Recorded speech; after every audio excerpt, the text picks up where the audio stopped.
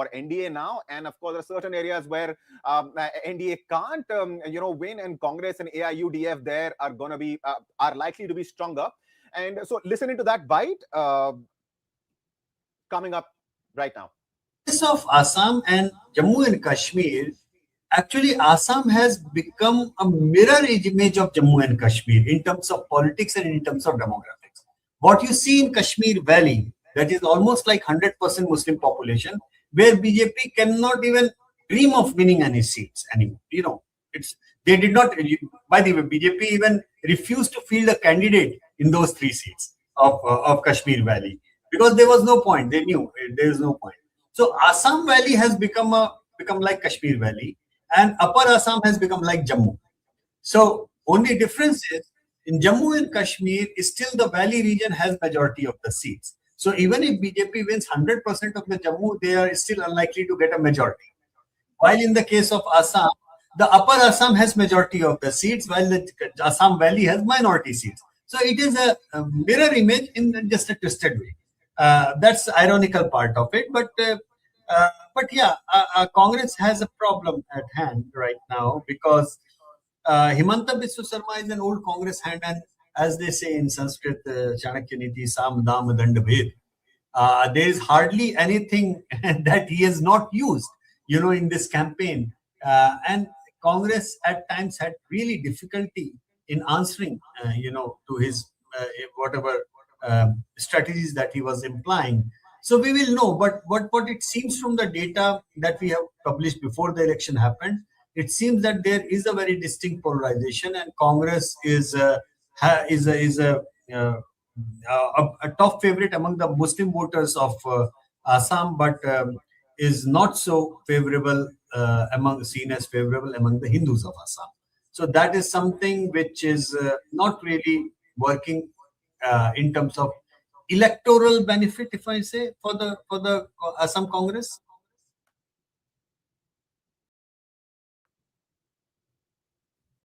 Interesting remarks there. There was, of course, Yashwant Deshmukh of Sea Water, a well-known cephalogist, and he was explaining how Assam looks a bit like Kashmir, and he talked about the fact that certain areas of Assam have become stronghold for the NDA, but there are certain parts where it's Congress and AIUDF which is more likely to win the seats, given the demographic, given the spread and the nature of it of the population. Santosh, what do you think of that? And before, in fact, you express your opinion on it, let me just tell you that as far as Assam is concerned, at this point in time, we're looking at 10 seats, and NDA is leading on 10 out of 10. The majority mark, viewers, in Assam is 64. The total number of seats in the Assam Assembly are 126. Santosh. Yeah, Abhishek, what Yashwant just told us, and we played out the whole whatever he wanted to say was very important, and that is something which a lot of people of us we have felt.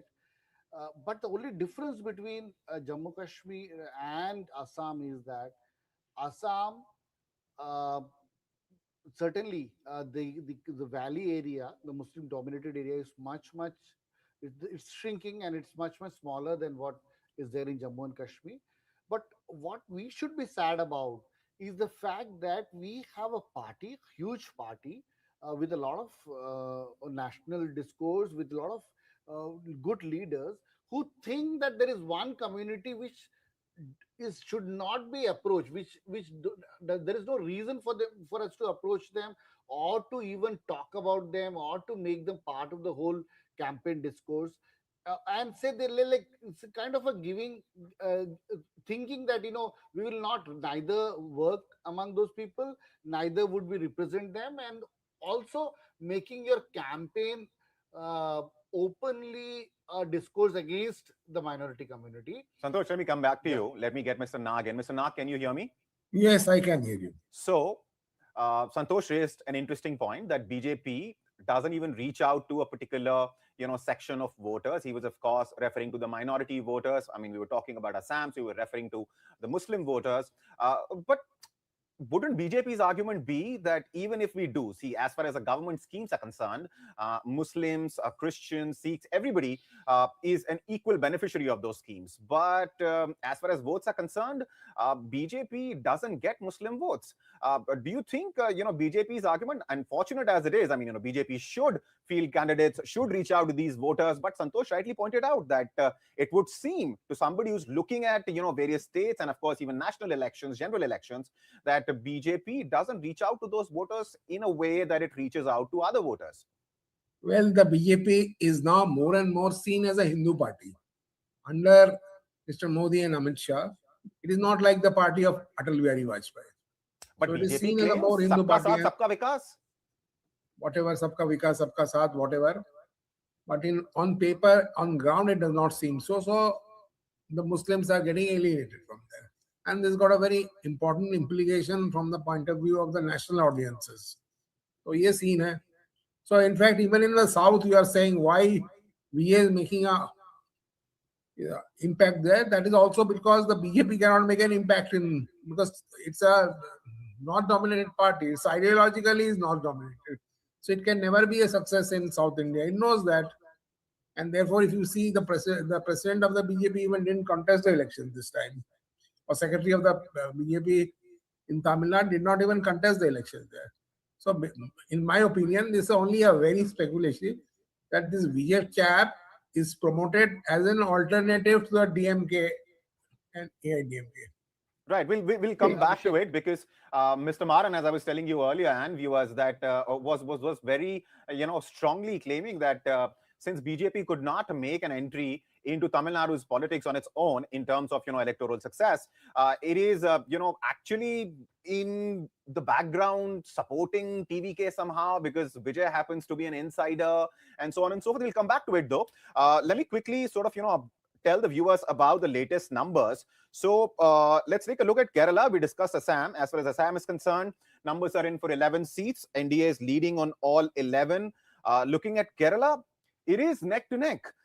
38 seats. UDF is leading on 38. LDF is leading on 38. NDA is leading on 3. So as far as Kerala is concerned, Mr. Nag, Santosh, we are looking at a scenario where they're all going. I mean, LDF and UDF are neck to neck with each other. And this could be, a cliffhanger of an election because it clearly seems to be a neck to neck fight. Let me get your comments on Kerala. What do you think is going to happen in Kerala, Mr. Nag? Well, I don't know from whatever, I don't have much knowledge about Kerala, but I saw a program yesterday which was saying that a lot of people have migrated to the north. They say that in the southern region, the Hindu parties will dominate, and in the northern, now people who have been supported. Let me quickly, Mr. Nag, for our viewers, explain, because they might be looking at different numbers on different screens depending on where they're watching this. But one thing I want to assure our viewers about, and that is that the numbers that you're seeing here are verified numbers, are real numbers. There is no hurry in the sense that, I mean, we're not gonna write 39 here and then pull back to 37 when the real numbers come in. What you're seeing is pretty much what the numbers are at this point in time. And let me tell you that as far as Kerala is concerned, there are total 140 seats, and the magic number is 71, of course. And UDF is leading on 38, a neck-to-neck fight. LDF is leading on 38, NDA on 4, and others on 1. Mr. Nag, please go on. I was trying to say that I saw a program yesterday which was trying to argue that in the north of Kerala, there are infiltration of a lot of Muslims. So the results will be different from the south of Kerala, where BJP has become a force also. And there's a BJP minister also in the central cabinet. And that is the point being made. So, of course, that point was being disputed also. The fact that in the northern region, northern districts of Kerala. Mr. Nag, Santosh wants to come in. Mr. Nag, you are right. If you see the cadre strength and the kind of organizational impetus which the BJP has pushed out in Kerala, they are focused more on central Kerala and south Kerala, especially. So the whole formula which the BJP has been working on in Kerala for the last 2 decades, mostly, more than 2 decades, has been consolidate the Christian and the Hindu votes. And largely, they have been very successful in the 2019 elections to do that. especially the Syrian Christian vote, the traditional Christians who form the majority of the Christians in Kerala, the St. Thomas Christians. So they have been very strategically working on that those kind of votes. There have been occasions when the BJP leaders go to every family for celebrating Christmas, Easter, and all those stuff, taking cakes to families. So it's very interesting. Santosh, interestingly, let me remind you, we were just talking about, a little while ago, how BJP doesn't really pander to or doesn't really reach out to minorities. In that context, of course, but Kerala is different. Please go ahead and explain why. Very different. Yeah. So, you have campaigns wherein the BJP leaders in every mandal, every booth, take cakes to the Christian families and celebrate Christmas together. That's very interesting. But what has happened before this election is that the church, especially the Syrian Orthodox Church and the Catholic Church, has come out in open against BJP. One, quoting the FCRA bill which has come out in the parliament, and a lot of other incidents which has happened in North India against the churches, the worship places, and all those things. And there have been, unfortunately, a lot of public statements among the Christian community against the BJP, which has dented the BJP campaign altogether. The kind of hard work they put in for the last 2 decades, especially bringing in a very moderate, rational face like Mr. Chandrasekhar, who is not just a politician but also an entrepreneur, kind of a very moderate face for a lot of people. So BJP is working on a kind of a Christian plus Hindu combination, and they're still working on, irrespective of the result which comes in today, that kind of an hard work which BJP is doing would continue. And the discourses which happen out of Delhi is not what happened in Kerala. BJP in Kerala is very, very different. Abhishek, adding to my point, in Assam, what is sad is the fact that BJP is one party which is looked as a national party, and the campaign and the whole idea of not reaching out to a particular community is the campaign of the party to consolidate the majority vote. So the fact that they are not reaching out to the Muslim is an appealing factor for their cadres actually in Assam. So that's unfortunate. Just to add to Mr. Nag's point of TVK thing, what BJP would be regretting if this trend continues is the fact that they fell short of accommodating TVK and the alliance, bringing in TVK into the NDA alliance uh, in Tamil Nadu. And I am privy to a bit of a conversation wherein it was not a tough thing. He could have been brought in. All that he wanted to lead the whole NDA thing, which BJP was not ready.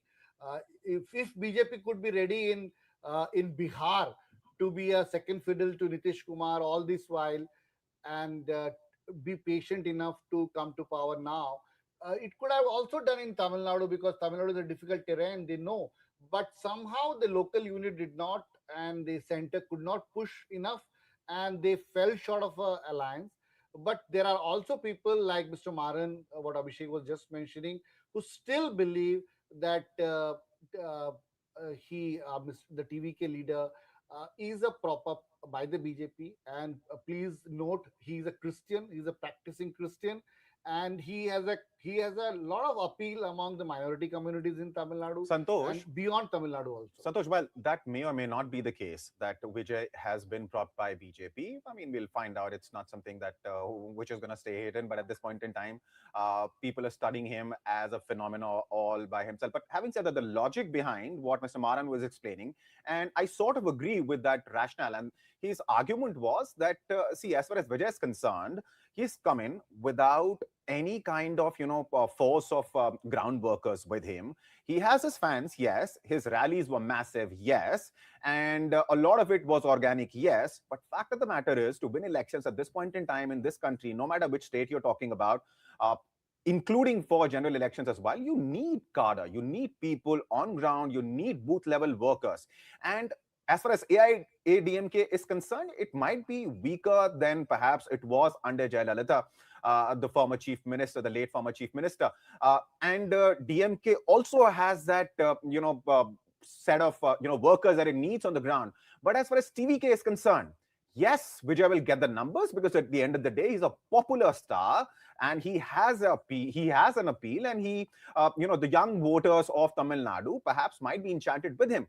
But that is unlikely to translate into votes. Mr. Nag, what do you think? I agree with you. First of all, it may not translate into votes, but maybe politics is changing, and now the younger people want to vote, and they want to vote without realizing the philosophy going behind vote.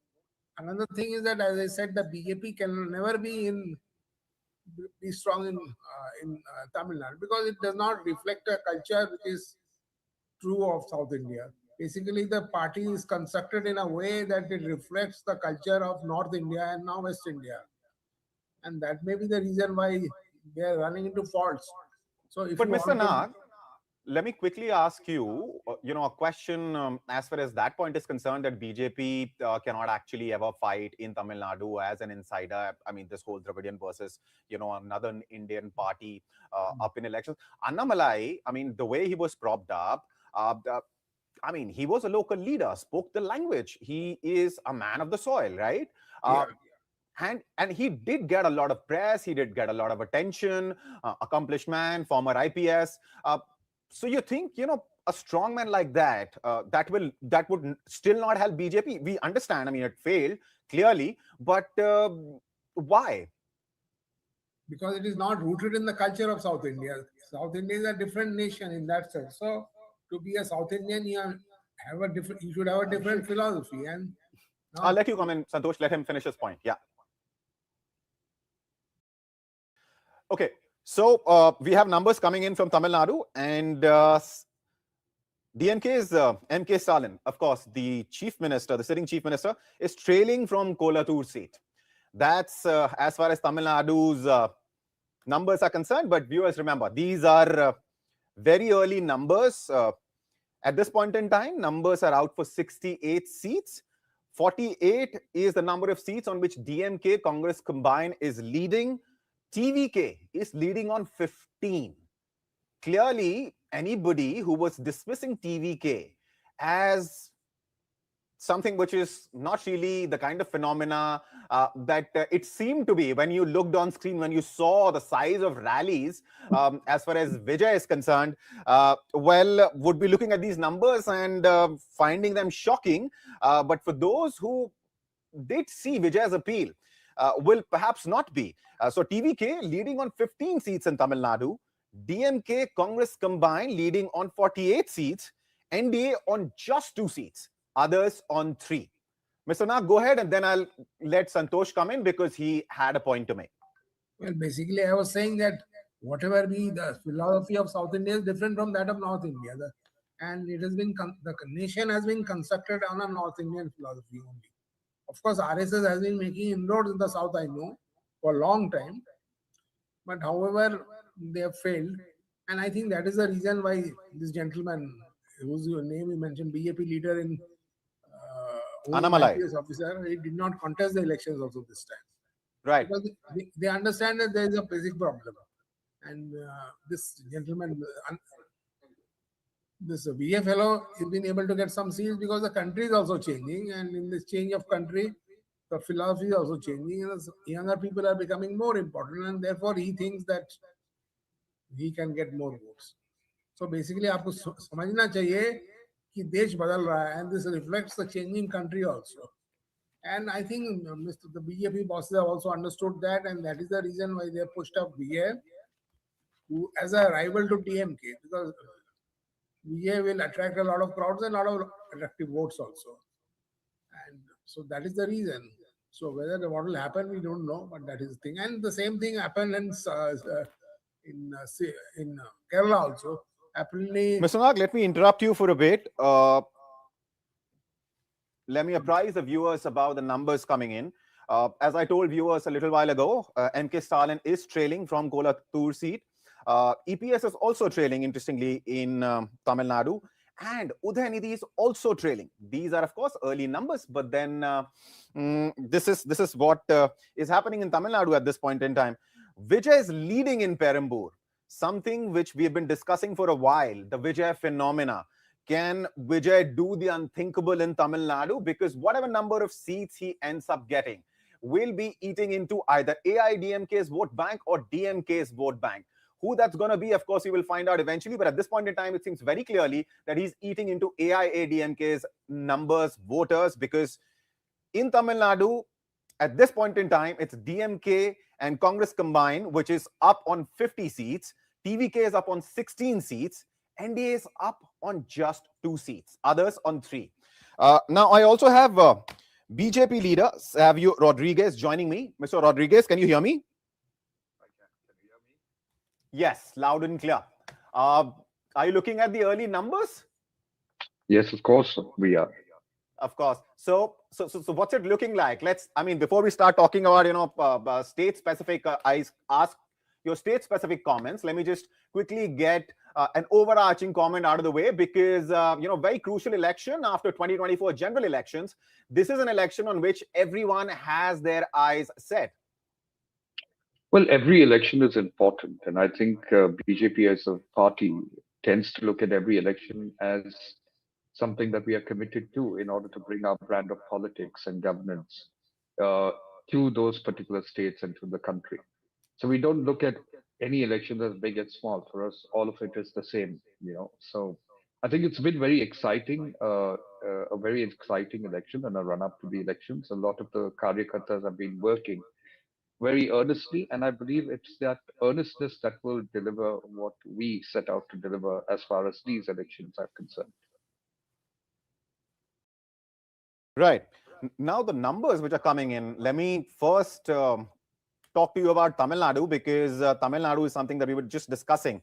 And it seems that NDA there, the kind of numbers perhaps that you were hoping for going into elections, we don't see that here. I mean, in fact, it is BJP's numbers, NDA's number at this point in time in Tamil Nadu. Just 2 seats is what NDA is leading on, DMK on 50 and TVK.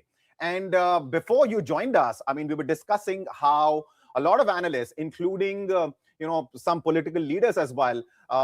For example, I'm talking about, in this case, Mr. Maran I spoke with in the run-up to the elections, who claiming that, Vijay's entry into Tamil Nadu's politics has happened at the behest of BJP because it could not make, an impact in Tamil Nadu on its own. So it found a Tamil face, a popular face, and which is also reflecting in the numbers because TVK definitely does not have the kind of infrastructure that you need to have in place to fight elections. He just went in. This is his first election. Your comment.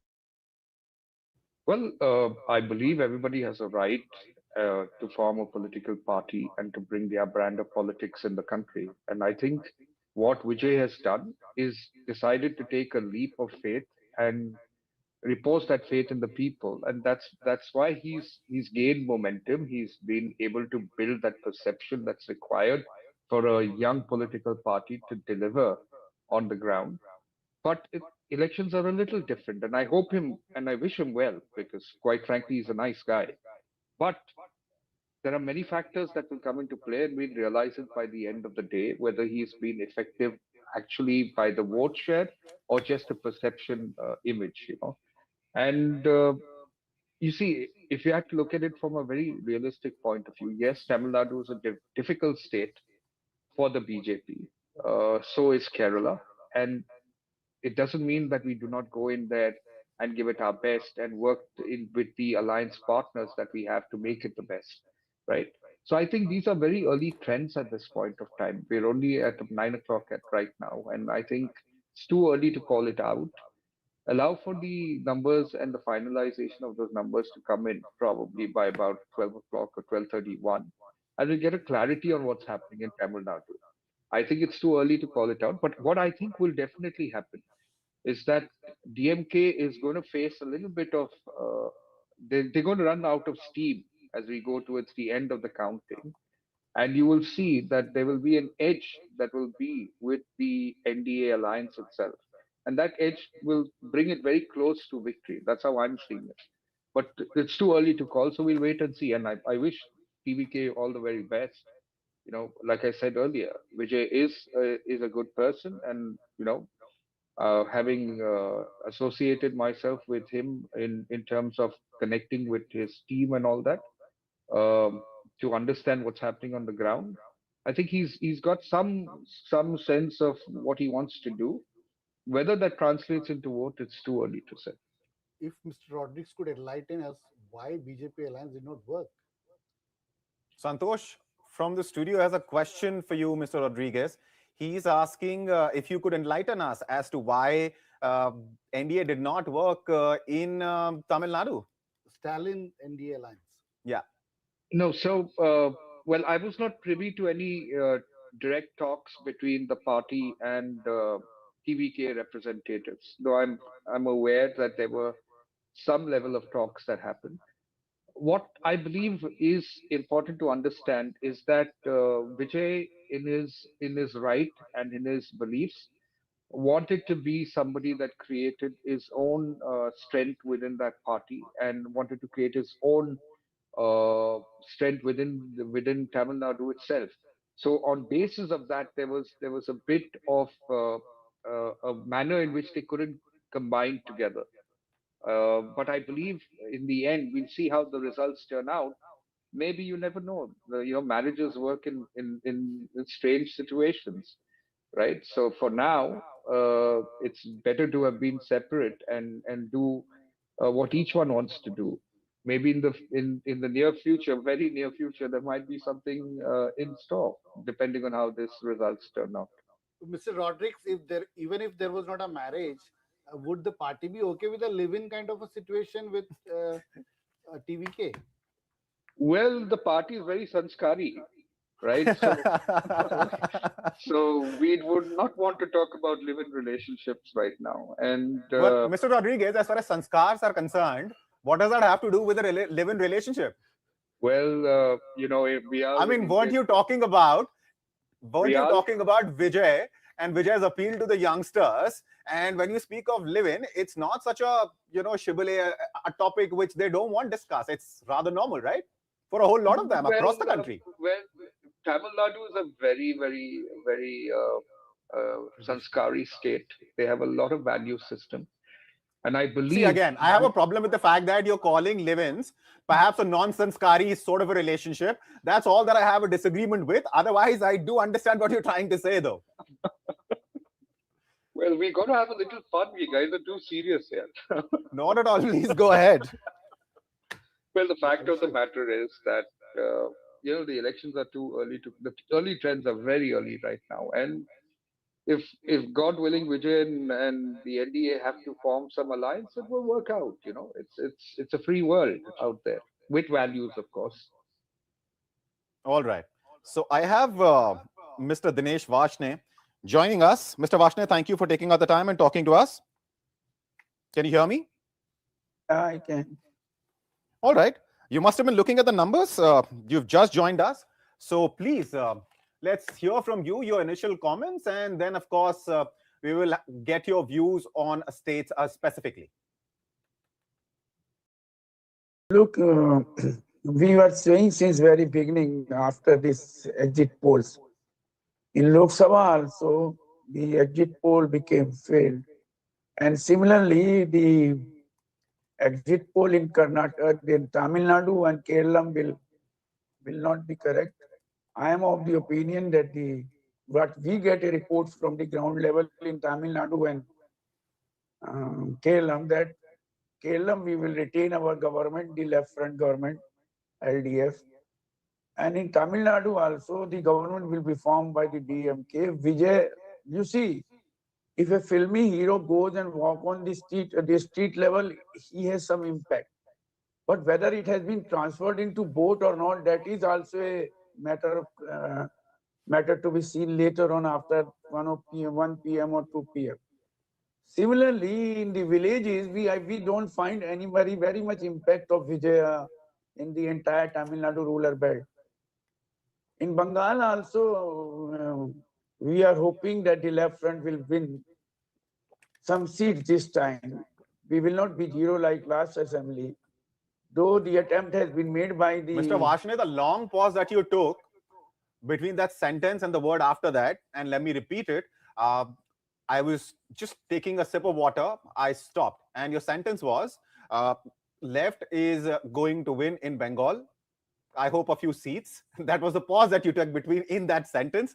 And I was like, let me hear from Mr. Vashne why he believes that's going to happen. But please go ahead, sir.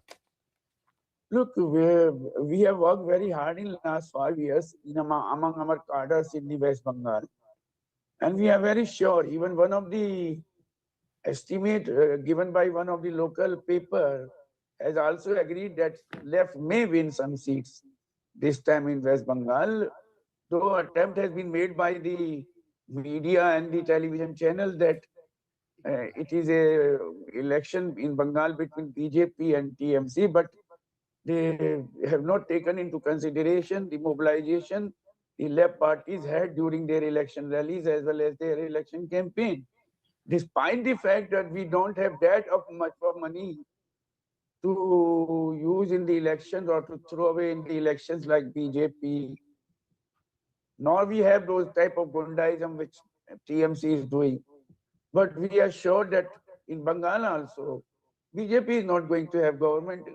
Rodriguez, And can you Assam, come we are in? not a part of the alliance Mr. of the Vashne Congress. is talking about Gundaism and Manipur. Sorry. Manipur. Yes. So, and also, of course, left's record in Bengal has not been very clean on that front. As far as, violence related to elections, polls is concerned, that's something which we did see a lot of, when left was ruling West Bengal. What do you think about left's chances, though, Rodriguez, at this point in time in Bengal? Well, as my esteemed colleague himself said, that he's not really sure that they might have some seats, and then he mentioned that they hardly worked. I don't know whether he was mentioning that they worked hard or they hardly worked. No, It's a little we worked confusing. hard. We worked. I said we hard. worked very hard. Okay, No, Rodriguez, I agree with you. The pauses that Mr. Vashne is taking, is making us all go on a different tangent altogether. But I think I believe everybody has a right to be optimistic, and that's what he is. He's being optimistic to get a few seats. The left is practically, TMC has beaten the left, right, and center in West Bengal, and I think BJP will just put a nail on their coffin as far as West Bengal is concerned. But the left is finished in West Bengal. Their kind of politics West Bengal has rejected and will continue to reject. They will be rejected in other states as well. But for certain in this election, the left will be rejected in West Bengal. Right. Do you also think that you'd be able to get some of the left votes? Because, for example, let's look at Naxalbari, what happened there in 2021. BJP now has that seat in its kitty. And it used to be, of course, a stronghold of the left. See, I believe, the left brand of politics, what we need to understand, what is happening across the country, as some of your panelists earlier said, that this is a new India and this is a very progressive, forward-thinking India.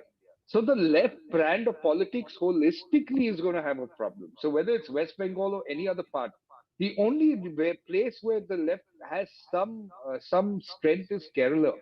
And the reason they do that is because they've done their politics in Kerala was a little different from what was happening in the other parts of the country.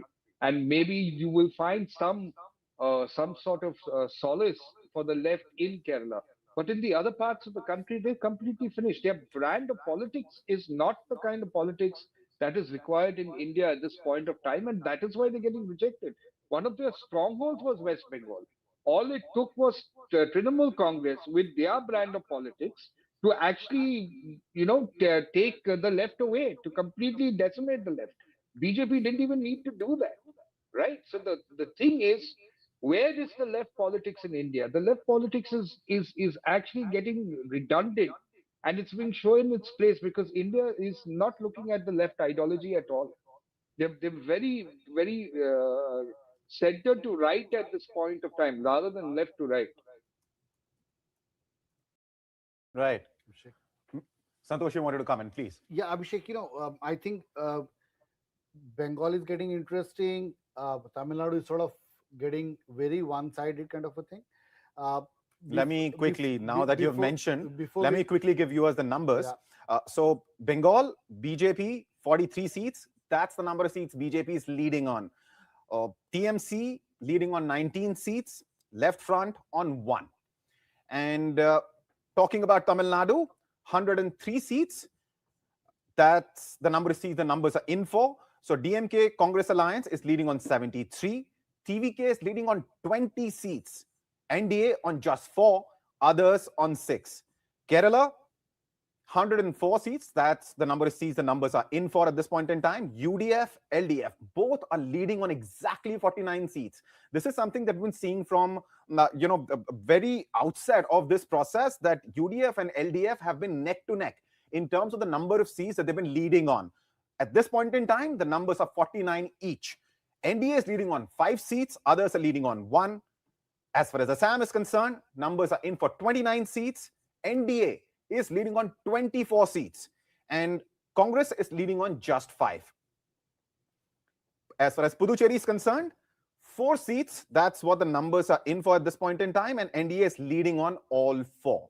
Santosh, please go ahead. Yeah, Abhishek, if this trend continues, certainly over the time afternoon, the whole discussion would be around West Bengal, the new kind of politics that has risen in West Bengal, dawn of BJP in West Bengal. But before that, let's wind up on Tamil Nadu and Sure. a lot of important points there. See, when you're discussing 5 elections, any thread takes you anywhere. Yeah. And wherever it takes you, you follow that, right? Yeah. But please go ahead. Finish your point on Tamil Nadu. Mr. Rodrigues and Mr. Nag had brought in very important points about TVK and the kind of politics they're doing. And even Mr. Vashne was right on the fact that TVK is more a youth-centered, urban-centered phenomenon. But that's a phenomenon which is trickling into a lot of B class, C class cities in Tamil Nadu. So, but the point which the TVK has an advantage is, Abhishek, traditionally how AIDMK and DMK has worked is, there are 3 important pockets: the Chennai and around the area pocket, the Madurai, the south pocket, and the western side, the Coimbatore area, which is the Tarai region, the grain rich region which Tamil Nadu is. So all 3 politics have been very, very distinct. If you remember the DMK, how the great Karunanidhi did was, Ayagiri was more a Madurai person, so he was sent to Madurai, focus there, don't disturb here. Yeah. Stalin was more on Chennai, and a lot of people say that's why Stalin could inherit the whole legacy. And so it's a very divided politics in Tamil Nadu region-wise. But what we see in TVK, it's a across Tamil Nadu kind of a phenomenon. But Mr. Vashne was very right. It is an urban-centered, youth-centered phenomenon, and that is what counts in this modern-day campaign. Youths are the people who take the message across social media and all. So, but Santosh, let me interrupt you for a second. If TVK actually emerges as a very strong force in Tamil Nadu, it's going to have an impact on the elections in Puducherry as well. And talking about Puducherry, elections in Puducherry, yes, it has a very small assembly of just 30 seats, right? But elections there are really tricky because the winning margins, the losing margins are usually wafer thin. Somebody could win an election because they got 150 votes more than their opponent, yes, and vice versa. So do you think, in your opinion, this is going to have an impact in Puducherry as well? Certainly, Puducherry follows the politics of Tamil Nadu to a large extent, and it's also not just about funds, it's also about the cadres, the kind of machinery which Tamil Nadu puts into the Puducherry. So certainly it would have a long-term impact, and if this trend follows, TVK would have a kind of a bargaining power both in Puducherry and in Tamil Nadu, that's for sure. So, but what I was telling about the BJP... Mr. Rodriguez, do you think that's going to be a good news for BJP in Puducherry? Because you were in power in an alliance, your alliance was in power in Puducherry, but TVK, Vijay getting votes in Tamil Nadu perhaps might work out in BJP's favor, but him getting weights cutting into votes of the alliance in Puducherry might actually, disturb your numbers in Puducherry. Well, I don't think so. I think what's going to happen is that Puducherry is going to continue to hold strong. The real competition that you're going to see for NDA will be in Tamil Nadu itself. But I believe, like I said earlier, that it might seem that DMK is going to go all the way, but they will lose steam, as we'll realize by 1 o'clock, 2 o'clock, they will lose steam, and NDA will actually come very close to crossing the magic figure of 126, and I believe that's going to happen. So we're not worried about what the outcome is. Like I said, even for Vijay will do well. He'll get a decent amount of vote share, and rightfully so. The people are enamored by him by a perceived value. But let's wait till about 1 o'clock, 2 o'clock. We'll get a clearer picture on what's happening. I think this is too early to read it out. All right. Mr. Vashne, let me get you in. Which state do you think at this point in time your party has the best chances in of getting whatever number of seats the left can? We will Is it get West the Bengal? Is it LDF Kerala, sir? we will get the government in the LDF by the LDF in Kerala. We will also have some seats in Bengal, but we are going to win the seats in Tamil Nadu also. We are contesting 5 seats. CPIM is contesting 5 seats. Even CPIML is contesting some seats. So we hope that we may win all the 5 seats. The way we are leading in all the 5 seats as far as I could come to know in the morning. But this is too early to say. Similarly, in Assam, we are contesting only 1 seat. Our candidate is a very young boy, and he is a secretary of Assam. We have put him as a candidate. He will get good votes. He may win subject to the polarization of the vote the BJP has done there. That is a problem with the BJP, that they have tried to make the election in every state other than Kerala, where they could not be between Hindu and Muslims, which is very unfortunate that some other parties also fall prey to that logic.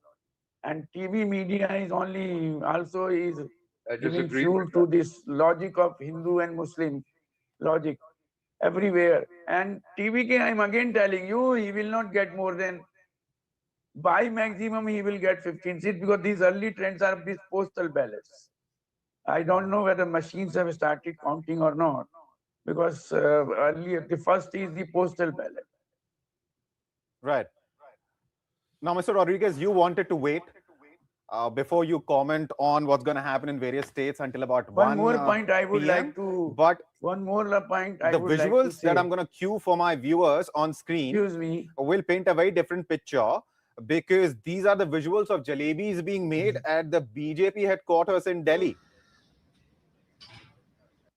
Well, like I said, elections for the BJP, it's not only the election day or the counting day, it's the run up to the election campaigning. That is actually something that the party takes very seriously, and every Karyakarta is an integral part of that exercise, So it's a momentous occasion for us, and it's irrespective of victory or non-victory. We've always been that way, and we will always be excited about what the results are going to be. We know what the results will be in terms of our expectations, but it's a great feeling. So I don't want to sound overly optimistic, but I believe that the people of each state who believe in the NDA and the BJP kind of politics will vote for the BJP. If there are those who might not, will not vote, and that's the right of the people, and that's acceptable. If we don't win in certain areas, we will go back to the drawing board, learn about it, and correct our errors. Unlike some political parties where the elections, some leaders who want to be the prime minister lose almost 90 odd elections, and they assume that they will lead the country in the coming years, which is really foolish. You have to look at each state in its uniqueness. I disagree with Mr. Vasnik when he says that BJP does polarizing politics about Hindus and Muslims. I think that's incorrect, and I think he needs to. How's that incorrect, Rodriguez? Because we have the Chief Minister of Assam on record talking about polarization. There are other states where plenty of examples where BJP leaders have made remarks to that effect. Well, by and large, a particular leader's comments, for whatever reasons in that territory, lead to do with his understanding of certain segments of the minorities in that territory is not a reflection of the BJP and its work in the minorities. All right. India. Let me interrupt you for a second. If you're looking at the same leader's statement, he has also. I'll come back to you, Mr. Rodriguez. In the meantime, let us play out the visuals of jalebis being made at the BJP headquarters, and then immediately after, BJP's contestant in Kerala, Rajiv Chandrasekhar, He has spoken, so let's listen into him as well.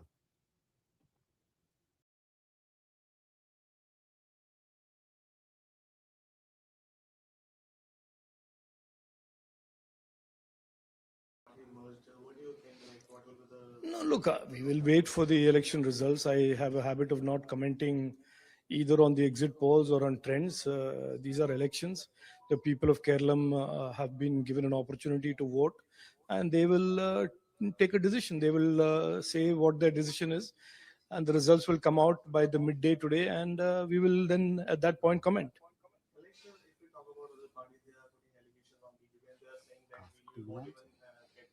Now, let us see. Look, these are things to be decided by the people and the electorate and the voters. We are in a democracy. No political party can decide the fate of another political party. It is people of our country, people of our states, people of Kerala, in my particular case, who will decide our future. And this is typical arrogance of the CPM and the Congress, where they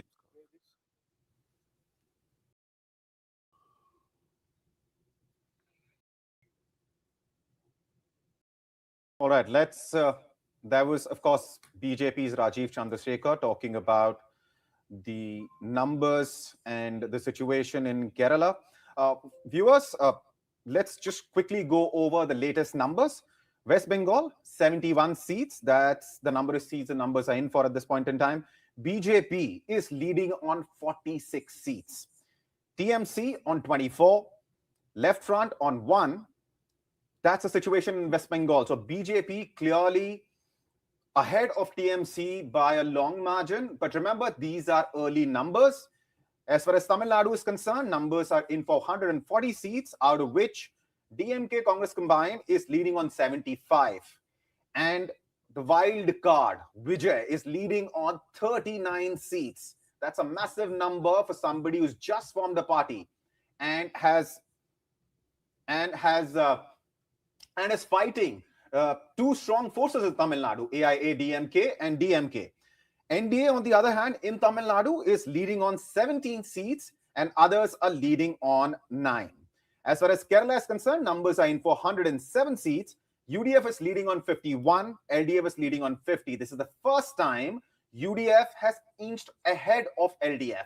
The margin at this point in time is just 1 seat. But ever since we started this coverage and numbers started coming in, it was UDF and LDF pretty much similar number of seats. In fact, on most occasions, exactly the same number of seats. NDA in Kerala leading on 5 seats, others on 1. As far as Assam is concerned, 40 seats. That's what the numbers are in for at this point in time. NDA is leading on 32. Congress on 8. Others 0. Puducherry, numbers are in for 6 seats. NDA is leading on 3. DMK and Congress combine on 2. Others on 1. And after this, I would also like to welcome, we have Vivian Richards John Kumar joining us from Puducherry. Can you hear me, Vivian? Welcome. Am I audible? Yes, audible.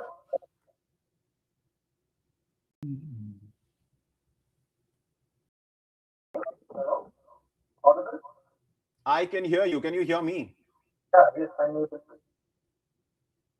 All right. I think he can't hear us. We will wait for the audio issue to get sorted. In the meantime, Mr. Nag, you've been listening to Mr. Rodriguez, Mr. Varshney talk about, BJP, the left, and, Tamil Nadu and West Bengal. What's also interesting to watch is what's happening in Assam. Himanta Biswa Sharma, and we were talking about polarization a little bit earlier.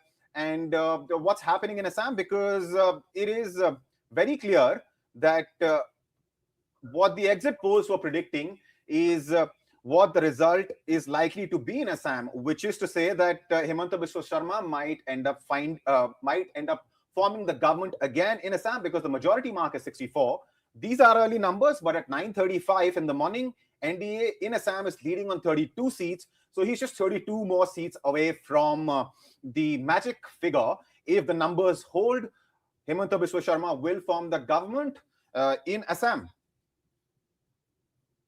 So basically, you have to note that the country is changing, and everywhere this was a Congress-dominated country for so long, for since 50, 60 years, and now slowly, BJP is coming to become dominant, and we are in the process of change, and the movement is not the same in the whole country. So therefore, in West Bengal it's slower, maybe it's in some other states it's faster, and so ultimately, this is the trend. So basically, the country is changing, and we are moving to the second Republic of India. The first Republic was based on the Congress, and slowly, the Congress is getting decimated, and BJP is coming to the front. But as I told you, this rate of change is not the same across the whole country. So therefore, this is happening. All right. I think we have Mr. Richard John Kumar back with us. Can you hear me? Am I audible to you, Vivian? Wonderful. So, Puducherry, what's happening in Puducherry at this point in time? Looking at the early numbers, it seems that the same alliance is going to come back to power because NDA is leading on 5 seats, DMK Congress combined is leading on 2, and we spoke a couple of days ago and we were discussing that while TVK might be a phenomena in Tamil Nadu, given Vijay's appeal, but he's unlikely to have any impact in Puducherry. And your argument to me, when I asked you why is that the case, in your opinion, you said that's because Puducherry politics is all about the personality cult. It's all about individual following. And that seems to be true because in Tamil Nadu, TVK is leading on a serious number of seats, while in Puducherry, NDA is clearly ahead.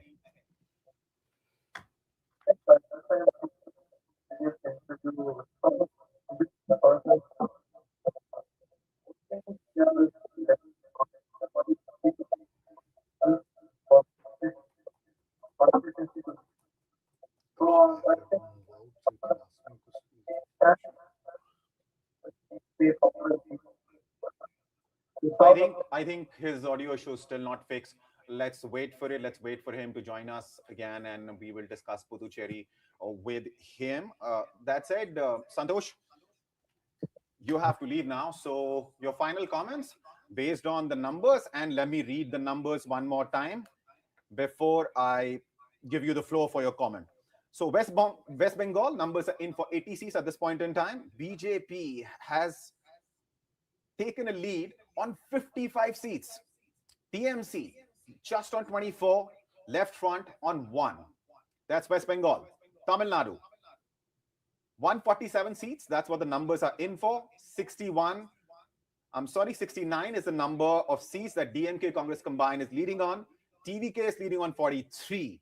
NDA on 25, others on 10. So Vijay clearly emerging as a serious player in Tamil Nadu, despite the fact that this is the first election he's fighting. Now, Kerala, 109 seats. That's what the numbers are in for at this point in time. UDF is now inching ahead of LDF. There is a clear gap of 8 seats. 55 is the number of seats UDF is leading on. 47 is the number of seats LDF is leading on. NDA is leading on 6. That's the situation in Kerala at this point in time. In Assam, NDA is leading on 37 seats and Congress is leading on 11. Puducherry, 5 seats is what the NDA is leading on. DMK Congress combined leading on 2. So Santosh, a clear picture seems to be emerging in most states, except perhaps the only UT, because of course the numbers are in for just 6 seats and 7 seats, and we're talking about an assembly of 30 seats. Please go ahead. As far as West Bengal is concerned, BJP is, I think, by a margin of, in fact, on twice as many seats ahead of TMC on 56. Yeah, Abhishek, thank you so much, Abhishek. Most of the picture looks mostly clear. If this trend continues, then there is no surprises happening around noon. Certainly, this trend would continue. Starting with Tamil Nadu, and let's wind up with West Bengal. I was talking to an interesting conversation with a BJP leader in Tamil Nadu. He says, one of the very pain point which they face while communicating the development side of the BJP out there in Tamil Nadu is, say, if you want to talk about a Sukanya Samriddhi Yojana or a Har Ghar Jal Yojana, the very name of the scheme actually triggers negative reaction with the Tamil Nadu cadre. So BJP will have to certainly change its strategy out there in Tamil Nadu. We had been talking about the Annamalai factor.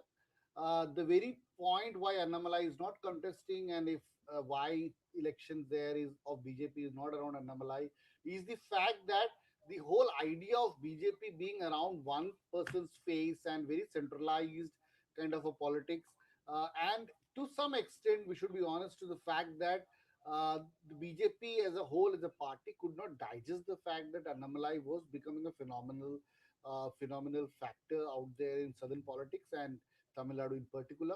So BJP will have to change its attitude if BJP wants to make any inroad out there in Tamil Nadu. For now, BJP's best bet would be find amicable ways to work with TVK and be there, consolidate their powers, consolidate their cadre, and start working constructively in Tamil Nadu. So Tamil Nadu looks very clear, and also very important factor. There could be a kind of, if DMK comes to power, this tenure of the DMK plus Congress would be a tenure of generational shift. We should know that Stalin is 73, so this could as well be the last tenure for Stalin. His son Uday is around 49 now, crossing over to 50. So purposely, the DMK would try to bring in a generational shift. So that's a kind of a change in politics which could happen in DMK. But as it looks, it seems a settled kind of a scenario out there in Tamil Nadu.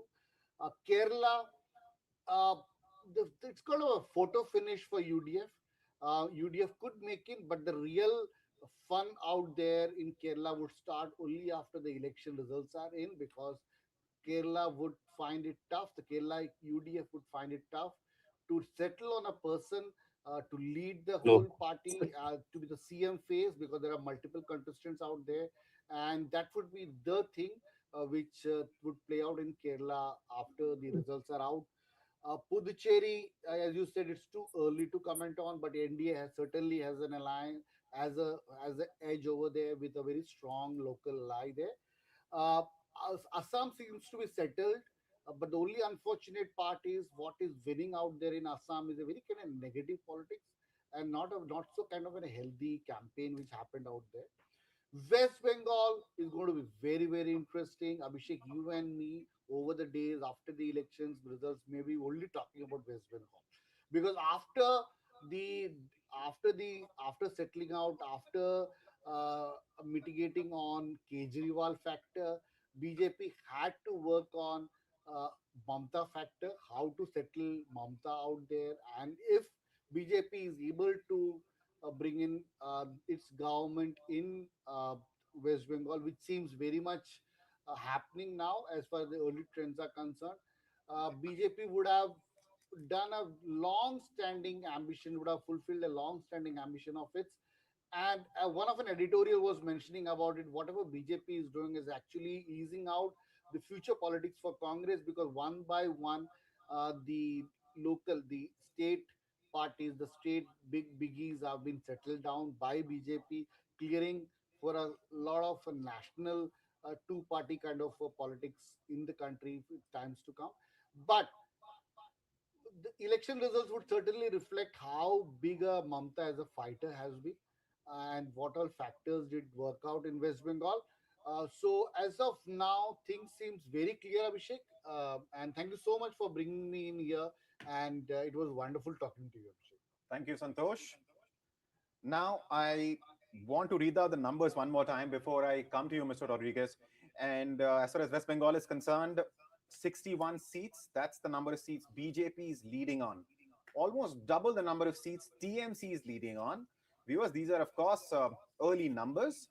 Situation is going to become clear. Yes, there seems to be a trend which is at play here, but uh, becoming clearer. The trend will start getting established more clearly, I think, in a couple of hours from now, as Rodriguez was also pointing out.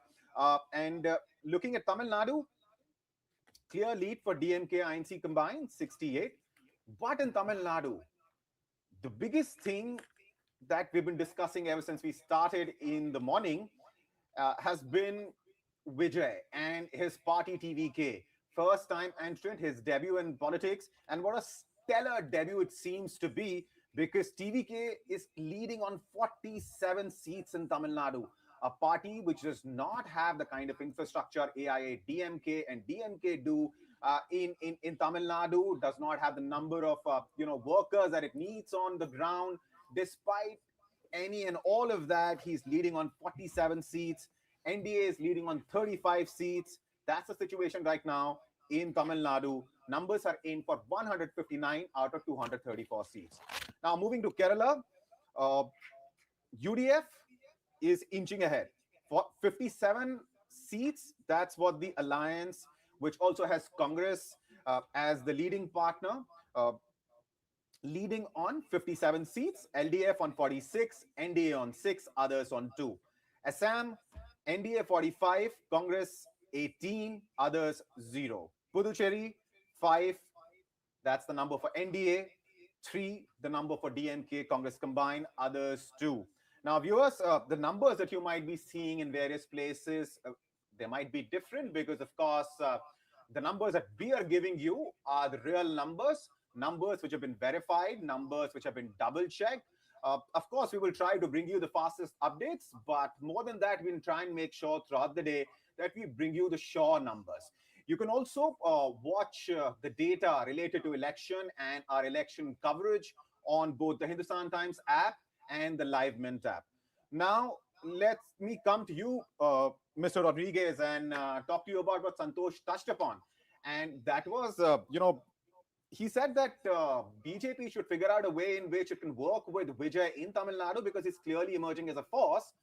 But fact of the matter is, Vijay, in the run-up to the election, multiple occasions has said that BJP is his ideological opponent, while DMK and AIA-DMK are his political opponents. So how would that work out? Even if BJP wants to work with Vijay in Tamil Nadu, it seems Vijay might not be ready. Well, that's why I said wait for the election results to come out. Marriages are actually worked out when both parties require each other, rather than one person wanting another person and the other person not wanting the other person, right? But do you want the marriage? Do you like the boy? No, we're not saying that. We're saying situations demand of a particular marriage to happen. And if the situation is demanded, we will look at it and cross the bridge when it arrives. All right. Right now, there's no harm in flirting with each other. Once we decide to get serious, we will think about it. All right. Mr. Nath, so the numbers are clear now in multiple states. Of course, we're nowhere close to counting being finalized. But that said, in most states, except perhaps in Puducherry, there's a clear trend which seems to be emerging. In Kerala, it is UDF, which has inched ahead of the LDF. In West Bengal, BJP is up and leading on more than 60 seats. TMC is leading on around 34. As far as Assam is concerned, NDA has taken a clear lead.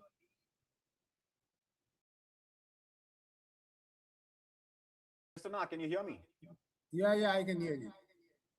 Right. So, looking at the latest numbers, pretty much in line with what you were telling me in the morning, sir.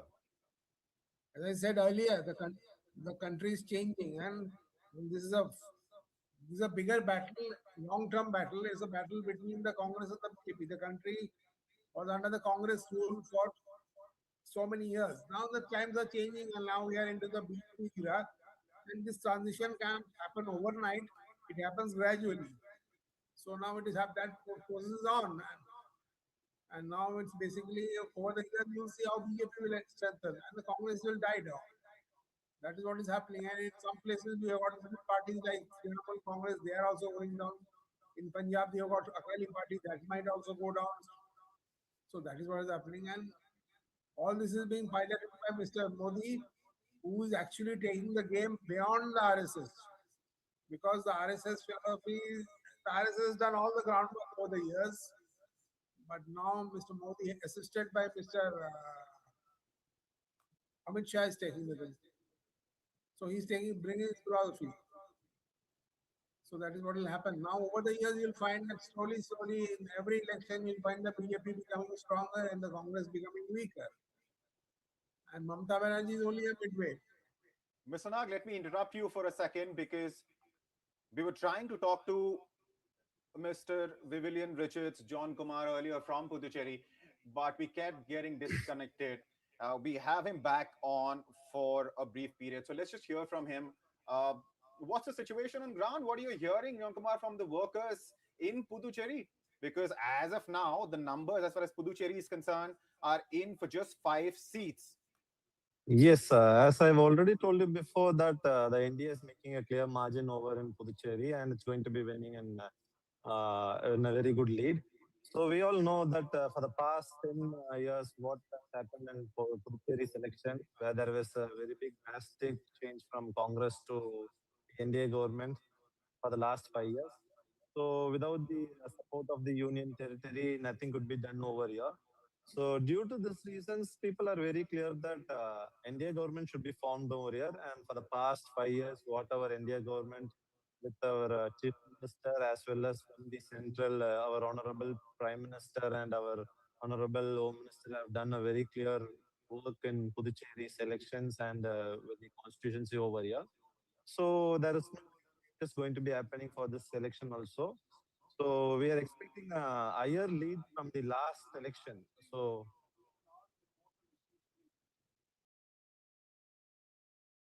hello. Please go ahead. I think there Yes. was So some that's audio that leak, but would be please the go ahead. result right now. So expecting all the results to be closed by 2 to 2:30 p.m. 2:30 p.m., right, which Yes. is just 3 or 4 hours away from now. But that said, Exactly. as far as Puducherry is concerned, you must be looking at what's happening in Tamil Nadu because the numbers in case of Tamil Nadu are rather startling for a lot of people because Vijay and TVK have emerged as a phenomena. They're leading on Vijay's party is leading on 37 seats in Tamil Nadu, and that's a massive number. In fact, the numbers are in for 164 seats. DMK Congress combined is leading on 67. TVK is leading on 49. So, Richard John Kumar, what do you think has been the impact of Vijay's party fighting election this time around in Puducherry as well? His party is fighting on all 30 seats in Puducherry. So comparing to Tamil Nadu, we can't take Puducherry election into the same scenario. So it's differently different organized, like how to say is Tamil Nadu works on the individual person, either the leader, but here it works on the candidate. So which candidate going to stand and which party is what going to be leading in Puducherry election. So it all worked in the same way. As we know that during the 2016 election, when my father stood in Congress, he won with a very clear state. Then later, when he joined into BJP on 2021 election and myself on 2021 election, we all made again a clear sweep in Puducherry election. So it doesn't depend on which party we stand.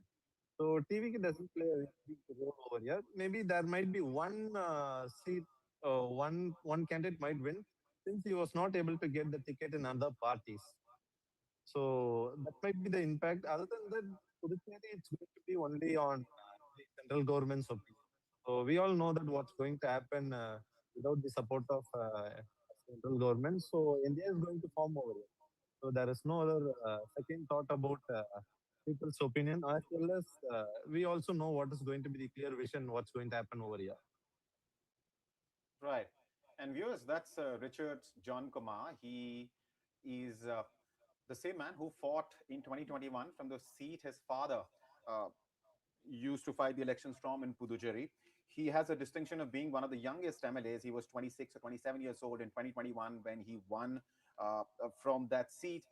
This time around, he's not fighting in the election, but his father is, who's also a cabinet minister in the Puducherry government. Uh, Now, to talk about Tamil Nadu, there is a shocking picture that I'm looking at, and let me tell you what I'm looking at. Of course, my producer will try and pull this up on the screen as well. But I'm looking at a picture which has MK Stalin trailing from Kolathur in Tamil Nadu, EPS also trailing, Udayanidhi Stalin of DMK also trailing. The only individual who's leading at this point in time from his seat is TVK's Vijay, the man who made his political debut this year in Tamil Nadu, is leading on the seat that he's fighting the election. In fact, let me give you the latest numbers for Tamil Nadu and tell you why this is such a shocking thing to see, because nobody expected. Yes, there was one exit poll which claimed that TVK could win as many as 100 seats in Tamil Nadu, but apart from that, others mostly gave him anywhere between 10 to 15 odd seats. But what we're looking at this point in time, we're looking at TVK leading on 53 seats in Tamil Nadu. DMK Congress combined leading on 68. So the gap between DMK Congress combined and TVK is not that big, because when you look at NDA's number, NDA is leading on 38 seats in total. So if you look at TVK and NDA's number, that number combined is way bigger than DMK Congress's combined numbers, which is 67. Your thoughts, Mr. Rodriguez? Well, like I said quite earlier, that it's too early to call out the elections. Each political party is doing what they did to their best. Eventually, we would know the real situation at about 2 o'clock, 2:30 this afternoon. And if marriages are supposed to happen, marriages will happen. Let's be optimistic. We are in an India that's a very optimistic India, and that's what we're looking forward to. I'm like I said earlier also, Vijay is a good person, and he's doing what he believes is right. And if there is a need for us at any point of time to combine, we'll combine. But that's a later stage. We cross that bridge when we do.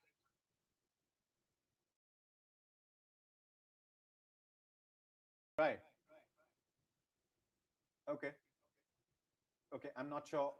I lost your audio there because there was some echo and I couldn't really make out what your concluding remark was. But having said that, I'm assuming and I'm hoping that you can hear me.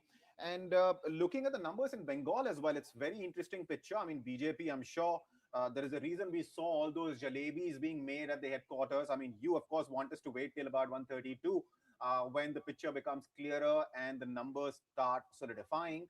But looking at the numbers at this point in time, BJP surely should be a happy party, because the number of seats it won in 2021 was 77.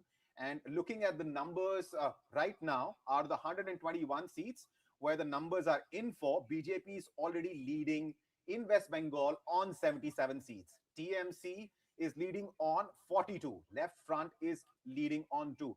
This time around, Mr. Rodriguez, what did BJP do differently in Bengal?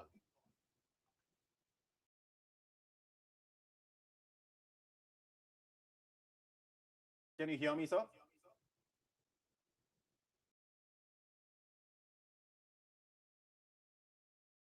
I'm not sure if Mr. Rodriguez can hear me. Let me come to you, Richard John Kumar. Yes. We were hoping that we would get to talk to your father as well, because he's, of course, unlike you, is a contestant in this election. And last time around in 2021 Puducherry elections, both you and your father fought from two different constituencies and won on BJP ticket. And interestingly, before 2021, your father had won on the Congress ticket twice. So at this point in time, you're sure of the alliance's chances in Puducherry. But what do you make of what you see in Tamil Nadu? Vijay is leading on a serious number of seats. In fact, if you combine the NDA and Vijay's numbers, they have a lead. They are in lead in Tamil Nadu, because DMK Congress combined is leading on 66 seats. TVK is leading on 61. Very close, neck and neck. And then we have NDA leading on 38 seats. So that's what in Tamil Nadu, after the exit poll, there was a very big, clear vision that there might be a change from the youngsters. So average voting people below 45, they need some new changes. Maybe they all might have looked into a person from their childhood as their heroes. So maybe there will be chances for normal people other than party people. So normally, let's take me, if I'm a normal person from Tamil Nadu. So I don't look to parties or anything. So there will always that we have seen from the youngsters, from the young age. So there might be some difference that we need to put a vote for the person who we have looked from the childhood and we have grown up. So maybe this that might be, let's give a chance for Vijay. Maybe that's the reason there might be a change in election count. Right. Uh, Viewers, some key reactions have started coming in. Before we start listening in, let me quickly tell you the latest numbers. West Bengal, numbers are in for 126 seats. BJP is leading on 83. TMC, 41. Left Front on 2. That's West Bengal. Tamil Nadu, 171 seats. That's the number of seats numbers are in for. DMK Congress combined is leading on 66. Vijay. And I cannot say this often enough. I've said it multiple times already that what Vijay is doing in Tamil Nadu is shocking, frankly. 61 seats. That's the number of seats he's leading on. Just 5 seats behind DMK Congress combined. Yes, these are early numbers, but this in itself speaks louder than any sound bite can at this point in time as far as TVK and Vijay are concerned. NDA is leading on 38 seats in Tamil Nadu and others are leading on 6. In Kerala, UDF is now ahead from the LDF on 11 more seats. So UDF is leading on 58, LDF is leading on 47, NDA is leading on 6, others on 1 in Kerala. Assam, NDA is leading on 49, Congress on 33, Puducherry, 5 seats is the number of seats NDA is leading on, DMK Congress combined on 3 and others on 2. Now let's listen into some of the key reactions which are coming in response to these numbers.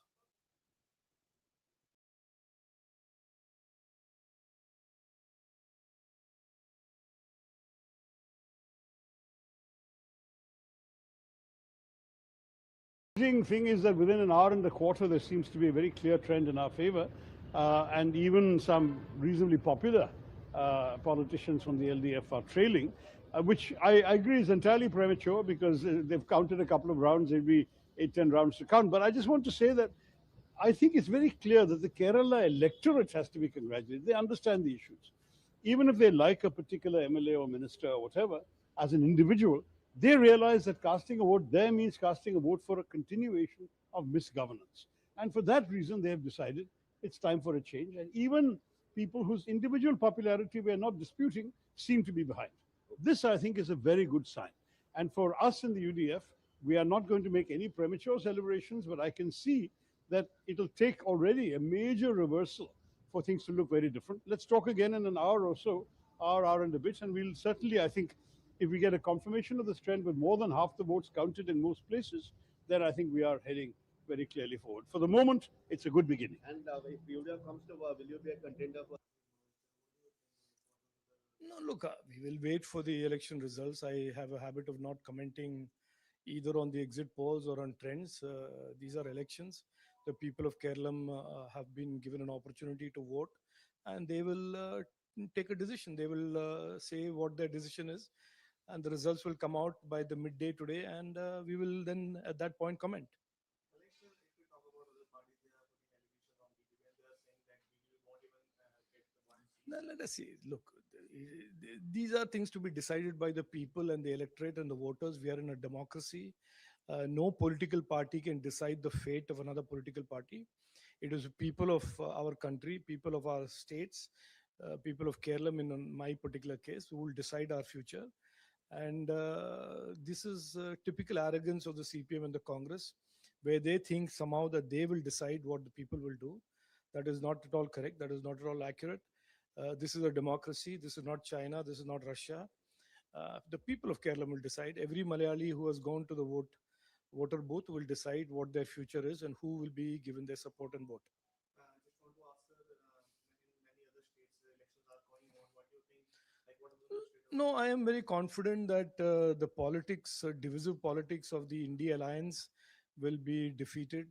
The corruption of the India alliance parties will be defeated, and people will choose as they have chosen in 2014, 19, 24 in India, they will choose to put their state on a track of corruption-free governance, on development, opportunities for every citizen, and Vikas. Vikasit Bharat can only be built, can only be complete if there is Vikasit Bengal, Vikasit Tamil Nadu, Vikasit Kerala, and Vikasit Assam, and Vikasit Puducherry. So I am sure and I am confident that the people of these states will also give tremendous support to the BJP in the NDA.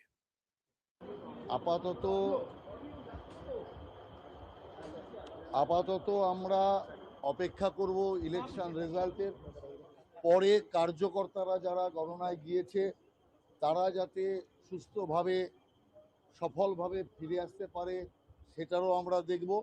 তবে এটা জেনে রাখুন নিশ্চিত BJP সরকার হচ্ছে। গণনা কেন্দ্রে যারা রয়েছেন কর্মী তাদের জন্য একাধিক নির্দেশ রয়েছে যেন তারা নির্দিষ্ট সময়ের বাইরে গণনা কেন্দ্র থেকে না বের না একদম সে সমস্ত নির্দিষ্ট যেমন রয়েছে তেমনি তারা যাতে সুস্থভাবে চলে আসতে পারে। কেন যে পার্টির বিরুদ্ধে আমরা লড়ছি এটা একটা সন্ত্রাসবাদী পার্টি, অতএব সেই কারণের জন্য পুরো সময় গণনা কেন্দ্রে যেমন তারা থাকবে এবং জেতার পর গণনা কেন্দ্র থেকে যাতে ঠিকভাবে বেরিয়ে আসতে পারে, সুস্থভাবে তারা ফিরতে পারে সেই ব্যবস্থার কথাও আমরা বলবো। এবং আপনি ধরে রাখুন যে সময়ের অপেক্ষা আপনার 11টা নাগাদ আপনি বুঝতে পারবেন যে পুরো টেন্ট ক্লিয়ার। এখনো বিজেপি এগিয়ে আছে এবং এর পরে তৃণমূল যত জায়গায় এগিয়ে আছে দেখবেন সেগুলো সব পিছিয়ে গিয়েছে এবং তৃণমূল কংগ্রেস এই রাজ্যে থেকে বিদায় হচ্ছে তৃণমূলের সরকার, বিজেপির নতুন সরকার এই রাজ্যে স্থাপন হবে। পশ্চিমবঙ্গের জন্য এই নির্বাচন কতটা ঐতিহাসিক, কতটা গুরুত্বপূর্ণ?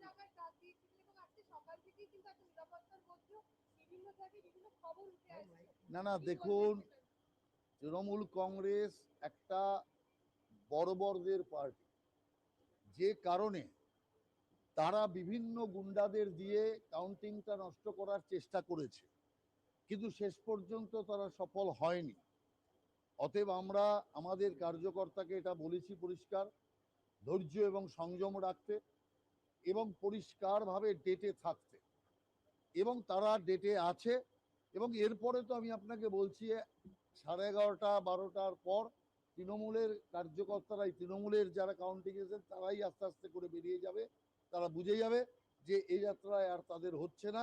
অতএব তৃণমূল ওখান থেকেই পলায়ন শুরু করে দেবে, এটা পরিষ্কার। পশ্চিমবঙ্গের ভবিষ্যতের জন্য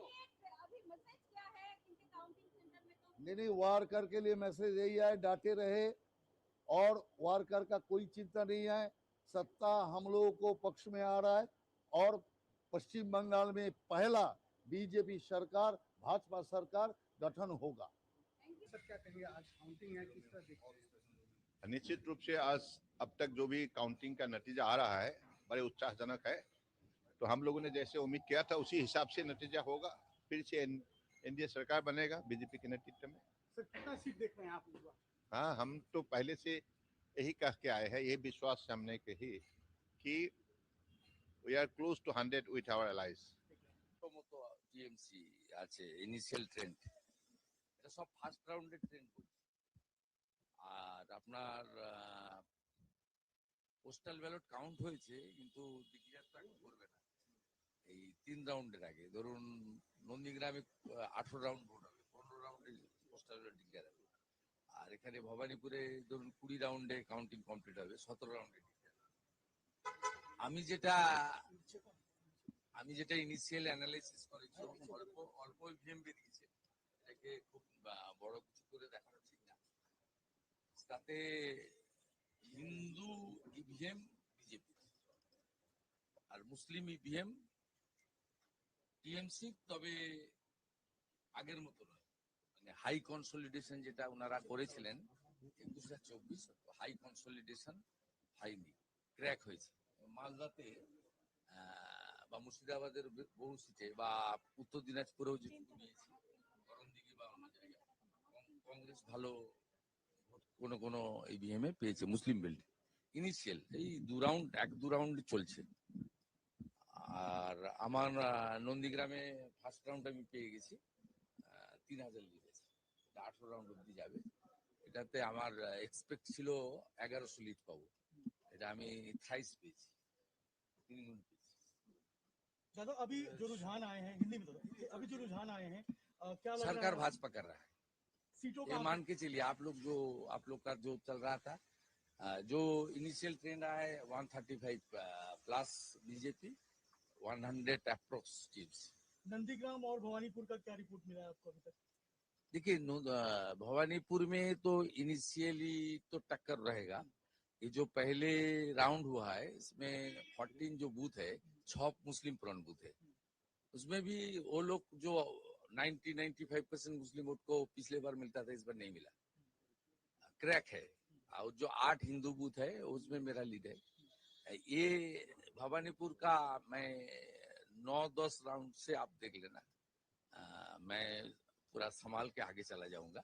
ये 77 वार्ड आ जाएगा, उसमें ममता बनर्जी का काफी लीड होगा। मालदा और 3, 4, 5 राउंड, 6 राउंड तक उसको मैं मेकअप कर दूंगा। वो उसका 10 राउंड का बाद उनका बहुत खड़ा होना मुश्किल हो जाएगा। मिलके देखिए, पूरा जो ट्रेंड है एंटी इनकम्बेंसी साथ साथ हिंदू पोलराइजेशन, इनिशियली हम लोग देख लिया, Hindus are consolidated in favour of lotus. It's a very good signal for us. In Nandigram, I had in first round more than 3,000 votes, only 14 booth counted, and मेरा जो internal calculation था 1,1100 vote में lead होना था, उसमें मैं 3 गुना lead में चल रहा हूँ। मुर्शिदाबाद मालदा में भी देखना दादा, बीजेपी को बढ़त मिल रही है, कई सीटों पे टीएमसी पीछे चल रही है, उन इलाकों में भी जहाँ पे मुस्लिम बहुल क्षेत्र ज्यादा है। मुस्लिम वोट बाइफरकेशन हुआ है, बाइफरकेशन हुआ है, खास करके मालदा, मुर्शिदाबाद, उत्तर दिनाजपुर में बाइफरकेशन हुआ है।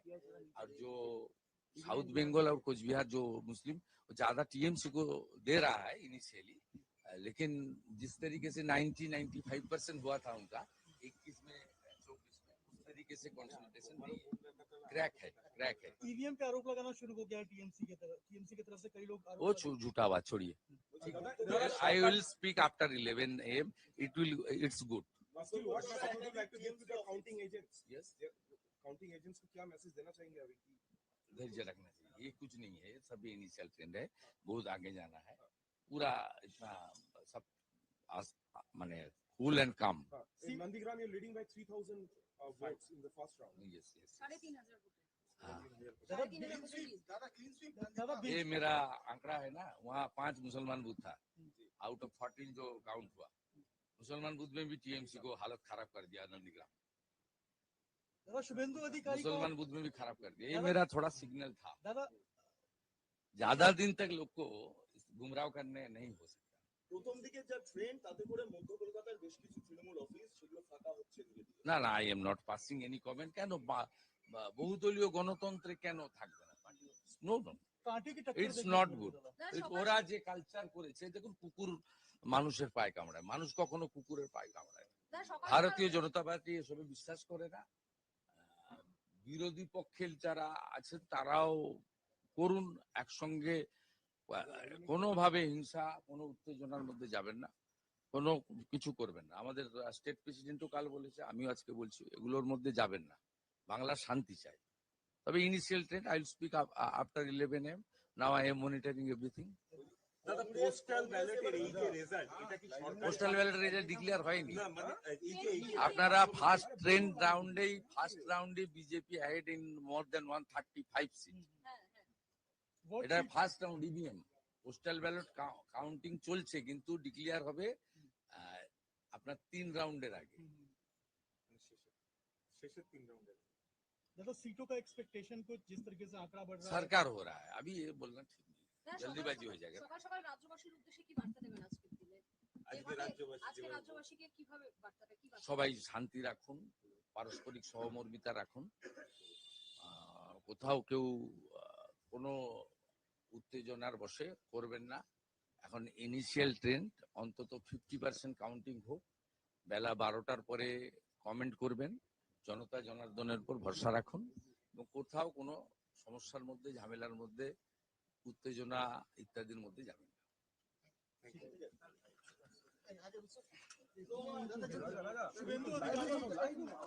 दादा, जिस तरह का अभी जो ट्रेंड देखा जा रहा है, क्या कहना चाहेंगे? बीजेपी की जो बढ़त देखी जा रही है, नंदीग्राम और भवानीपुर की अभी तक क्या रिजल्ट आ रहा है? देखिए भवानीपुर का ऑफिशियल आंकड़ा मेरे पास नहीं आया, लेकिन वो जो फर्स्ट राउंड है वहाँ मुस्लिम प्रॉन बूथ भी है, हिंदू प्रॉन बूथ भी है। मैं ज्यादा कुछ उम्मीद नहीं कर रहा हूँ, लेकिन वो 6-7 राउंड का बाद मेरा अच्छा होगा भवानीपुर में।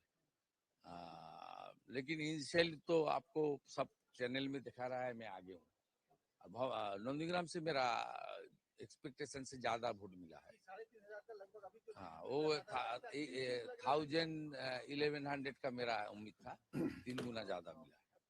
पोस्टल बैलेट का अभी तक फाइनल नहीं हुआ है दादा, ईवीएम का जो बढ़त देखी जा रही है, आप लोग की एक मेरा पूरा उम्मीद है से बीजेपी सरकार करेगा, अच्छा करके अच्छा मार्जिन से करेगा। मालदा मुर्शिदाबाद में भी देखा जा रहा है, अच्छा वहाँ पर परफॉर्मेंस देखी जा रही है, सीट में बढ़त देखी जा रही है। ये इस बार हिंदू कंसोलिडेशन हुआ है, और जो मुसलमान जिस तरीके से वोट करता है टीएमसी को, उस तरीके से नहीं किया है। इनिशियली बाइफर्केशन हुआ है, कुछ वोट मुसलमान प्रो मुस्लिम पार्टी को गया है, बीजेपी को भी कुछ आया है छोटा छोटा करके, जैसे मेरा नंदीग्राम में। Some key reactions there. Now back to what we were talking about, and that is, of course, the latest numbers. Let's get started with West Bengal. 169 seats. That's the number of seats that counting has started on, out of which 116 seats, a massive lead. That is what BJP has taken in West Bengal, as TMC is leading on just 51. BJP is ahead on 116 seats in West Bengal. Left Front is ahead on 2 seats. These are, of course, early numbers. But viewers, remember, like I told you earlier, that the numbers we're going to share with you are going to be sure numbers. We, of course, will try to get you the numbers as soon as possible, but our focus is to get the numbers right. Now, moving to the next state, which is Tamil Nadu. Numbers are in for 178 seats. Tamil Nadu Assembly has 234. The magic number is 118. And the DMK Congress combined here is leading on 73. But the big news, as far as Tamil Nadu is concerned, are not really the numbers of DMK and Congress. It is the numbers that Vijay's TVK is pulling in. TVK at this point in time in Tamil Nadu is leading on 62 seats, just 11 odd seats less than DMK Congress combined. And if you add to TVK's number, the numbers of NDA, then you're looking at a figure of 102 in total, because in Tamil Nadu, NDA is leading on 40 seats. TVK is leading on 62. That takes the combined numbers to 102. The reason I'm saying combined numbers is, of course, because this was as suggested by exit polls in the run-up, and after, of course, polling was over, that DMK will be able to come back to power without a hitch. But if you look at the numbers, TVK is just 11 seats behind, and NDA is also leading on 40. There is a possibility, I don't know, however remote, that TVK and NDA might come together, and perhaps jumping the gun on this one, but we have Mr. Dinakar Lanka joining us of the BJP in the studio. We will definitely get his comments on it. I was talking to Mr. Savio Rodriguez earlier of the BJP, and he gave an analogy, and I asked him. He was talking about a perfect marriage, and I asked him whether BJP likes the boy, that is Vijay, in Tamil Nadu, and if that happens, then we could be looking at something which was not expected in Tamil Nadu. Now, moving to Kerala quickly, we're looking at 140 seats in total, out of which numbers are in for 115 seats at this point in time. UDF is leading on 64. For the first couple of hours, UDF and LDF were neck to neck, pretty much the same seat of number, same number of seats as what we were talking about. But now UDF has clearly inched ahead, is leading on 64 seats, and LDF is leading on 44, NDA on 6, and others on 1. As far as Assam is concerned, numbers are in for 98 seats out of 126. The magic figure is 64. NDA is very close to that magic number now. NDA is leading on 60 seats. Congress is leading on 32. AIUDF on 1, and others on 5. Let's also quickly take a look at what's happening in Puducherry. Numbers are in for 16 seats. Puducherry, viewers, remember, is a union territory and has a very small assembly of just 30 seats. And the winning and losing margins in Puducherry are also usually wafer thin. Somebody could win an election or lose because of a difference of just 100 to 200 odd votes. So NDA here is leading on 8 seats. DMK Congress combined is leading on 5. Others are leading on 3. Now, let me get Mr. Lanka Dinakar's comment on the situation, because we have just discussed the numbers, the latest numbers, which you must be watching on the Hindustan Times app and Live Mint app and on YouTube. These are the sure numbers. You might find different numbers elsewhere, but that's because we're trying to bring to you the numbers we are really sure about. Having said that, so your quick comment on the numbers that you're seeing, especially in the context of Bengal, and then we will discuss Assam, Kerala, and Tamil Nadu along with Puducherry as well. Yeah, as far as people of our country, most particularly the elections which were held for 5 states, very clear BJP mark under the leadership of Prime Minister Narendra Modi ji is very clear. As far as West Bengal is concerned, across the nation, people watch very interestingly what happens in West Bengal. As expected by the BJP, beyond two-third majority, we are going ahead in West Bengal. As of now, the numbers out of 294 assembly segments, 293 is going to be declared to the results. So far available 194 seats trends, in which 141 is the BJP very clear majority in going ahead, whereas Trinamool Congress confined to 51 seats. That seems to be very clear. The people of West Bengal vexed with Mamata Banerjee, rude jungle Raj, which should be get removed, is the mindset very clearly visible in the Bengal voters, and the confidence on the Prime Minister Narendra Modi's administration rule, and there is a lot of trust on the BJP, which has been showing by the people of the Bengal. It is a very clear, visible their trust on Prime Minister Narendra Modi and BJP is very clear in West Bengal. And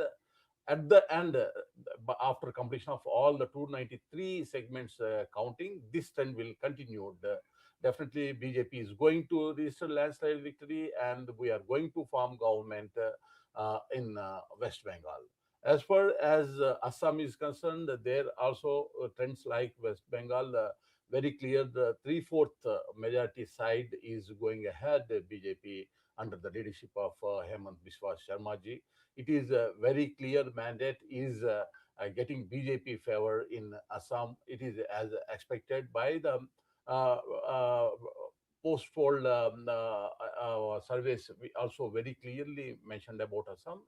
But interesting part is West Bengal. There are few survey agencies not given this kind of huge majority for the BJP in surveys, but people have reposed their confidence on Prime Minister Narendra Modi ji.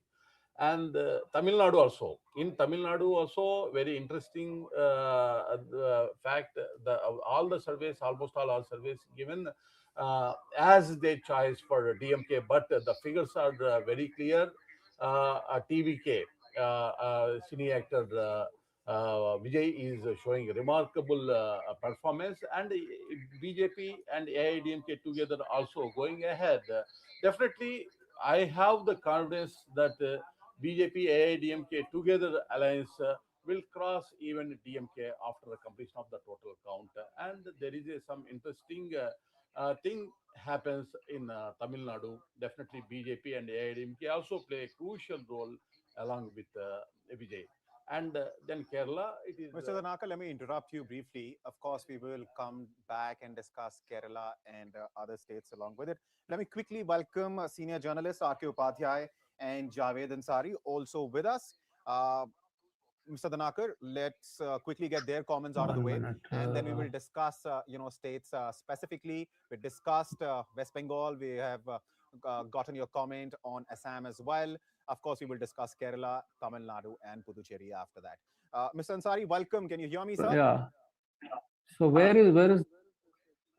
There's too much of talk back from the studio. I can't hear you. Mr. Ansari, can you hear me, sir? Yes, now I can. All right. Numbers, you must be looking at them, especially the numbers coming in from Bengal. is it in line with what your expectation was as far as Bengal is concerned? Because this was supposed to be a very, tightly fought election. Indeed, it is tightly fought election. It still appears to be a tightly fought election with the BJP clearly ahead. As we speak, it's 138 playing 124. So the numbers BJP that I have, certainly sir, has its. I'm sorry, let me briefly interrupt you. The numbers that we have at this point in time are BJP in West Bengal is leading on 155 seats, TMC is leading on 52. So the difference between BJP and TMC, the number of seats BJP is leading on, has crossed 100. Please, now go on. Okay, so I was looking at numbers from a different agency, nonetheless. So then it clearly means that the BJP is running. If the numbers that you're talking about are correct, then it clearly means that the BJP is running away with this election. And the exit polls, some of the exit polls that predicted a big BJP win will prove to be correct. The other significant development is what's happening in Tamil Nadu and the fact that the BJP has made some inroads in Kerala. They'll be very happy with how they've done in Bengal. Assam comes as no surprise. They'll be obviously, Bengal is the icing on the cake, but they will also be reasonably pleased with what they've done in Kerala. Kerala was the forbidden frontier. They've broken through the Iron Curtain. They've established, if these numbers hold, this will prove that they've established a bridgehead. And the BJP, just look back to how it's performed in Bengal over the years. 15 years ago, the BJP was a peripheral player at the best. It edged out the Congress, it's edged out the left, and it's now the last elections, it emerged as the challenger, and now today it's on the cusp of victory. They will perhaps fancy that they will, for the next 10 years, they're going to bend their backs, put their heads down, and work in Kerala. And for them, Kerala will be the final, will be the crowning glory. They would like to win Kerala. If they can win Kerala 10 years from now, 15 years from now, who knows? Whenever they win Kerala, that will be the real achievement. All right. Let me quickly get Mr. Upadhyay's initial comments also, and then, of course, I'll open this up. Mr. Upadhyay, please go ahead, sir. Well, this is, I think, Islamic, elections that is happening. Whoever expected, that Mamata Banerjee would be trailing so badly that she might end up losing. And what's happening in Tamil Nadu is completely unbelievable. I think, if Stalin goes, then that will be a history in the making, because in the last 60 years, that is from 1967 onwards, there's been either DMK or ADMK, which have ruled Tamil Nadu as a single party. They have not even taken any other party into the government. And this time it looks like a complete outsider who launched this party only just about 2 years ago, if he is able to come to power or become a kingmaker. And I think this will be one of the greatest moments of Indian democracy, because somebody who's a total outsider being able to capture power through a democratic process is a delight to watch. And of course, as we see in Assam, BJP seems to be running away with a victory there, thanks to Himanta Biswa Sharma. And even in Puducherry, the alliance between Rangaswamy and BJP seems to be coming back. Overall, it's a impressive performance by the BJP, I would say, but disaster for the India alliance. I mean, in India alliance, you see what is happening. In West Bengal, it was within the India alliance, people have been fighting. It is TMC versus Congress versus left parties. And when you come to Kerala, you have Congress versus the left parties, and they're supposed to be in alliance. And that seems to be the funny thing. But at the end of it, and then they all get together and try to oppose the BJP. The kind of politics they've played in the last 10 years, they have to reflect on that and why people are rejecting them. I think it's time that there is a rethink in all these parties. But I would also caution that this is not a very good trend, because if BJP is going to be the single party across the country, it's not good for Indian democracy. We need good opposition parties, strong opposition parties, which will, take on the government, point out their mistakes. If that is not happening, it's not good for Indian democracy. And I think, all the opposition leaders, including Rahul Gandhi, Mamata Banerjee, Stalin, they should all sit together and find out why they have been failing so badly and what needs to be done. All right. Mr. Dhanakar, before I give you the floor, let me quickly give you the numbers as well, the latest numbers for West Bengal. And I'm sure BJP as a party and you as a BJP member must be really happy looking at these numbers. BJP is leading on 155 seats, decisively ahead of TMC. TMC is leading on just 66, less than half the number of seats BJP is leading on in West Bengal. Left Front is leading on 1 seat. Tamil Nadu, let's quickly take a look. 186, that's a number of seats. The numbers are in for. The DMK Congress combined is leading on 75. TVK is leading on 62, so just a step or two behind. NDA is leading on 44. Others are leading on 5 in Tamil Nadu. Kerala, 115 seats. That's what the numbers are in for. UDF is leading on 65. LDF on 43. NDA on 6. The trend in Kerala is also becoming clear. Assam, NDA has taken a clear lead. Double the number of seats is what we're looking at in terms of the number of seats NDA is leading on compared to the Congress. NDA is leading on 69. Congress is leading on 30, AIUDF on 1, while others in Assam are leading on 6 seats. Puducherry, 21 seats. That's what we are looking at this point in time. And NDA is leading on 11 out of those 21. The numbers are in for. And DMK Congress combined is leading on 6. Others are leading on 4. Mr. Dhanakar, would you say what's happening in West Bengal in particular is along the lines what the party was expecting, given in 2021, BJP had won just 77 seats. And these are early numbers, sure, but the number of seats BJP has taken a lead on in Bengal is 154, more than double the number of seats TMC is leading on. Absolutely. It seems to be majority would be beyond two-thirds. I expect if the figures are presented, it continues. Definitely, I hope it continues. And so, are you saying BJP is going to cross 200 in West Bengal? It seems to be. It seems to be still 72 seats are there. If we observe that, we cross beyond 200 seats in West Bengal itself. It is very clear that Nari Shakti Vandan issue is played a role because Mamata Banerjee, being a woman, she hesitated to support a woman reservation and providing more space for women in Lok Sabha and Assembly. It seems to be very clear anger of women as expressed in West Bengal as well as Assam, along with the other categories voters also. They gave their concern towards the BJP to support the BJP for double engine sarkar in West Bengal. Prime Minister trust on Prime Minister Narendra Modi ji and the cadre rank and file across the state in West Bengal, how the BJP performed is a visible fact today. Results which we are watching. It is amazing. In democratic process, the first time peaceful election held in West Bengal without having untoward incidents, without deaths. This peaceful election give this favorable verdict in favor of Bharatiya Janata Party. It is the people of West Bengal victory. Definitely, this shows the capacity of Prime Minister Narendra Modi ji. What the people are expecting from Prime Minister Narendra Modi ji, once again, it gets proved in West Bengal. Assam, where people repose their confidence on Himanta Biswa Sharma ji, his performance as double engine sarkar for last 15 years, how we performed in Assam, it is going to be carried forward for another 5 years. People verdict are very clear.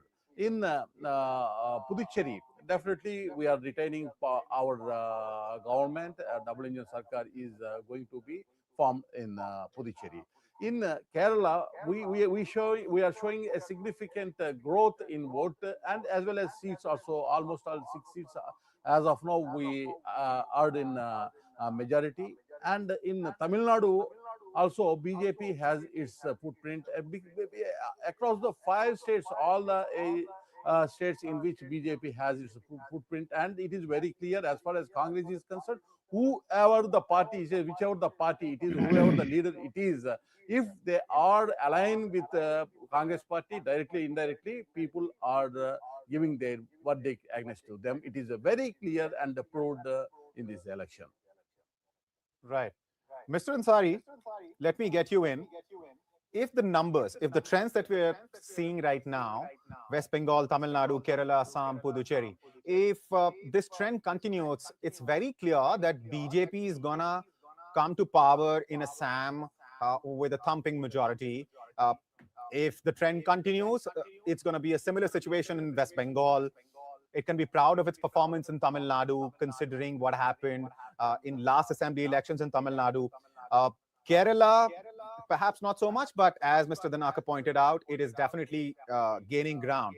So the implications of these trends on national politics, because these were set to be the most consequential elections after the general elections in 2024. What do you think is going to be the impact of this on national politics, sir? It will lead to the further consolidation, if ever there was need for, of the NDA, particularly of Mr. Narendra Modi. The BJP's footprint is increasing across areas where it used to be a minor player till not very long ago. More than Tamil Nadu, I think the BJP's performance in Kerala is, for me, is a lot more significant than in Tamil Nadu. In Tamil Nadu, it's in alliance. In Kerala, it is the one which is driving they performed on their own. So therefore, and in Kerala, they were peripheral players till not very long ago. They painstakingly worked. They've established a bridgehead, and there's now elbow room for them to work on this and take this forward. Much like what they've done in Bengal. 15 years ago, the BJP, nobody used to talk of BJP. BJP was not considered a serious player in Bengal. But look, today they are on the cusp of victory. Assam comes as no surprise. In Tamil Nadu, they've been in alliance with the IDMK, but in places where they've done it on their own, and especially in Kerala. Kerala was the final point. Kerala is that iron curtain which they breached. Kerala used to be, a stranglehold between the UDF and LDF, and every 5 years, barring the last time, the power would change hands. Now the BJP has slowly started making inroads, and that's significant. That space needs to be watched. Right. Mr. Upadhyay, you were saying earlier that what's happening in West Bengal seems to be cataclysmic, and that opposition, especially if BJP's performance, the trend that we're looking at continues and the BJP comes to power in West Bengal with such big numbers, because at this point in time, we're looking at BJP is leading on in West Bengal on more than 150 seats, 154 to be precise. You were talking about opposition and how now it has tighter and tighter space within which it has to operate, within which it has to function. What's your opinion? How is this going to impact the national politics? And viewers, we also have Professor Pushpesh Pant joining us in the studio. Welcome, sir. Can I go ahead? Yes, please go ahead. Yeah, I think as far as West Bengal is concerned, this will be a brand new politics for West Bengal. And I would say that, they have probably not seen any kind of a development in the last 10, 15 years. Mamata Banerjee, for all her good intentions, has virtually ruined the West Bengal's economy. Even the central projects, which are good for the people, she has stalled them. They're not even implemented them. So that's not the way you rule the country, where, your people are deprived of even what they're supposed to get. I think it's been a payback time for the people, and they've shown us that we will not accept this kind of a politics. if Suvendu Adhikari is able to give a good government, hopefully that Bengal will start, looking different, because as we see that a lot of Bengalis who are going out of Bengal in search of jobs. I live in Bangalore and I see so many Bengalis coming here looking for jobs. They're such bright young people, and if they're not able to, get jobs in their own place, I mean, this is a very sad state of affairs, and hopefully this will bring out a change. As far as the opposition space is concerned, I'm a little worried. I mean, as I mentioned earlier, it's getting narrower and narrower. Just look at what's happened in the last 1 year, 1.5 years. In Odisha, we had a stable government for 25 years. Biju Patnaik ran that government. So, I mean, they've been completely sidelined. In the last election, he lost the election, and then there is a BJP government there. And then in Maharashtra, Uddhav Thackeray has been sidelined. And then, NCP also has been sidelined. And then you come to what's happening to the, Delhi. Delhi Aam Aadmi Party has been thrashed. And now you see 7 of their Rajya Sabha MPs switching over to the BJP. I mean, as if there is no Anti-Defection Act. It's a mockery of the Anti-Defection Act that if 7 people can just walk over and join another party. And if Mamata Banerjee also goes in West Bengal, and Stalin also likely to go in Tamil Nadu, you will see that the space that is occupied by India Alliance is shrinking, and that is not a very good sign for Indian democracy. All right. Professor Pant, before I come to you, let me give the opportunity to the Naka to respond to this. The charge against BJP is that wherever it goes, it doesn't just defeat the opposition, it finishes it off. Not a good thing for a democracy, Mr. Danakar. Would you agree or disagree? It is absolutely wrong notion. If it is so, why we haven't formed the government in Kerala? It is not the true discussion. It is not the correct, because people should have the confidence. Unless the people have the confidence, how can we form the government?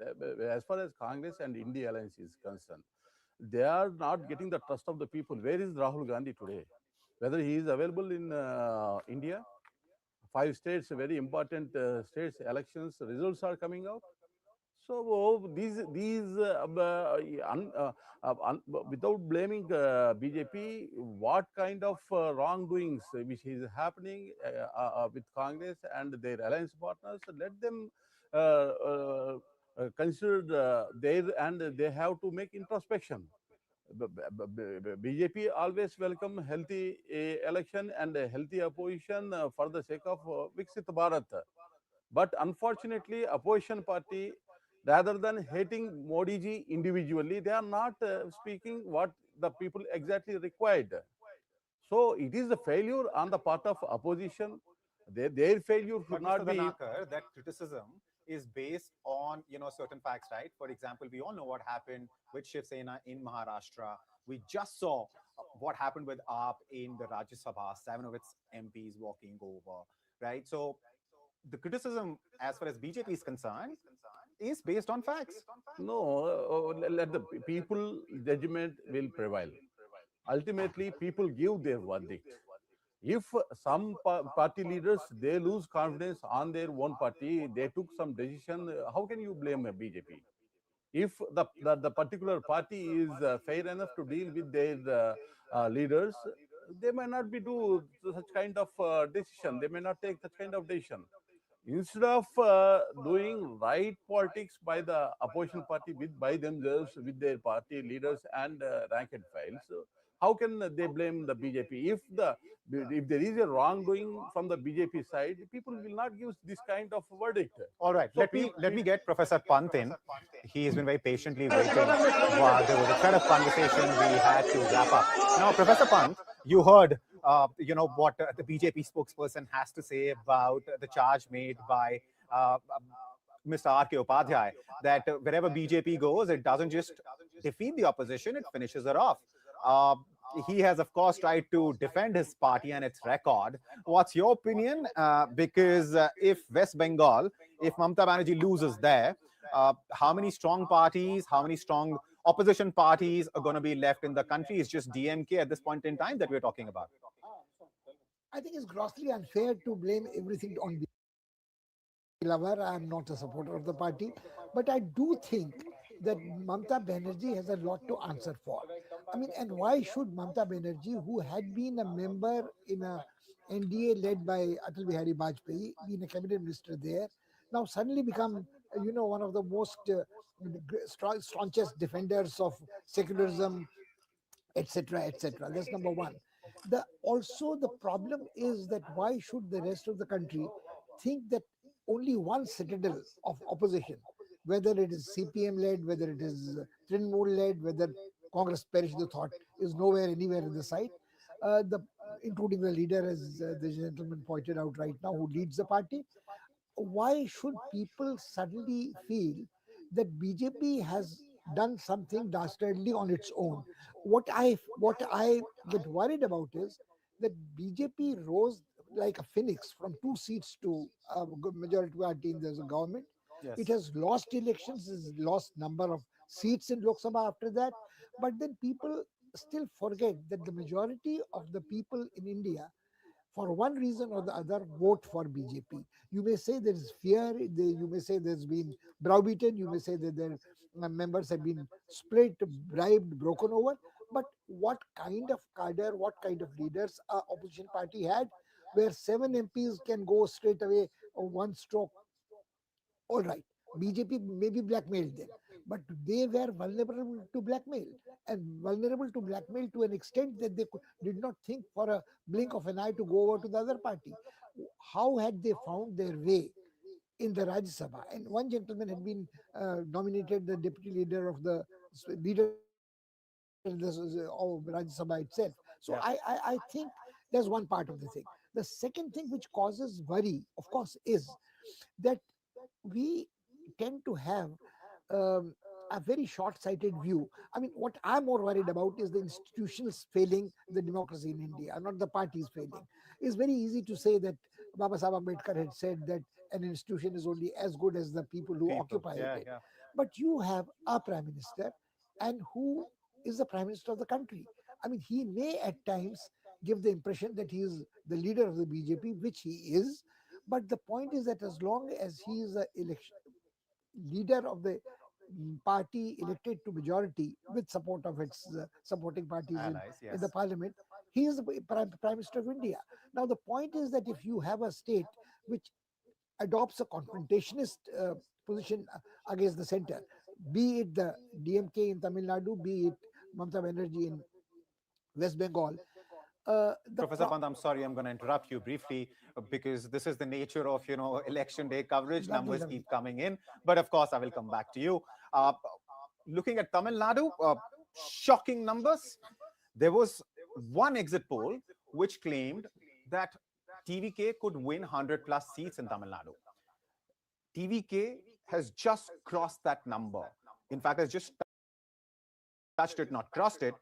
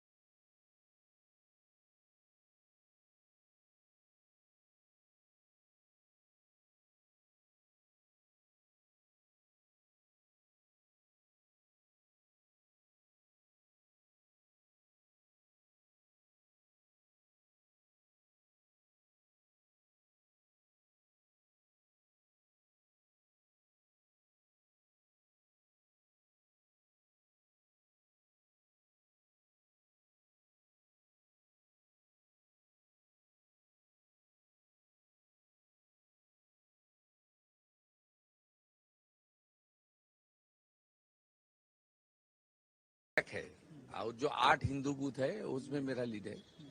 ये भवानीपुर का मैं 9-10 round से आप देख लेना, मैं पूरा संभाल के आगे चला जाऊंगा। ये 77 वार्ड आ जाएगा, उसमें ममता बनर्जी का काफी लीड होगा। मालदा और 3, 4, 5 राउंड 6 राउंड तक उसको मैं मेकअप कर दूंगा। वो उसका 10 राउंड का बाद उनका बहुत खड़ा होना मुश्किल हो जाएगा। मिलके देखिए पूरा जो ट्रेंड है एंटी इनकम्बेंसी साथ साथ हिंदू पोलराइजेशन, इनिशियली हम लोग देख लिया, Hindus are consolidated in favor of Lotus. It's a very good signal for us. In Nandigram, I had in first round more than 3,000 votes. Only 14 booth counted.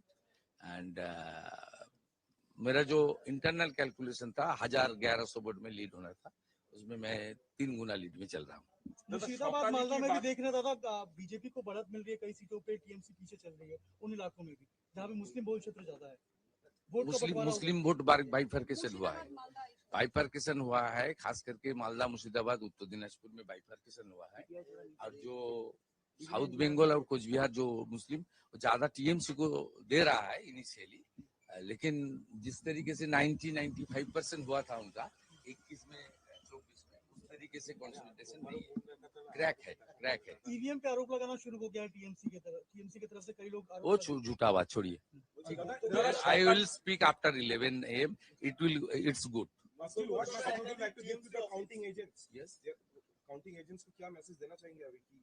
धैर्य रखना चाहिए, ये कुछ नहीं है, सभी इनिशियल ट्रेंड है, बहुत आगे जाना है, पूरा इतना सब माने कूल एंड काम। In Nandigram, you're leading by 3,000 votes in the first round. Yes. 3,500 ये मेरा आंकड़ा है ना, वहाँ 5 मुसलमान बूथ था, आउट ऑफ 14 जो काउंट हुआ, मुसलमान बूथ में भी टीएमसी को हालत खराब कर दिया नंदीग्राम। इंडिक सिविलाइजेशन मुसलमान बूथ में भी खराब कर दिया। ये मेरा थोड़ा सिग्नल था, ज्यादा दिन तक लोग को गुमराह करने नहीं हो सकता। প্রথম দিকে যা ট্রেন তাতে করে মধ্য কলকাতার বেশ কিছু তৃণমূল অফিস সেগুলো ফাঁকা হচ্ছে। না, I am not passing any comment. And parochialism বহুদলীয় are গণতন্ত্র at a কেন disadvantage in the contemporary India, where it's things not have changed good. greatly, ওরা যে IT and কালচার করেছে, migration, internal migration, and so on.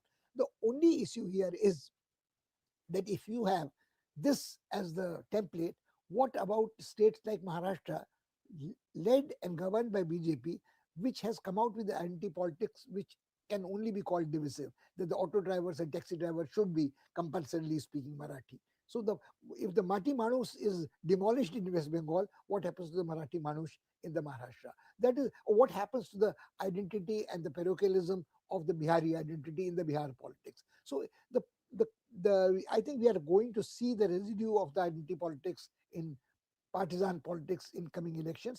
But what makes me most apprehensive is the failure of institutions like the Supreme Court, where the learned or judges say that what difference does it make if you don't get your voting rights in one election, wait for 5 years, then you can exercise and throw out the government. Then you have the use of the central forces and the investigative and enforcement agencies, which sort of seem to vitiate the whole process of democratic elections.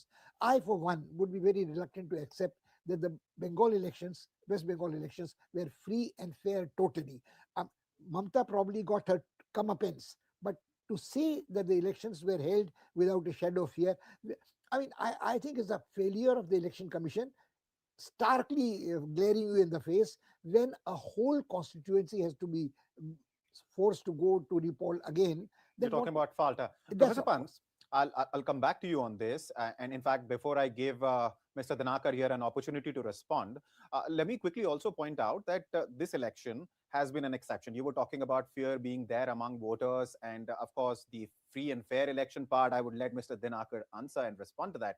But as far as these elections are concerned, for the first time, elections have largely been violence-free. It is an exception in case of Bengal because, looking at some of the reports which came out earlier, apparently 51%, anywhere to that extent, in fact, the violence in election is contributed just by West Bengal alone, right? That is a big number, perhaps a shame, a blot as far as the democracy like India is concerned. But This time around, we are seeing a change in that.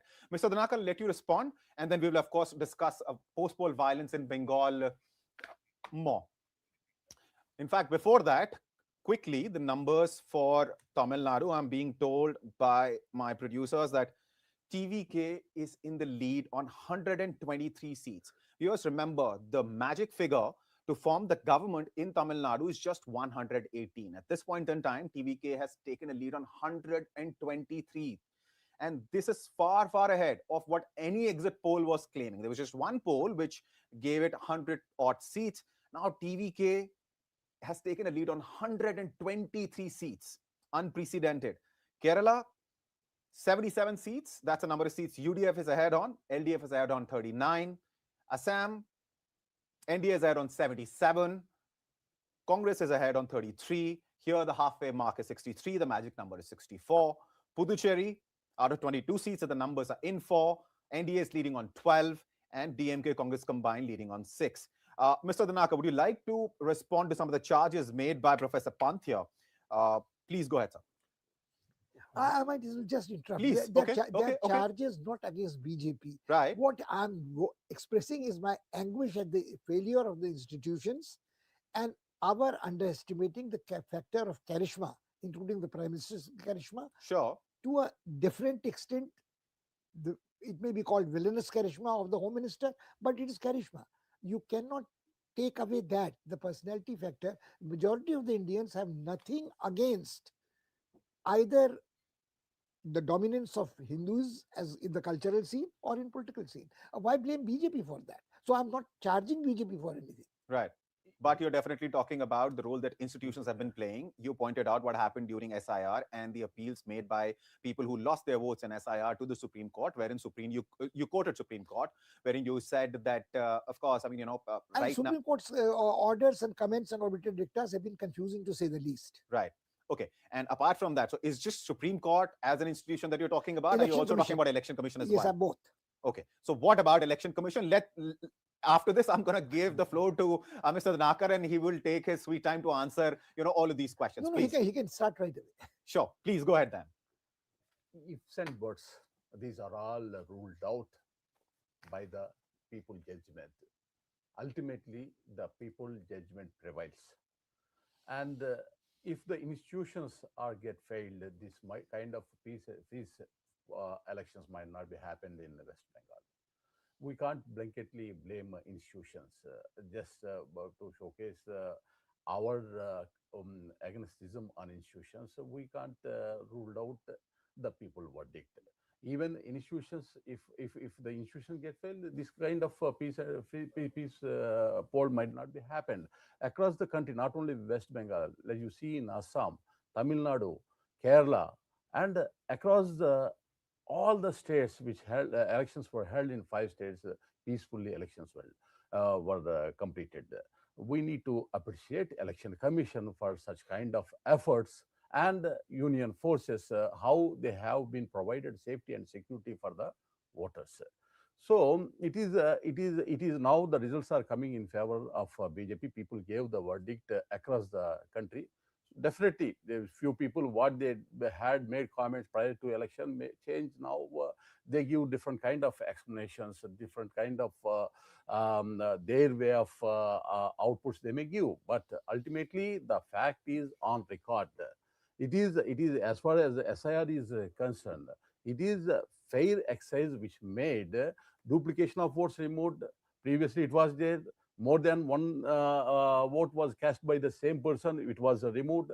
And even while we want to make Aadhaar to connect with voter card, that was also not considered by making a few kind of people who went to the court. They also stalled for making that linking of Aadhaar with voter. So you're and saying now SIR, whatever the vote, who is legitimately who holds the vote is continuing as a voter. Who is not legitimately not voter, who crossed the borders, can we give a vote? Is it fair? As far as our citizens are concerned, they are losing the government schemes and benefits. Beneficiaries are those who are crossing borders. Can we allow? No, this is in democracy, our citizens should have the vote. Legitimate voters should have the vote, and they should give the verdict. That is the way. Only West Bengal where this kind of problem is there is, why not some other places? Even in Bihar also same kind of allegations made, but a single person who has not given vote, they haven't come, either Congress party or RJD, they didn't come forward to make any kind of allegation, whatever they made.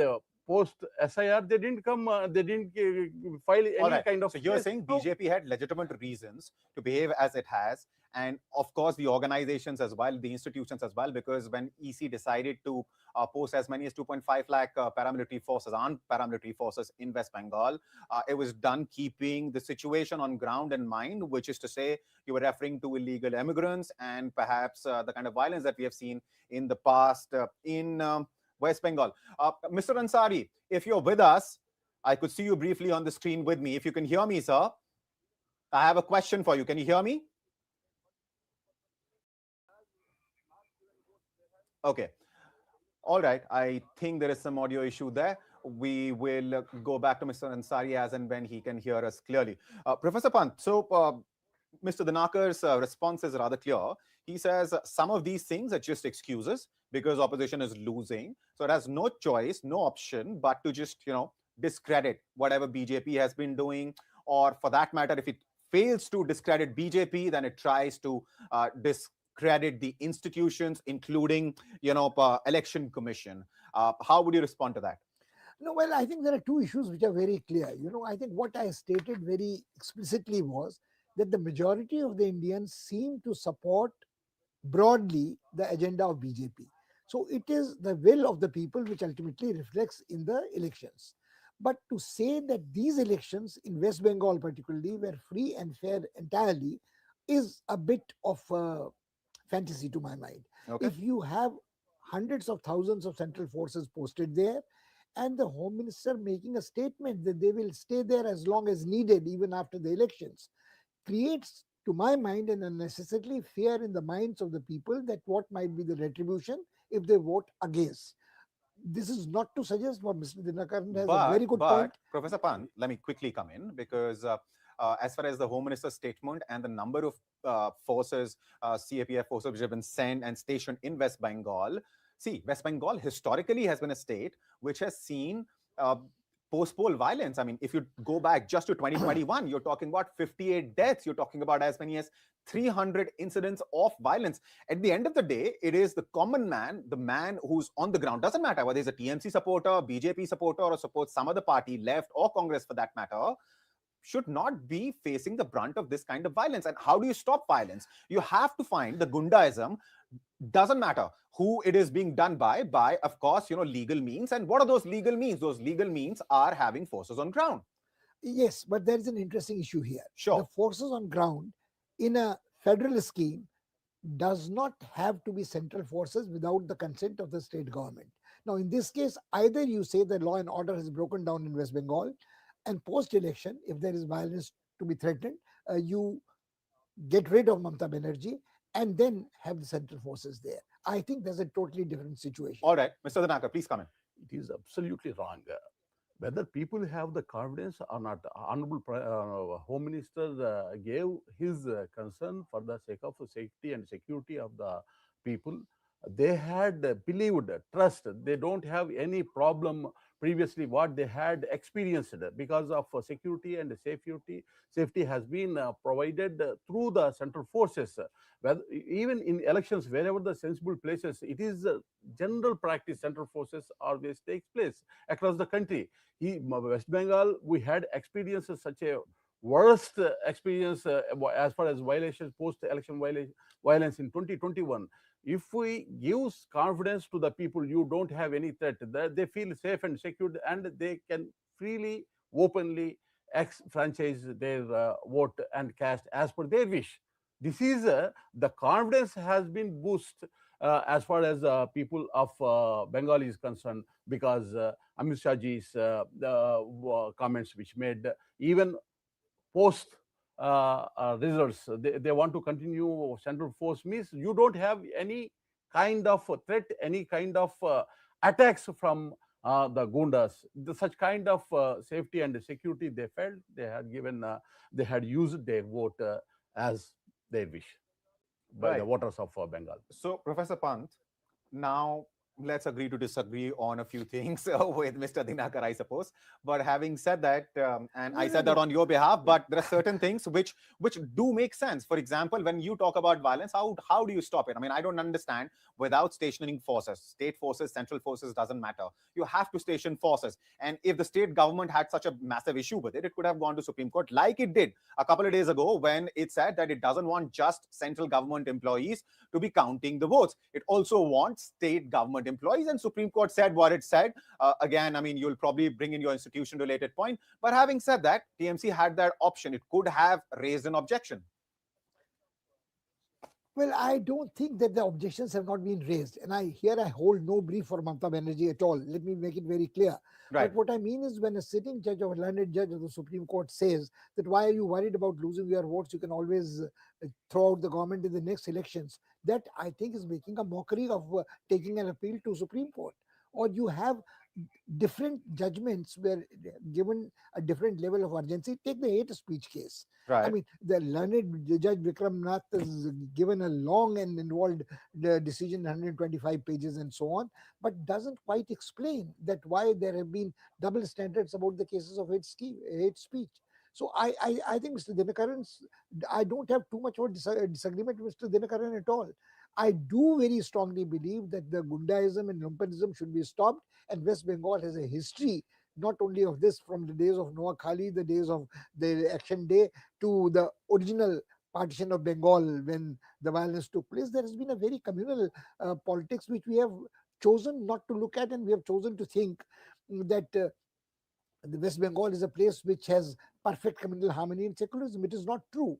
And the Gundaism is not only confined to the immigrants coming and sort of denying our citizens a share of their thing. It is also the industrial unrest which West Bengal had to face and which was the ruin of West Bengal. So I think even in the days of the CPM government, even go back even earlier to the days of the Congress regime, the Chhatra Parishad and Ranjan Das Munshi, and that's what the street fights they fought between the CPM and the Naxalites. So I think in West Bengal's case, I think Mr. Dinkaran and I don't have a disagreement at all. If you think that the state is explosive, has a history of violence, communal violence, take precautions. We'll talk after this. We will talk about what worked for BJP in West Bengal. But let me quickly talk about the numbers in Tamil Nadu at this point in time, because what's happening in Tamil Nadu is unprecedented. Frankly, I've never seen anything like this. Out of the total 234 seats, numbers are in for 217. And Vijay, who made his political debut just a couple of months ago, is leading on 153 seats. 153, ladies and gentlemen, out of 234.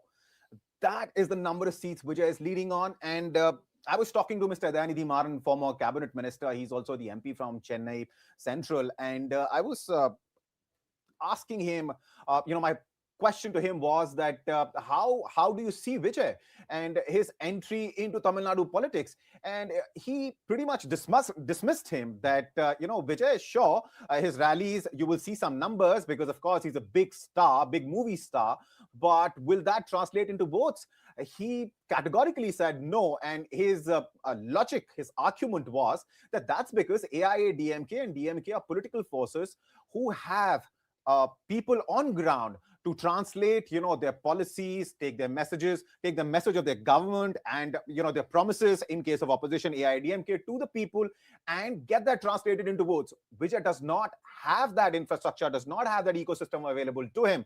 But the numbers are clearly saying something else. 163 now. Just 2 minutes ago, I told you 153. I don't know if I can keep up with the count or not, because the pace at which the number of seats Vijay is leading on, well, it's phenomenal. It's unprecedented. Never seen anything like it. Professor Pant, what would you like to say to what we're looking at in Tamil Nadu? Because I thought, coming into the studio early in the morning, I thought West Bengal is all we'll perhaps end up talking about. But what we're looking at in Tamil Nadu, this is...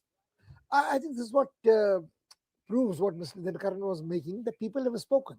If there is a person who's a charismatic personality, if there is a person whose ideology is in concordant with the strikes a chord in the heart of the electorate, you have a mandate which is absolutely phenomenal, dramatic, which again, all the other factors come that maybe like Mamata, Stalin was much too confident, had failed to deliver schemes, had taken a confrontation stance against the center, and the people wanted to progress. People wanted to be work in cooperation with center. Professor Pant, I'll come back to you. Some key reactions coming in. Let's listen in. Is that within an hour and a quarter, there seems to be a very clear trend in our favor, and even some reasonably popular politicians from the LDF are trailing, which I agree is entirely premature because they've counted a couple of rounds. There'll be 8-10 rounds to count. But I just want to say that I think it's very clear that the Kerala electorate has to be congratulated. They understand the issues. Even if they like a particular MLA or minister or whatever, as an individual, they realize that casting a vote there means casting a vote for a continuation of misgovernance. And for that reason, they have decided it's time for a change. And even people whose individual popularity we are not disputing seem to be behind. This, I think, is a very good sign. And for us in the UDF, we are not going to make any premature celebrations, but I can see that it'll take already a major reversal for things to look very different. Let's talk again in an hour or so, hour and a bit, and we'll certainly, I think, if we get a confirmation of this trend with more than half the votes counted in most places, then I think we are heading very clearly forward. For the moment, it's a good beginning. And if UDF comes to power, will you be a contender for? No, look, we will wait for the election results. I have a habit of not commenting either on the exit polls or on trends. These are elections. The people of Kerala have been given an opportunity to vote, and they will take a decision. They will say what their decision is, and the results will come out by the midday today, and we will then at that point comment. Malaysia, if you talk about other parties, they are putting allegations on BJP and they are saying that BJP won't even get the one seat. Now, let us see. Look, these are things to be decided by the people and the electorate and the voters. We are in a democracy. No political party can decide the fate of another political party. It is people of our country, people of our states, people of Kerala, in my particular case, who will decide our future. And this is typical arrogance of the CPM and the Congress, where they think somehow that they will decide what the people will do. That is not at all correct. That is not at all accurate. This is a democracy. This is not China. This is not Russia. The people of Kerala will decide. Every Malayali who has gone to the voter booth will decide what their future is and who will be given their support and vote. I just want to ask, sir, in many other states, the elections are going on. What do you think? Like, what are the state of No, I am very confident that the politics, divisive politics of the India alliance will be defeated. The corruption of the India alliance parties will be defeated, and people will choose, as they have chosen in 2014, 19, 24 in India. They will choose to put their state on a track of corruption-free governance, on development opportunities for every citizen, and Vikas, Vikasit Bharat can only be built, can only be complete if there is Vikasit Bengal, Vikasit Tamil Nadu, Vikasit Kerala, and Vikasit Assam, and Vikasit Puducherry. So I am sure and I am confident that the people of these states will also give tremendous support to the BJP and the NDA. Ladies and gentlemen, we are seeing something unprecedented in Indian politics. We're looking at a party which came into existence just a couple of months ago. We're talking, of course, about Vijay and his party TVK in Tamil Nadu. And the numbers which have come in for Tamil Nadu at this point in time, out of 234 seats, counting is on 225. We have the numbers for those seats, and TVK is leading on 170. Just before we slipped into those, into that bite chunk, we were looking at 163 by the time we came back 30 seconds later. 170. That is the number of seats Vijay is leading on. Then DMK Congress combined is leading on 29. NDA is leading on 24. In the meantime, my colleague Saubata Chatterjee, Deputy Political Editor, Hindustan Times, has also joined us in the studio. Saubata, let me get your comments out of the way. We're looking at something unprecedented as far as Tamil Nadu is concerned. 170 out of 234 to a political party which did not even exist in 2026. I mean, it just came into existence, a couple of months back. Yes, I completely agree with you. I think this is the biggest success story of a political startup. If we consider Aam Aadmi Party or other parties such as AGP in the early 200 to early phase of this millennium in Assam. Clearly, this is a party, this is a leader, Vijay is an extremely popular leader in Tamil Nadu, cutting across all caste or cutting across all age barriers. Also, we have to remember that since 1967, when Annadurai became the chief minister of Tamil Nadu, from 67 onward, there has been this binary between this ADMK and DMK. And finally, we are seeing a third party coming to power. We had seen glimpses of shift in power when Captain Vijay Kant, who commanded about 7 to 8%, 6 to 7% votes, but he didn't move beyond that. But this is simply a very different case. And I think this is a new chapter in the history of Tamil Nadu. It is yet to be seen how good or how efficient his government can be. Right, Professor Pant. By the time Subhadra could finish his response, the lead for TVK is now 171 seats. So I don't know what's going to be the number by the time you finish your response, but what will you attribute this to? Because the argument is rather logical that DMK and AIDMK are political forces who are entrenched in the political system, understand how to convert support into actual votes and votes into seats. Vijay has just come in. He doesn't have the experience. This is his political debut. What would you attribute this kind of success to? I think what you use the word entrenched, that itself gives a key to understanding the Vijay phenomenon. You see him as a disruptor. I think you have roots entrenched deep, which also rot with time. The trunk might look very impressive as long as it stands, but it may not have the staying power when a gust of wind is really hard. I think Vijay's phenomenon is something like what you could see in a different context in Nepal. The entrenched political parties and brokers all went in one go when the absolute newcomers just with charisma came. Now, the other question is much more intriguing and disturbing. What happens to Tamil Nadu after this? Would you think that as the confidence of I was in Tamil Nadu for a short while. There was a tourist mart, and both Stalin and the tourism minister were there. They were very confident. A lot of MOUs were signed. And I asked, what would happen to these MOUs if you are not in power? So they said, we may not be in power, but the governments in Tamil Nadu are responsible to the people of the state. So whoever takes over will continue. Then they had in mind, maybe if they lose power by a small margin, it would be AIDMK. But this is a totally different scene now. Now, the expectations of the people would be so high with this kind of a double century by the time the figure reaches, that the expectations would be too much. How much is the bureaucracy partisan in Tamil Nadu or not committed is again an interesting question. How responsible any elected representative is towards the people, the voters, is to be under. There are lots of ways in which Tamil Nadu is very different from states in North India. The health delivery system, the education, the women's empowerment, the access of the common man to the district administrations, all you can see palpably are there. So regardless of whoever is there. But then there are other interests. There are industrial interests, there are external interests or investors and so on. How a newcomer would cope with this would be very interesting. And what his relationship is going to be with the center, because the stance of the DMK government was more or less confrontationist vis-a-vis the central government. Right. Whether it's language policy, NEP policy, whether it is. Do you think that could have gone against the DMK Congress alliance in Tamil Nadu?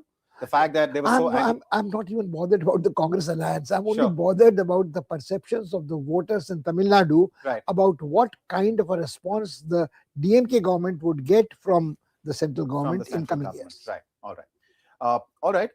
Before we start discussing some of the other states, because Vijay, of course, is somebody we'll have to keep discussing throughout the day, because the numbers that we're looking at, like I said earlier, are unprecedented. So as far as West Bengal is concerned, the numbers at this point in time look something like this. BJP is leading on 149 seats. TMC is leading on 107. Congress is leading on 4. Left Front is leading on 2. Others are leading on 1. And talking about key candidates, at this point in time, Mamata Banerjee is leading. Suvendu Adhikari is trailing. And that is as far as the situation in West Bengal is concerned. Let's quickly take a look at what's happening in Assam before I get Subhadra in on West Bengal and Assam. As far as Assam numbers are concerned, we're looking at an assembly of 64 seats, an assembly of 126 seats with a magic number set at 64. NDA is up and ahead of the opposition on 79 seats, Congress on 32, AIUDF on 1, others on 2. Let's quickly take a look at Kerala as well. UDF has now clearly established a massive lead over LDF. It is leading on 76 seats versus 40. That is the number of seats LDF is leading on. NDA is leading on 5. And let's take a look at Puducherry as well. Numbers are in for 22 seats at this point in time. NDA is leading on 14. Remember, it's a small assembly, Puducherry. It just has 30 seats. So the majority mark in case of Puducherry, the magic figure is 16. So the NDA is very close to the numbers which it requires to form the government in Puducherry, where it was in power already. And in fact, it is now leading on 15 seats in Puducherry. Shobhadra, now we have spoken about Tamil Nadu quite a bit. One state which we haven't discussed as much perhaps, but the numbers for BJP there are very encouraging. And that state is Assam. As far as exit polls are concerned, it was rather clear that Himanta Biswa Sharma would succeed in forming a government again in Assam. And that clearly seems to be the case because the magic figure is 64 and NDA in Assam is ahead on 79 seats. So what worked for Himanta Biswa Sharma this time around? Yeah, I think, one of the few factors, some of the factors which has worked in favor of Himanta Biswa Sharma, who is the sitting Chief Minister of Assam. One is popularity number across Assam, barring a few pockets in the upper Assam, where the Ahom votes or the indigenous or Ahom votes are important, and Gaurav Gogoi is an Ahom, and where he has gained some votes there. But what is happening in Assam is that it is a fight between a chief minister who has a very strong organization versus a Congress leader whose personal charisma could win him the Jorhat seat, but it is not sufficient. It was not sufficient for him to gain popularity across Assam. As I said, Assam, the politics of Assam is it's very divided across the caste lines. As I see it about Ahom and non-Ahoms, there is a tension between the Muslims, indigenous Muslims versus the Assamese versus the Bengalis. It's a very complex politics in Assam.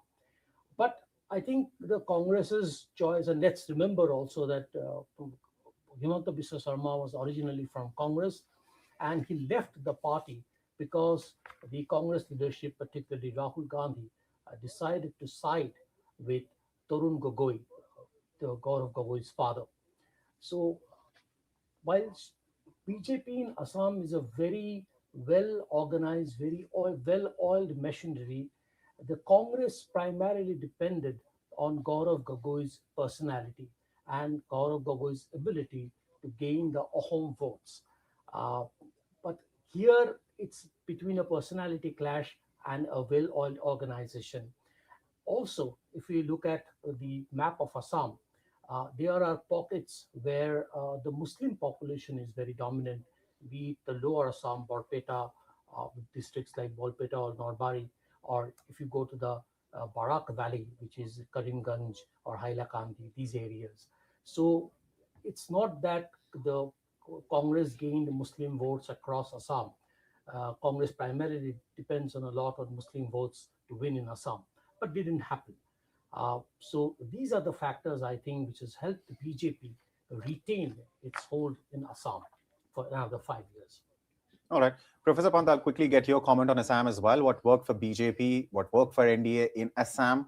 Subhadra, of course, mentioned quite a few things there. If you'd like to add something to that, and then we will start discussing West Bengal. No, I think I agree totally with him, Subhadra, what he said. I only would say that Congress is non-existent. I mean, as he rightly pointed out, Tarun Gogoi's son might be just living on the charisma. Congress, the party hangs like an albatross around the neck of anybody who's associated with it. So it's total failure of Congress It is, I mean, I think I recall when Mr. Biswal Sharma had moved out of Congress, he had said that he had gone to meet Rahul Gandhi and he let his pet dog eat biscuits from Yeah. his plate and did not either have the decency to apologize or call for another plate of biscuits. So I think that kind of an arrogance continues to haunt Congress and leads to the demise. Anybody who touches Congress, and Mr. Rahul Gandhi does what I like to call is an anti-Midas touch. Anti-Midas touch. Interesting way to phrase that, Professor Pant. But quickly, I want to get the comment of both of you on this aspect, which is increasingly being noticed, especially after this elections. I'm sure this is going to be discussed even more. We're seeing this phenomena wherein, personalities are now becoming the center of, campaigns and elections. In Assam, you're talking about a personality clash between somebody like Himanta Biswa Sharma, who's really a tall figure, politically speaking. In Assam, he clearly knows how the system works. He was in Congress before, very seamlessly fit into BJP's narrative. And then you had versus him, Gaurav Gogoi. And then when you look at Tamil Nadu, again, it is a victory of perhaps a personality that we're looking at, because Vijay clearly, has a massive following, and that following has been, I mean, a lot of people are saying that might not be possible, but it seems it is possible that that support, the massive rallies that we saw in Tamil Nadu in favor of Vijay, clearly turning into votes and seats for him as well. So the emergence of this phenomena, right? Personality cult. Professor Pant, what would you attribute this to? I don't really quite subscribe to the view of the personality cult either being new or suddenly emerging or being effective. Look at Bihar elections. What was the personality cult? Okay. Nitish was a person whose product life cycle was over. Much before the elections were held, it was quite clear that he was not going to be the chief minister. And Tejasvi or another spent force Lalu were not the personalities which were dominating, the election. Take for instance the current Kerala elections. What do you think is the personality there? Well, there are too many personalities there. It will be difficult for the UDF to figure out who their chief minister is going to be in Kerala. Yes. But yes, please go ahead. And the person who will be standing out most from Kerala would be probably Shashi Tharoor for his articulation, for his personality and his charisma, his individual following. But that's not the point again. That's what plagues Congress there. Yeah. Take, for instance, another election. Take Punjab, for instance. Sure. I mean, do you think Bhagwant Mann was a personality which drew the cult? And I agree with you. I entirely agree with you, which is why I gave very specific examples. I mean, I gave you the example of Assam. Perhaps we can also include West Bengal in that list. Another thing that Madhya Pradesh, Rajasthan, Chhattisgarh, Jharkhand, take anything. Right. So, Badr? See, I personally believe that personality-driven politics can take you to a certain level, but beyond that, you need a strong organization to, translate or transform the popularity into votes. As far as Tamil Nadu is concerned, the Tamil Nadu politics is very different. We have seen it's the only state in India where there are 69% reservation for SC and STs. Yet we have seen a Brahmin, J. Jayalalitha. She has been a chief minister of Tamil Nadu. We have seen DMK party, a solid cadre-based party, coming back repeatedly in power. But, if you keep aside Tamil Nadu, because that's, again, a very different kind of a politics. If you look at other states, I strongly believe that you need a good organization to win elections. The proof is today, if we talk about the strength of organization, of what organization can do, we have to look at West Bengal. We have to look at the story of BJP in West Bengal. Many people might say that, BJP, there's been a very serious campaign. Prime Minister spent many days in Bengal. The Union Home Minister, Amit Shah, he stationed himself in Bengal for almost like 15 days and all these things. But to win Bengal, to win, however, how the BJP has won Bengal, and I think it's a serious organization effort. It's not, there is no, let me tell you, in the state level, there is, apart from Shubhendu Adhikari, there are no other leaders who's of that level, of that stature, to take the party, carry the party on his shoulders.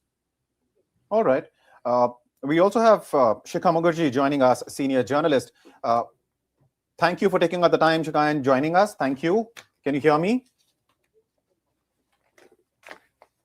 Ms. Mukherjee, can you hear me? Yeah, I can hear you. All right. I don't think she can hear us at this point in time, but whenever she joins us, we'll welcome her and perhaps talk to her about Bengal as well. Shobhadra, as far as I think she can hear us and she's responding. All right.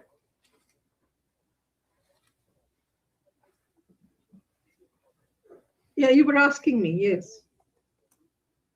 Ms. Mukherjee, please go ahead. Sorry, I didn't get your question. Please ask again. Hello, can you hear me? There seems to be some lag between my audio reaching her and her response. Let me ask you the question again, Ms. Mukherjee. We were discussing West Bengal and we were discussing the kind of numbers that we're looking at because at this point in time, as far as West Bengal is concerned, numbers are in for 265 seats. And out of which BJP is leading on 145, TMC is leading on 112 seats, Congress on 4, Left Front on 2, others on 2. There seems to be a clear trend emerging in favor of BJP. Magic number, remember viewers, in Bengal is 148. So BJP, if this trend holds, is just 3 seats away from that magic figure of 148. And the total size of the assembly is, of course, 294. Ms. Mukherjee, what would you attribute BJP's success in West Bengal to? Because this was a very tightly fought election, and Mamata Banerjee, fought it tooth and nail. Okay, the BJP's success in West Bengal, I think, are the following. One, as Dr. Pant was saying, the organization of the BJP.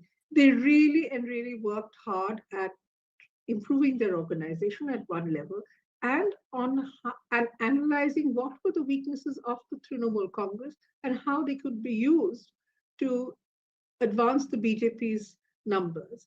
And in that, I think what is emerging is a very interesting way of managing elections, which is the SIR has affected the deletion of names in very crucial pockets of West Bengal where the Trinamool had expected to pick up seats. Number one. Number two, the SIR has also removed from the rolls people who would have otherwise supported the Trinamool Congress. Number three, what we are seeing is perhaps a split in the Muslim vote bank for the Trinamool Congress. And this split is a consequence of the BJP's, probably the BJP's efforts to reach the Muslim voters through 2 routes. One, the Humayun Kabir effect, which is that the Muslims in West Bengal have been exploited by the Trinamool Congress as a vote bank without providing the kind of benefits to the vote bank that she had either promised or they had expected that would come their way. The second effect is that the left and the Congress votes, the left and the Congress surge, revival, resuscitation in Bengal is an indication that there are seats where the votes are getting split in very interesting ways. And the left is going to pick up votes in places where, again, the Muslim vote is a factor, so is the Congress, so is Humayun Kabir in probably 2 seats. Therefore, this is the impact of SIR, Muslim votes, and Mamata's inability to address any of those things. For the simple reason that she was also worried about, she was very worried about how to prevent any further erosion of Hindu votes by anything that she does, because she needs the Hindu votes to win as well, not just the Muslim votes or the women's votes or whatever.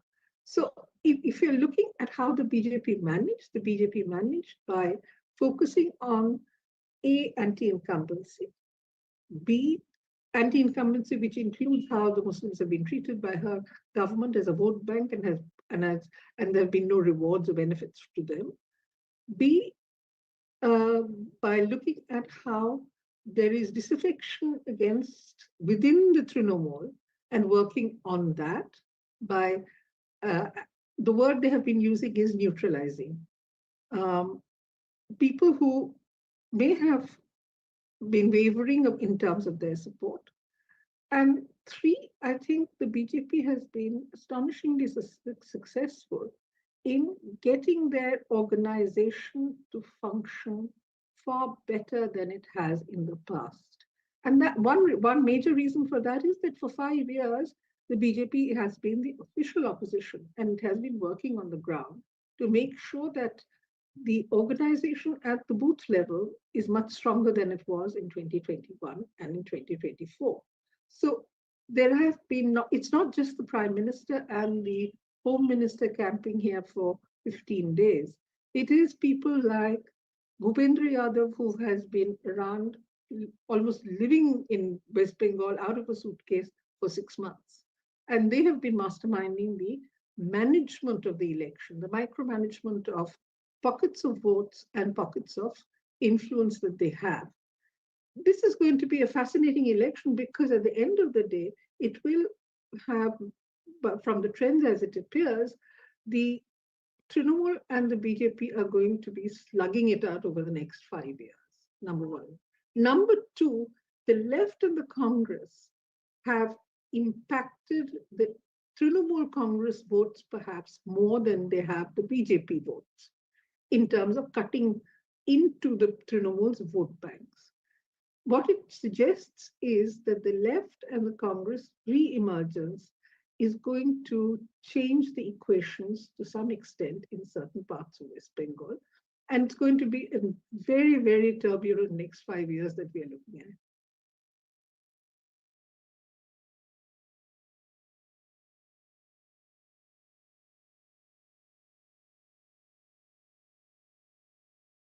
You? Sorry? Professor Mukherjee, can you hear me, ma'am? Yeah, I can hear you. There's a time lag, yeah. Please repeat the question and I'll answer. The Congress have impacted the Trinamool Congress votes perhaps more than they have the BJP votes in terms of cutting into the Trinamool's vote bank. What it suggests is that the left and the Congress re-emergence is going to change the equations to some extent in certain parts of West Bengal. And it's going to be a very, very turbulent next 5 years that we are looking at. Case of Assam and Jammu and Kashmir, actually Assam has become a mirror image of Jammu and Kashmir in terms of politics and in terms of demographics. What you see in Kashmir Valley, that is almost like 100% Muslim population, where BJP cannot even dream of winning any seats anymore. You know, they did not. By the way, BJP even refused to field a candidate in those 3 seats of Kashmir Valley because there was no point. They knew there is no point. So Assam Valley has become like Kashmir Valley, and Upper Assam has become like Jammu. So only difference is in Jammu and Kashmir, still the valley region has majority of the seats. So even if BJP wins 100% of the Jammu, they are still unlikely to get a majority. While in the case of Assam, the Upper Assam has majority of the seats, while the Assam Valley has minority seats. So it is a mirror image in just a twisted way. That's ironical part of it, but yeah, Congress has a problem at hand right now because Himanta Biswa Sharma is an old Congress hand, and as they say in Sanskrit, Chanakya Niti, Sam Dam Dand Bhed. There is hardly anything that he has not used, you know, in this campaign. And Congress at times had really difficulty in answering, you know, to his whatever strategies that he was implying. So we will know, but what it seems from the data that we have published before the election happened, it seems that there is a very distinct polarization, and Congress is a top favorite among the Muslim voters of Assam, but is not so favorable seen as favorable among the Hindus of Assam. So that is something which is not really working in terms of electoral benefit, if I say, for the Assam Congress. Case of Assam and Jammu and Kashmir, actually Assam has become a mirror image of Jammu and Kashmir in terms of politics and in terms of demographics. What you see in Kashmir Valley, that is almost like 100% Muslim population. Okay, so Tamil Nadu party, Tamil Nadu. So each and every family will celebrate this win. My name is Raghuram. Yeah. Yes, I'm the member of the TVK party. I'm saying Padur. So I'm Dr. Lakshmi Priya. I'm coming from West Tambaram. Actually, my surrounding is DMK surrounding. I'm from DMK surrounding. My family is DMK family. They all belongs to DMK party. And I separately vote for TVK. I was expecting some change from this DMK and ADMK. So as like enna madriye, so nariya per they are wishing to fine. So and like me itself, so many of the people are expecting for the change. So I think so this change will be a good change. My Anna Vijay will do something to the Tamil Nadu. I think so. I hope so.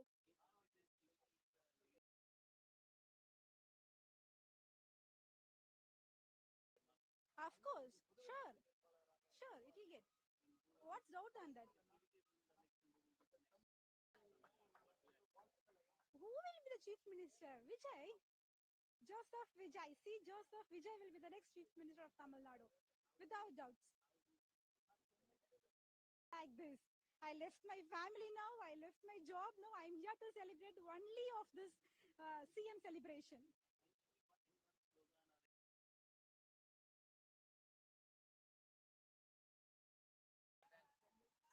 Sorry, I don't know. I don't want to do anything.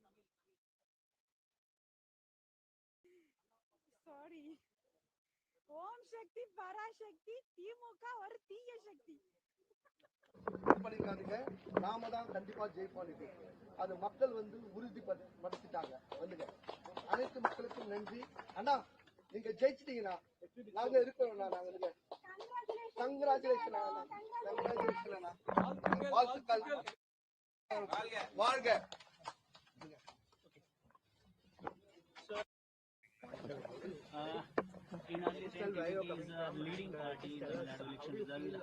All right. So, Saubhadra, Ms. Mukherjee, we briefly heard her talk about, what worked for BJP in West Bengal. 2 points. One was, of course, the split in Muslim votes and perhaps even the women vote, the female votes walking away from Mamata Banerjee. A vote bank she could claim was all hers.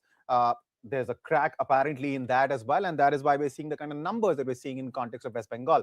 What do you think, BJP did, which took away a female vote, especially from Mamata Banerjee?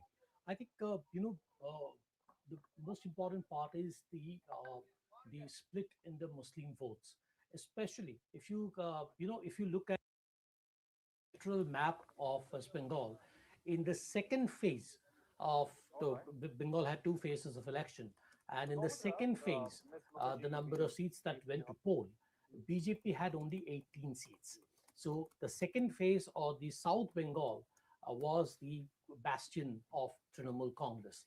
And in that area, I think what has happened is that if you look at the data, it's very clear that ISF, which is associated with Naushad Siddiqui, ISF has been able to garner a substantial number of Muslim votes, and as a result, the Trinamool's vote has come down.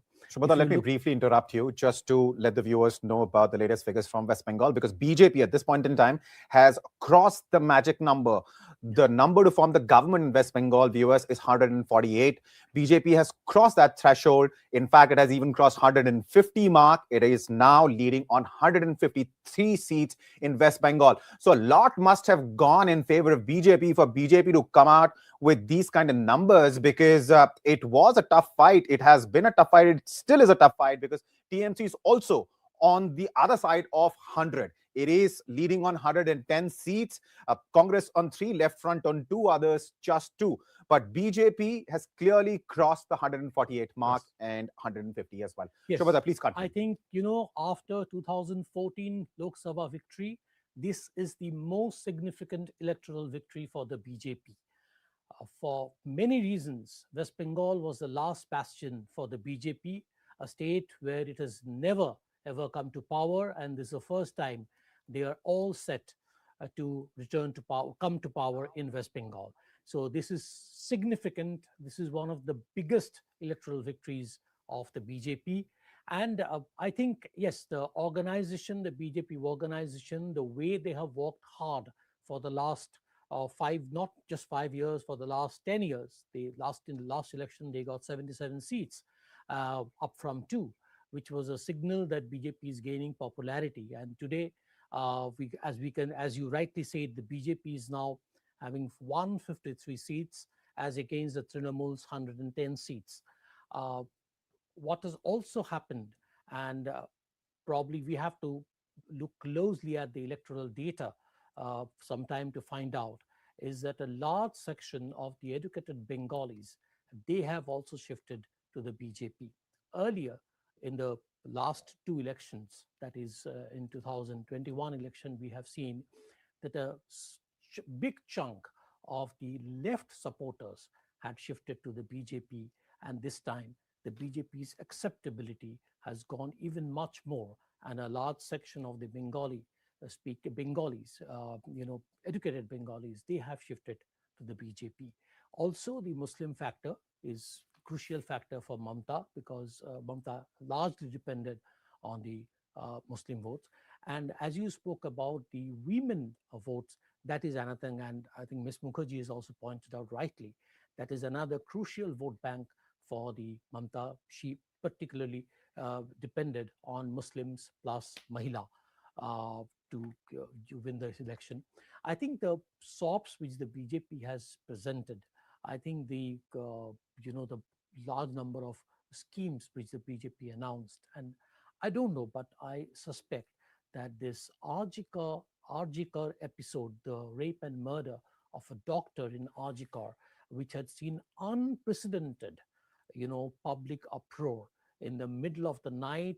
Calcutta had seen, and even other parts of the Bengal has also seen women, thousands and thousands of women coming out on the streets to protest against the rape and murder of the Arjikar doctor. That was unprecedented, and probably that also signifies that why the substantial section of the women voters, they have turned towards the BJP. Overall, I think there's a lot of anti-incumbency factor against Mamta, who has ruled Bengal for 15 years. So we have to look at closely again. We have to look closely at the data to see which regions, how the BJP has substantially gained in which regions. But preliminary data which I have seen, it shows that in North Bengal and in the areas which are adjoining Jharkhand, Orissa, those areas, right, the BJP has clearly swept. All right. Ms. Mukherjee, can you hear me, ma'am? Yeah, I can hear you. Yeah. You can't hear me, I guess. I don't think Ms. Mukherjee can hear us. I was told that she can.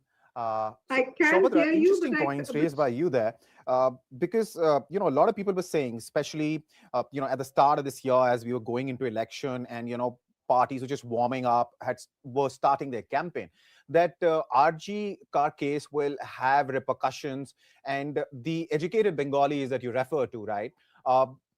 That is perhaps the last barrier that BJP had to break, apart from, of course, the Muslim and female voters. But this was the last barrier. It was the Bengali intellectual who was resisting BJP's charms, But it was the RGK. The middle class Bengalis. Right. I think middle class Bengalis, for them, this episode was a real shocker. And I've been in Delhi for many years now, but I have too many friends in Calcutta, and my parents, my mother, and my relatives are in Calcutta.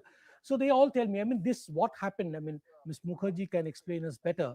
Yeah. What happened after the Arjikar episode, after the heinous crime against the doctor in Arjikar, the level of public uproar, the level of protests, it is unheard of, it is unprecedented. I have never ever seen in my life, I've spent 25 years in Calcutta, I've never ever seen that women in the middle of the night, thousands and thousands, even lakhs of women coming down on the streets to protest against the Arjikar episode. And I have seen in my own eyes that, the auto rickshaws or the taxi drivers, sympathetic towards the cause, they are offering free rides to the support to the protesters to go home, reach home safely. I mean, this has shook the Calcutta crowd, and this has shook the conscience of the Bengal. And this was clearly one of the incidents, I believe, that it has taken away a substantial middle class vote and women vote from the Trinamool Congress. Right. I think Ms. Mukherjee is back with us. Let's try one more time to get her in on this. Ms. Mukherjee, I was just discussing this with Saubhadra, the point, in fact, that you made, that BJP this time around successfully managed to, crack the main voter base that Mamata Banerjee has. It is, of course, the Muslims and the female voters. Saubhadra pointed out that it is perhaps, some of the SOPs that BJP has promised, which could have also played a factor. And briefly, we also discussed the role played by the middle-class Bengali, how BJP managed to convince them this time. Do you think, in your opinion, it was how the Mamata government dealt with the RGR case, not just the event itself, but the aftermath of it, how it reacted to the public's reaction? We talked about the protest, which we saw, as Saubhadra was pointing out, thousands of women in the streets of Kolkata. That's what we were talking about. So do you think it was really the RGR case and how Mamata Banerjee government and the way it dealt with it, which broke the camel's back? I hope you can hear me now. Can you? Can you hear me? No. Oh dear. But for what it's worth, let me try and answer the question. One is, if you look at how the RGR victim's mother is leading in Panihati, then it's what Saubhadra was saying, and what I have seen for myself, which is an extraordinary sight. It's not just the women who stepped out on the streets of Calcutta. It was the football clubs who came out and said, this is unacceptable. They were protesting on the football field with banners about the RGR case. Now that was very telling, because it means that a youth segment was vocalizing its disapproval of the way in which Mamata Banerjee handled the RGR case, and the fact that it actually occurred, because they felt that the particulars of that RGR case was a sign that the Trinamool Congress and Mamata Banerjee's government were simply unable to deal with the criminal elements who had taken shelter within the party. I think that was a strong indictment, and that's probably reflected, A, in the way in which the victim's mother is leading in Panihati, and B, in the disapproval of the middle-class Bengali voter, who has till now been not particularly attracted to the BJP, if I may put it that way. The other thing is that, the middle-class Bengali voter has now had reached the point when it was saying anybody but Mamata. The strength of the feeling was something that I hadn't quite understood or estimated correctly, but it seems that middle-class voters have taken the position from what the outcomes are now, that enough is enough of Mamata, and we need a change. The change, no one is, the worst part of this whole exercise is that the anticipation of a radical positive outcome after the elections is not evident. Mamata Banerjee is getting over 107 seats if this trend continues. She's going to be there in the opposition. So West Bengal's electorate, I think, is very, very conflicted about how they see the BJP and how they see the Trinamool Congress. And this conflict is not because they're choosing between a better alternative and a worse incumbent. It is a kind of surge towards let's get things changed and then let's see what happens, which is an indication that things are very, very unpredictable at the point. I can't hear you, Ishan. I can't hear Mamata you. Banerjee has regained the lead in Bhabanipur, And it is a close contest between her and Shubhendu Adhikari. In early counting, Shubhendu Adhikari was ahead, but since then, Mamata Banerjee has taken a lead and has moved ahead. Now, looking at some of the numbers as far as Tamil Nadu is concerned, Vijay's lead, which had crossed 170, has come down to 135 now. So some would say sanity is finally prevailing, at least to whatever extent it can in this scenario. But 135 is what we're talking about. The magic figure, of course, to form the government in Tamil Nadu is just 118. He's clearly ahead of it. 135 is the number of seats he's leading on. NDA is leading on 63. DMK Congress combined leading on 27. Talking about West Bengal, BJP is now ahead on 160 seats. TMC's lead is now shrinking. It is now leading only on 106 seats. Congress is leading on 2, Left Front is leading on 2, others are leading on 3. Talking about Kerala, UDF has clearly left LDF far behind. It is leading on 77 seats compared to LDF's 42. NDA, interestingly, is leading on 5 seats. Others are leading on 1. Talking about Assam, the numbers are in for 117 seats at this point in time. And viewers, the numbers that you're seeing and the numbers that I'm telling you, the numbers you're seeing on your graphic screen right now on YouTube or Hindustan Times or Live Mint apps, they might be slightly different from other numbers because here we're interested in sharing the numbers we're sure about. We would not in a hurry here to declare the election in favor of somebody or against somebody. We're interested in giving you verified information. So those are the numbers that I'm sharing with you. So at this point in time, as far as Assam is concerned, total 126 seats. The magic figure in Assam is 64. At this point in time, we have the numbers for 117.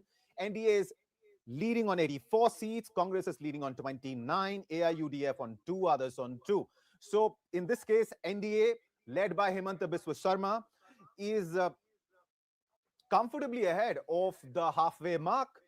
And talking about Puducherry, numbers are in for 22 seats. Puducherry, remember, viewers, is a very small assembly. I'm sorry. It has just 30-odd seats. And out of that, NDA is leading on 15. DMK Congress combined on 3, others on 4.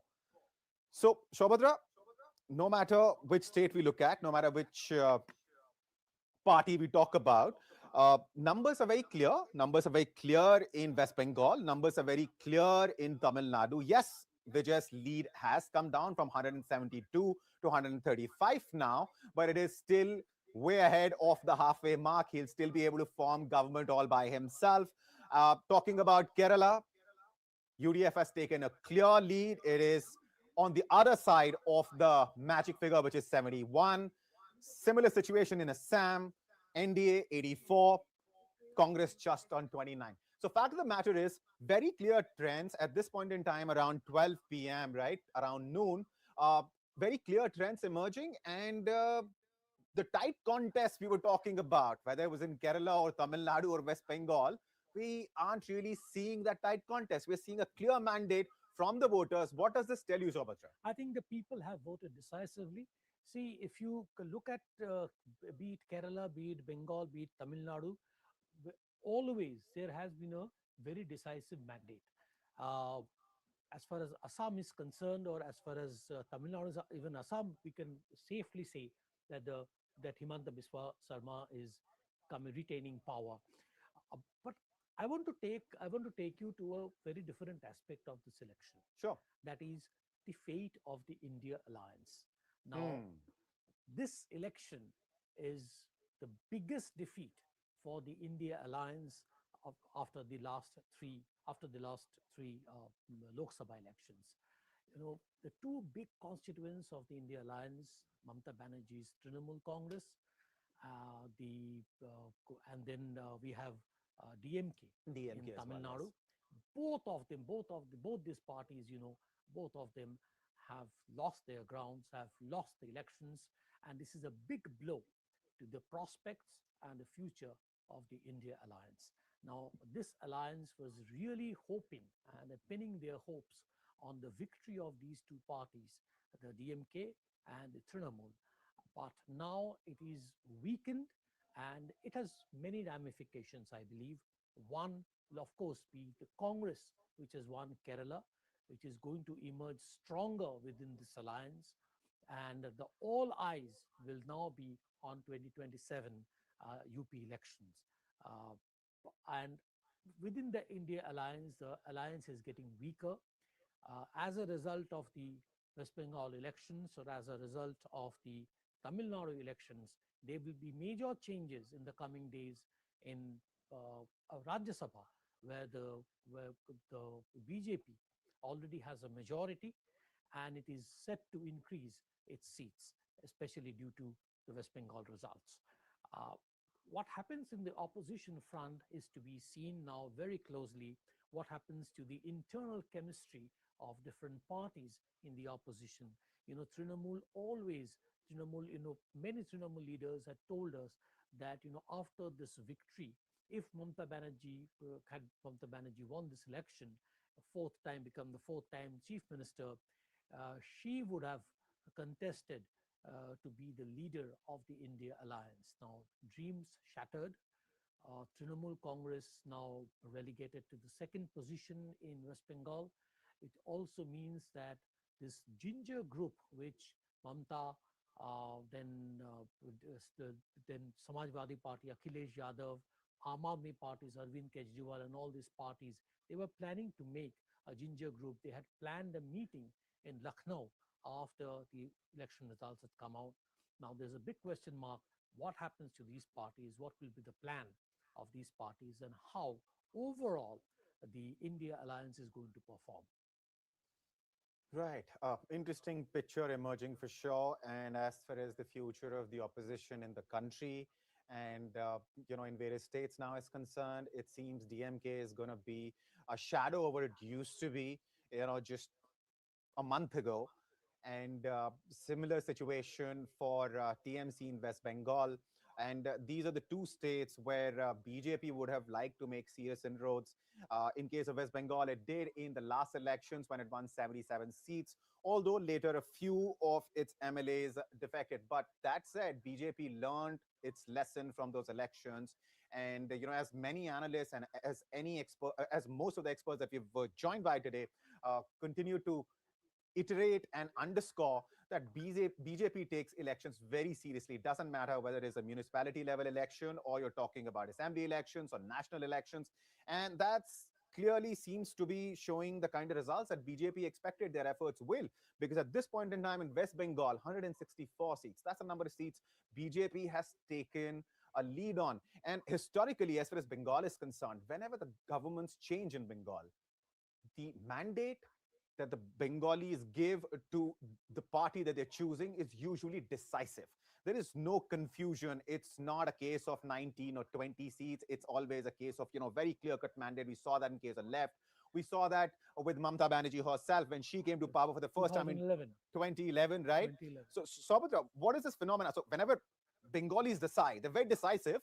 Till the time they don't decide, they're rather passive. But once they do make up their minds, they would rather completely in support of, the party that they choose, completely decimate the opposition. I think this is the beauty of Bengal. This is the beauty of democracy in Bengal. Please remember that in 2016, the last left front government, they had 2/3 majority in the West Bengal Assembly.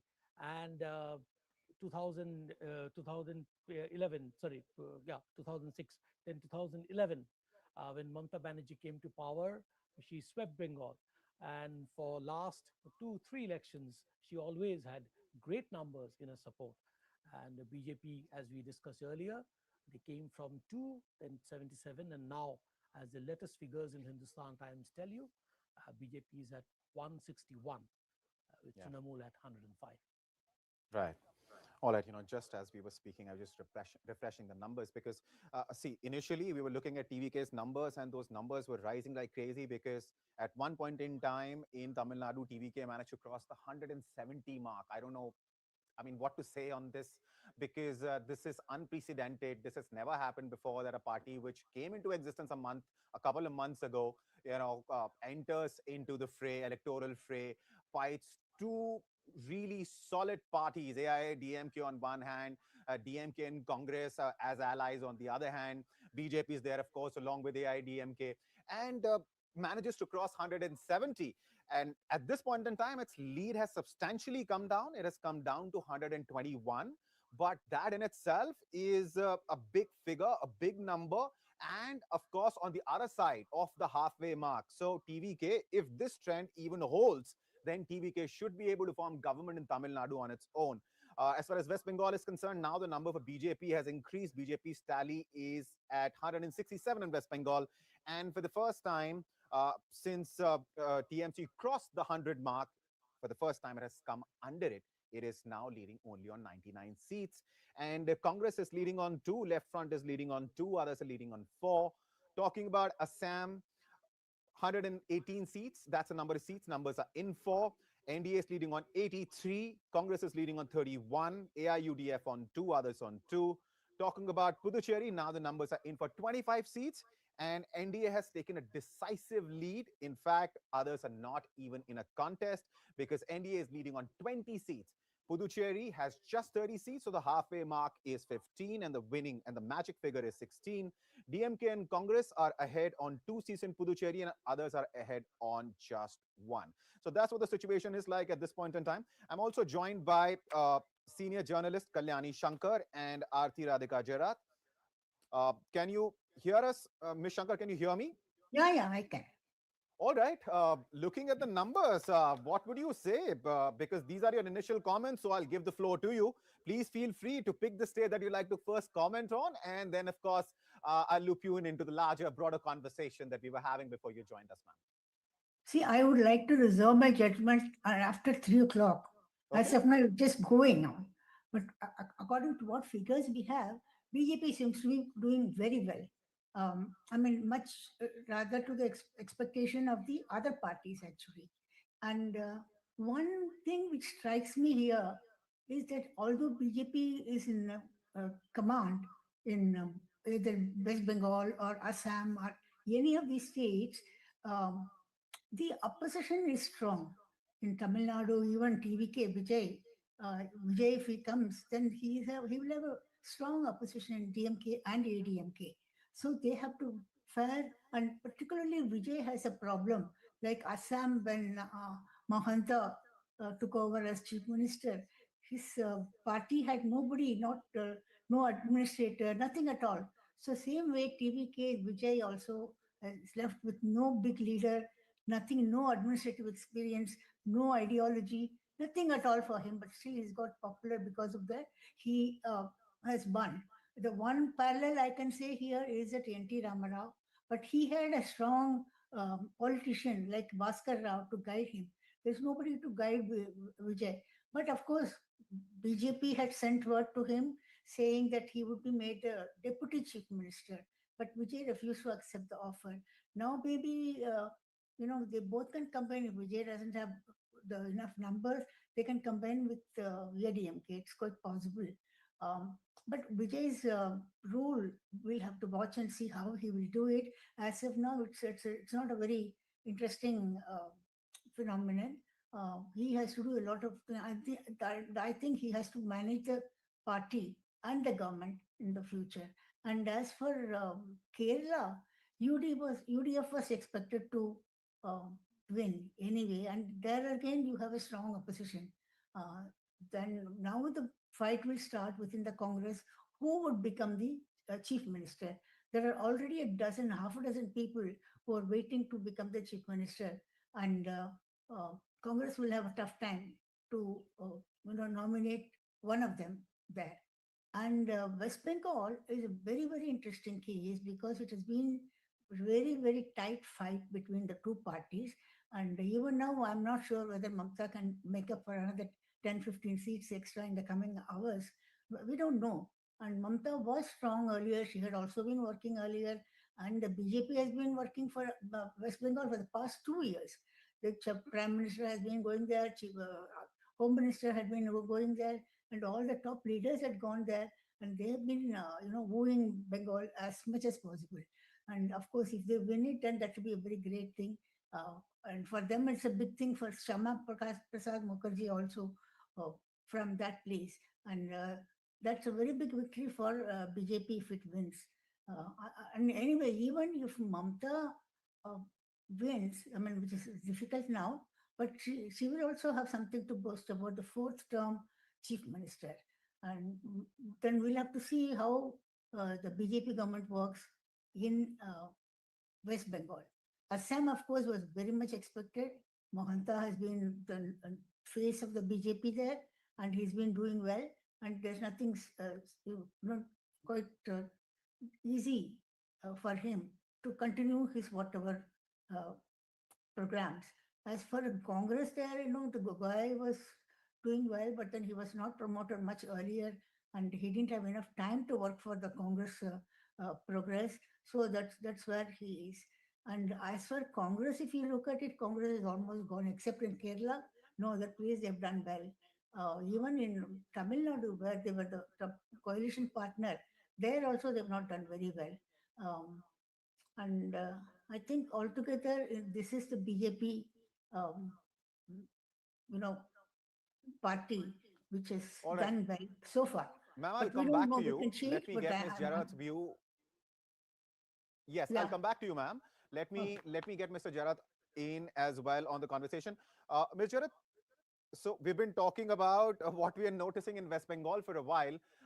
But what do you make of Vijay's performance in Tamil Nadu? Because the numbers that we're looking in this case are unprecedented. His lead, although has come down substantially from where it was about 45 minutes ago at 172. Now it is at 117, which is very close to the halfway mark. In fact, just one seat under it. So what do you make of Vijay's performance in Tamil Nadu? Well, it's not the first time that a film star would have swept a state. We have seen Right. MGR do that in, Tamil Nadu. We have seen NTR do that in Andhra Pradesh. So Vijay is, following in very famous footsteps. But what is very interesting here is the kind of what looks like the complete collapse of the DMK. And, I think this is a blow from which Stalin is going to take a very long time to recover. In the meantime, while he's trying to recover and, sort of shore up his flanks again, who knows what kind of electoral landscape or socio-political landscape will take shape in Tamil Nadu under somebody like Vijay, who at the moment we have no clue what his ideology is. He is a complete unknown. He's come on the back of his popularity as a film star, but he, as Kalyani pointed out, he doesn't have a strong administrator. He doesn't have political people. He's really a very raw person to governance. And which parties are going to, sort of form the government with him? Will there be a break in the BJP AIDMK alliance? I don't know who's got how many seats in that alliance. Will the BJP have enough numbers to shore up the numbers for Vijay and form the government with him? As you know, before the elections began, there were talks between the BJP and Vijay for an alliance. Some leaders in the BJP were very keen, on having an alliance with Vijay. But ultimately, I think they decided to go with the AIDMK, which was a tried and tested partner and a tried and tested party in Tamil Nadu. So I think the coming days in Tamil Nadu are going to be very interesting with this new phenomenon. And, I think what Vijay has introduced in Tamil Nadu, it probably marks the beginning of the end of this bipolar Dravidian politics that has dominated, Tamil Nadu for the last 50 years. Because he has risen on the enthusiasm of young voters who have flocked to him for, the big aspirational dream of, jobs, of modernism, of getting ahead, of, sort of eschewing, sort of caste models and so on that Dravidian politics, thrived on. So that's a very interesting change that we're seeing in Tamil Nadu. And it'll be interesting to see how this unfolds and what shape, Tamil, what takes place in Tamil Nadu following this development. I'd like to make a comment on West Bengal because I think it is way too early to take a call on West Bengal, although the figures seem to suggest the BJP almost like a sweep, because from my understanding, only about 3 to 4 rounds of EVMs have been counted. You're right. EVM, You're right. counts have happened. Also, most of the EVMs that have been opened and are being counted currently are from the north of Bengal, which is a BJP stronghold, and from the south tribal areas where the BJP was expected to do well. The BJP already has some hold. Mamta's belt, which is the presidency belt, Yep. in the sort of south and middle of Bengal, the counting of EVMs has not even started. So, these figures could undergo a drastic change, or you may see the BJP sweeping forward to a really remarkable, spectacular victory. So I would hold my horses on West Bengal for at least another 2 hours till more EVM rounds are counted, until, it is geographically more widespread than it is currently. I agree with you, but at this point in time, let me tell you that 274 seats, the numbers are in for 274 seats out of 294. And I agree with you that there should be no hurry in, calling elections. At the end of the day, we are talking about the most important thing in a democracy, that is the will of the people. And of course, if we could wait for 5 years, if the electorate can wait for 5 years, surely they can wait for 2 more hours to find out who's actually going to win. But having said that, the numbers at this point in time, ma'am, are painting a clear picture. So let me just, share those numbers with viewers. BJP is leading on 176 seats in West Bengal at this point in time. TMC is leading on 90. For the first time, about 15 minutes ago, TMC slipped under 100 seats after crossing that figure. And INC is leading on 2 seats in West Bengal. Left Front is leading on 2. Others are leading on 4. Viewers, some key reactions are coming in. Let's listen to those. And then, of course, we will further discuss what's happening in some of the other states, because Tamil Nadu and West Bengal, what we're seeing there are naturally things which more of us are curious about, and we have been discussing more of. But after these bites, we will, of course, talk more about Assam and Kerala along with Puducherry.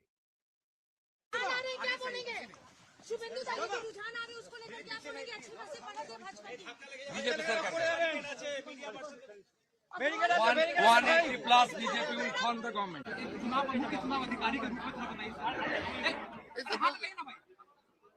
संतोष तो आप लोग बताएंगे। हमने तो पूरी कोशिश करी है कि फ्री एंड फेयर इलेक्शन हो।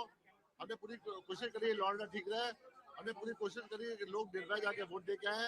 हमने पूरी कोशिश करी है कि ईवीएम की सैंक्टिटी मेंटेन हो। हमने पूरी कोशिश करी है कि स्विच काउंटिंग हो। हमने अपील किया है सबको कि आप जो है लॉ एंड ऑर्डर हाथ में मत लीजिएगा। इलेक्शन आते हैं जाते हैं, ये एक पर्व की तरह है, फेस्टिवल की तरह है, जैसे दुर्गा पूजा होती है। आइए आप आगे प्रिपरेशन कीजिए। जब कैंपेनिंग पीरियड होता है, वोट के समय आप जैसे पैंडल जाते वैसे जाइए। अब जब विसर्जन के समय आ गया तो विसर्जन कीजिए, उस टाइप का है। सर, जब 2 चरण का चुनाव का ऐलान किया गया था तो दूसरे स्टेट में कहा जा रहा था कि पता नहीं चुनाव आयोग कितना सक्सेस हो पाएगा। पश्चिम बंगाल में एक रीति रही है कि 3 से 7 चरणों के चुनाव तक एक रीति रही है। उस नीति को आप लोगों ने तोड़ा और अब सफलतापूर्वक नतीजे सामने आए। क्या कहेंगे सर, थोड़ा बोलिए। हम लोग तो रेडी थे। हम लोगों ने चुनाव आयोग से कहा था कि सिंगल फेज में करना है तो भी हम रेडी है। हम रिस्पॉन्सिबिलिटी लेने को तैयार है। हमने कहा था, लेकिन वहाँ पे बहुत सारे क्राइटेरिया होते हैं। वहाँ पे फोर्स का क्राइटेरिया होता है, सेंट्रल फोर्स कितनी अवेलेबल नहीं है, प्लस और क्राइटेरिया होते हैं। और हो सकता है फ्यूचर में बहुत जल्दी बंगाल में सिंगल फेज इलेक्शन भी हो।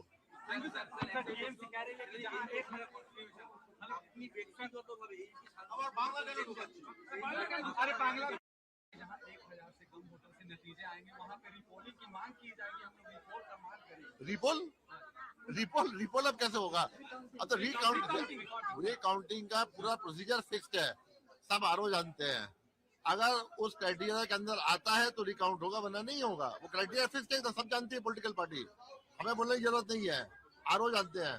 जो भी किताब में होगा, जो भी रूल में होगा, जो भी रेगुलेशन में होगा, वो 100% फॉलो होगा।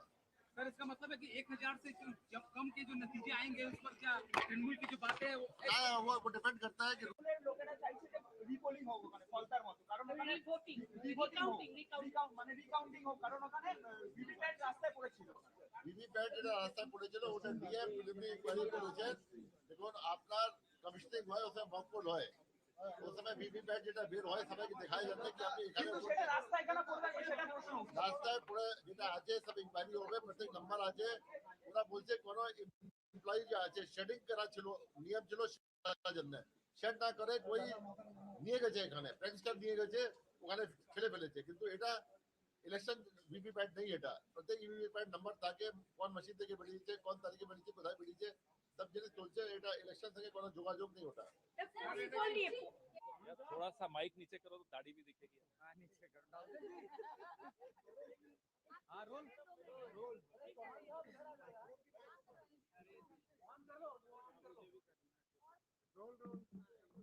दे दो मुझे, कोई बात नहीं सुनता हूँ।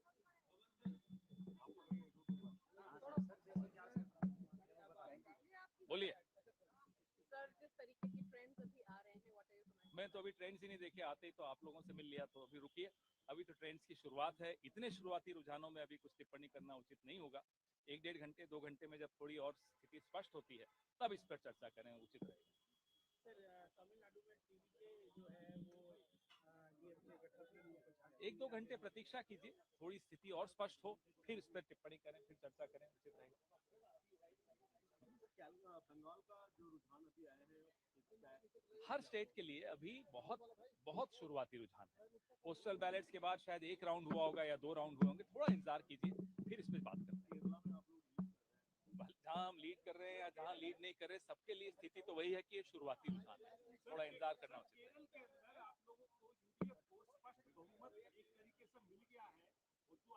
अभी अभी किसी भी राज्य की बात करें, बहुत ही शुरुआती रुझान है, तो न मुंह मुरझाना चाहिए, न बहुत खिलखिलाना चाहिए, थोड़ी इंतजार करें और फिर जब स्थिति स्पष्ट हो फिर चर्चा करें। हमें पूरी उम्मीद है कि 5 राज्यों में कांग्रेस पार्टी और हमारे गठबंधन के साथी बहुत मजबूती से जीतेंगे। न एग्जिट पोल्स पे ज्यादा रुचि रहते हैं, न इंटरनल असेसमेंट, तो इंटरनल होती है उसको तो सार्वजनिक नहीं किया जाता, लेकिन पूरी उम्मीद है कि इस बार लोकतंत्र बहुत मजबूती से जीतने वाला है। Thank you. केरल में तो आपके लिए खुशी खबर है, लेकिन बंगाल के अंदर इंडिया ब्लॉक के लिए खुशी खबर नहीं। अभी थोड़ा इंतजार करिए, बहुत ही शुरुआती है। तो आपने और मैंने कई चुनाव इकट्ठे हमने देखे हैं, कई नतीजों के दिन में हम लोगों ने लगातार बात की है। आप मुझसे बेहतर समझते हैं कि 11-12 बजे तक ही जाकर थोड़ा बहुत स्थिति स्पष्ट होनी शुरू होती है और फिर भी पलट जाती है, तो थोड़ा इंतजार करना उचित है। जैसे कई जगहों पर, जैसे पश्चिम बंगाल है, पश्चिम बंगाल के अंदर जो लीड आ रही है, पहले ही राउंड में अगर 3000-4000 का कैंडिडेट ले लेता है, वो एक बड़ी बात है। हालांकि अभी मुझे लगता है कि इंतजार करना उचित रहेगा। उम्मीद क्या है आपको? लोकतंत्र जीतेगा। कांग्रेस पार्टी और इंडिया ब्लॉक, हम अपनी तरफ से पूरे आश्वस्त हैं कि कई राज्य जहां हम डायरेक्ट लड़ रहे हैं, जहां हमारी स्थिति मजबूत है, वहां हम जीतेंगे। असम की बात पूछूंगा आपसे। बहुत अच्छी तरह से लड़े चुनाव हमारे साथी, और वहां भी परिवर्तन की एक लहर है, इंतजार करिए। है आपका तो ये हमारे देख रहे हैं कि एक विशेष विधानसभा टीटाबोर विधानसभा में काउंटिंग बहुत स्लो जा रहा है, और वो बात हम अंदर अभी कह के आए हैं कि ऐसा क्यों है कि टीटाबोर विधानसभा में काउंटिंग स्लो है। तो अभी कोशिश कर रहे हैं कि वो उसको थोड़ा तत्पर लीड कर रहे थे, अभी पता चल रहा है कि थोड़ा ये तो हर राउंड में तो होता ही है कि एक राउंड ऊपर नीचे, ये तो स्वाभाविक है। जो अंतिम नतीजे हैं उस तक हम अबे सौरभ माइक का जा रहे भाई।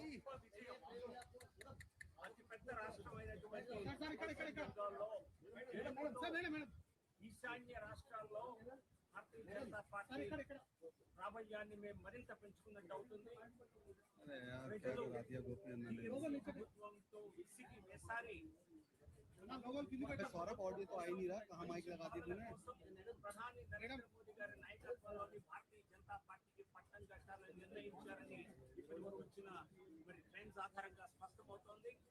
ఎగ్జిట్ పోల్స్ అంచనాలు వేసినట్టుగా సాధారణ మెజారిటీ కాదు, పెద్ద మెజారిటీతో लोगो डाउन करो भाई, ये मलेश लोगो डाउन करो अपना।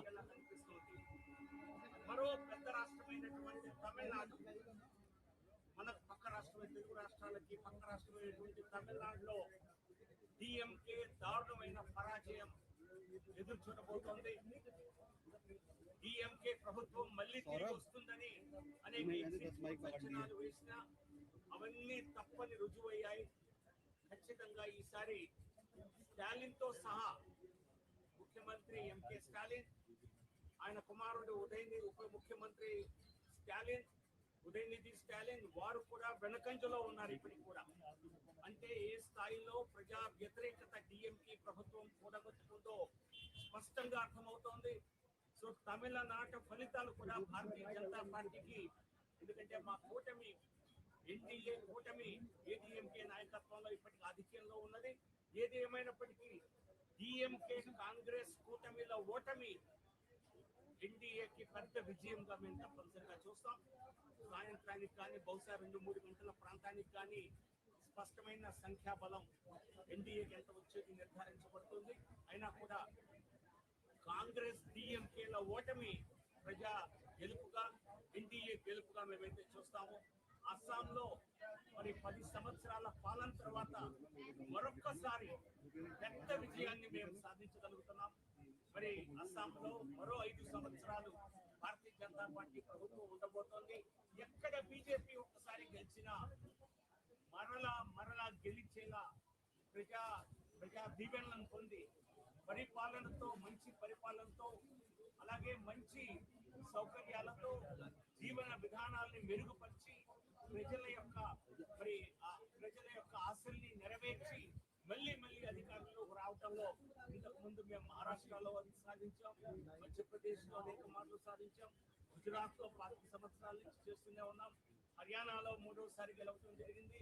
ఈసారి మరి అస్సాంలో కూడా 3వసారి గెలిచి భారతీయ జనతా పార్టీ గెలుపు, మోడీ గారి నాయకత్వంలో భారతీయ జనతా పార్టీ గెలుపు అన్నది అది సుపరిపాలనతోనే సాధ్యమవుతోంది. మరే పార్టీకి ఇది సాధ్యతరం కావటం లేదు. మనం చూస్తున్నాం ఈ రకంగా తమిళనాడులో 5 సంవత్సరాల పాలన చేసినటువంటి టీఎంకే దారుణమైన పరాజయాన్ని ఈ రోజు చూడబోతోంది. అదే పరిస్థితి కాంగ్రెస్ కి అనేక రాష్ట్రాల్లో కలుగుతోంది. రానున్న సంవత్సరాల్లో ఎన్నికల్లో కర్ణాటకలో భారతీయ జనతా పార్టీ గెలుపు ఖచ్చితంగా జరుగుతుంది. పశ్చిమ బెంగాల్ లాంటి రాష్ట్రంలో గెలిచిన భారతీయ జనతా పార్టీ, గెలుస్తున్నటువంటి భారతీయ జనతా పార్టీ ఖచ్చితంగా తెలంగాణలో ఖచ్చితంగా గెలుపు బాగుండా ఎగరేస్తుంది. దానికి వారం రోజులు తిరగకుండానే ప్రధానమంత్రి నరేంద్ర మోదీ గారి పర్యటన మరి దానికి కూడా నాంది వేయటం జరుగుతుంది. సరే, ఎస్ఐఆర్ ద్వారా ఓట్లు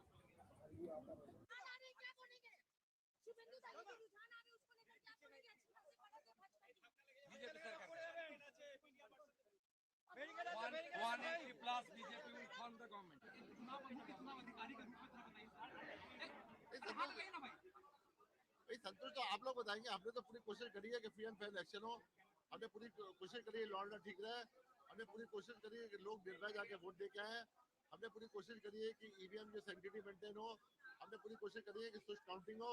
हमने अपील किया है सबको कि आप जो है लॉ एंड ऑर्डर हाथ में मत लीजिएगा। इलेक्शन आते हैं जाते हैं, ये एक पर्व की तरह है, फेस्टिवल की तरह है। जैसे दुर्गा पूजा होती है, आइए आप आगे प्रिपरेशन कीजिए। जब कैंपेनिंग पीरियड होता है, वोट के समय आप जैसे पैंडल जाते वैसे जाइए।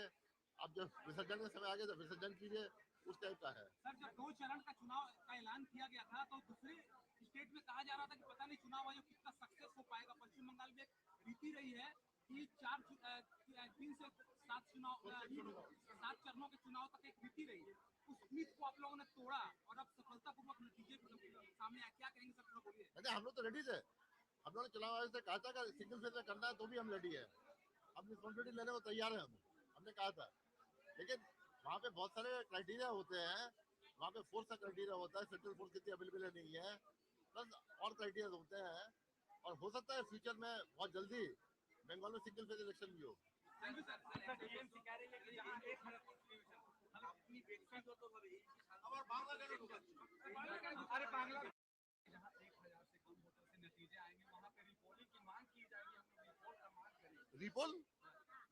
रिपोल अब कैसे होगा? अब तो रीकाउंटिंग का पूरा प्रोसीजर फिक्स्ड है, सब आरओ जानते हैं। अगर उस क्राइटेरिया के अंदर आता है तो रिकाउंट होगा, वरना नहीं होगा। वो क्राइटेरिया फिक्स्ड है, तो सब जानती है पॉलिटिकल पार्टी, हमें बोलने की जरूरत नहीं है, आरओ जानते हैं। जो भी किताब में होगा, जो भी रूल में होगा, जो भी रेगुलेशन में होगा, वो 100% फॉलो होगा।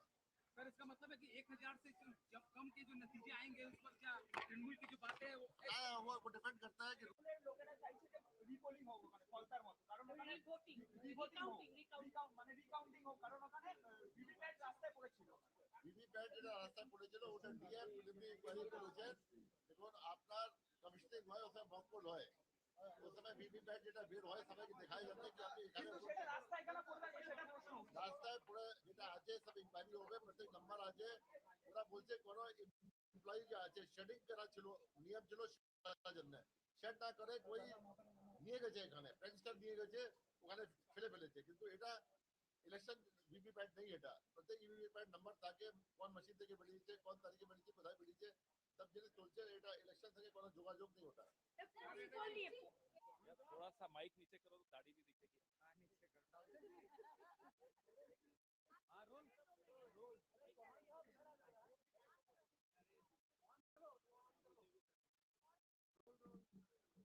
दे दो मुझे कोई बात नहीं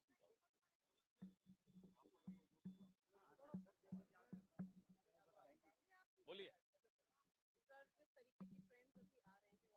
मैं तो अभी ट्रेंड्स ही नहीं देखे आते ही तो आप लोगों से मिल लिया तो अभी रुकिए अभी तो ट्रेंड्स की शुरुआत है इतने शुरुआती रुझानों में अभी कुछ टिप्पणी करना उचित नहीं होगा 1-1.5 घंटे 2 घंटे में जब थोड़ी और स्थिति स्पष्ट होती है तब इस पर चर्चा करें उचित रहेगा सर तमिलनाडु में टीवी के जो है वो डीएमके गठबंधन में कुछ 1-2 घंटे प्रतीक्षा कीजिए थोड़ी स्थिति और स्पष्ट हो फिर इस पर टिप्पणी करें फिर चर्चा करें उचित रहेगा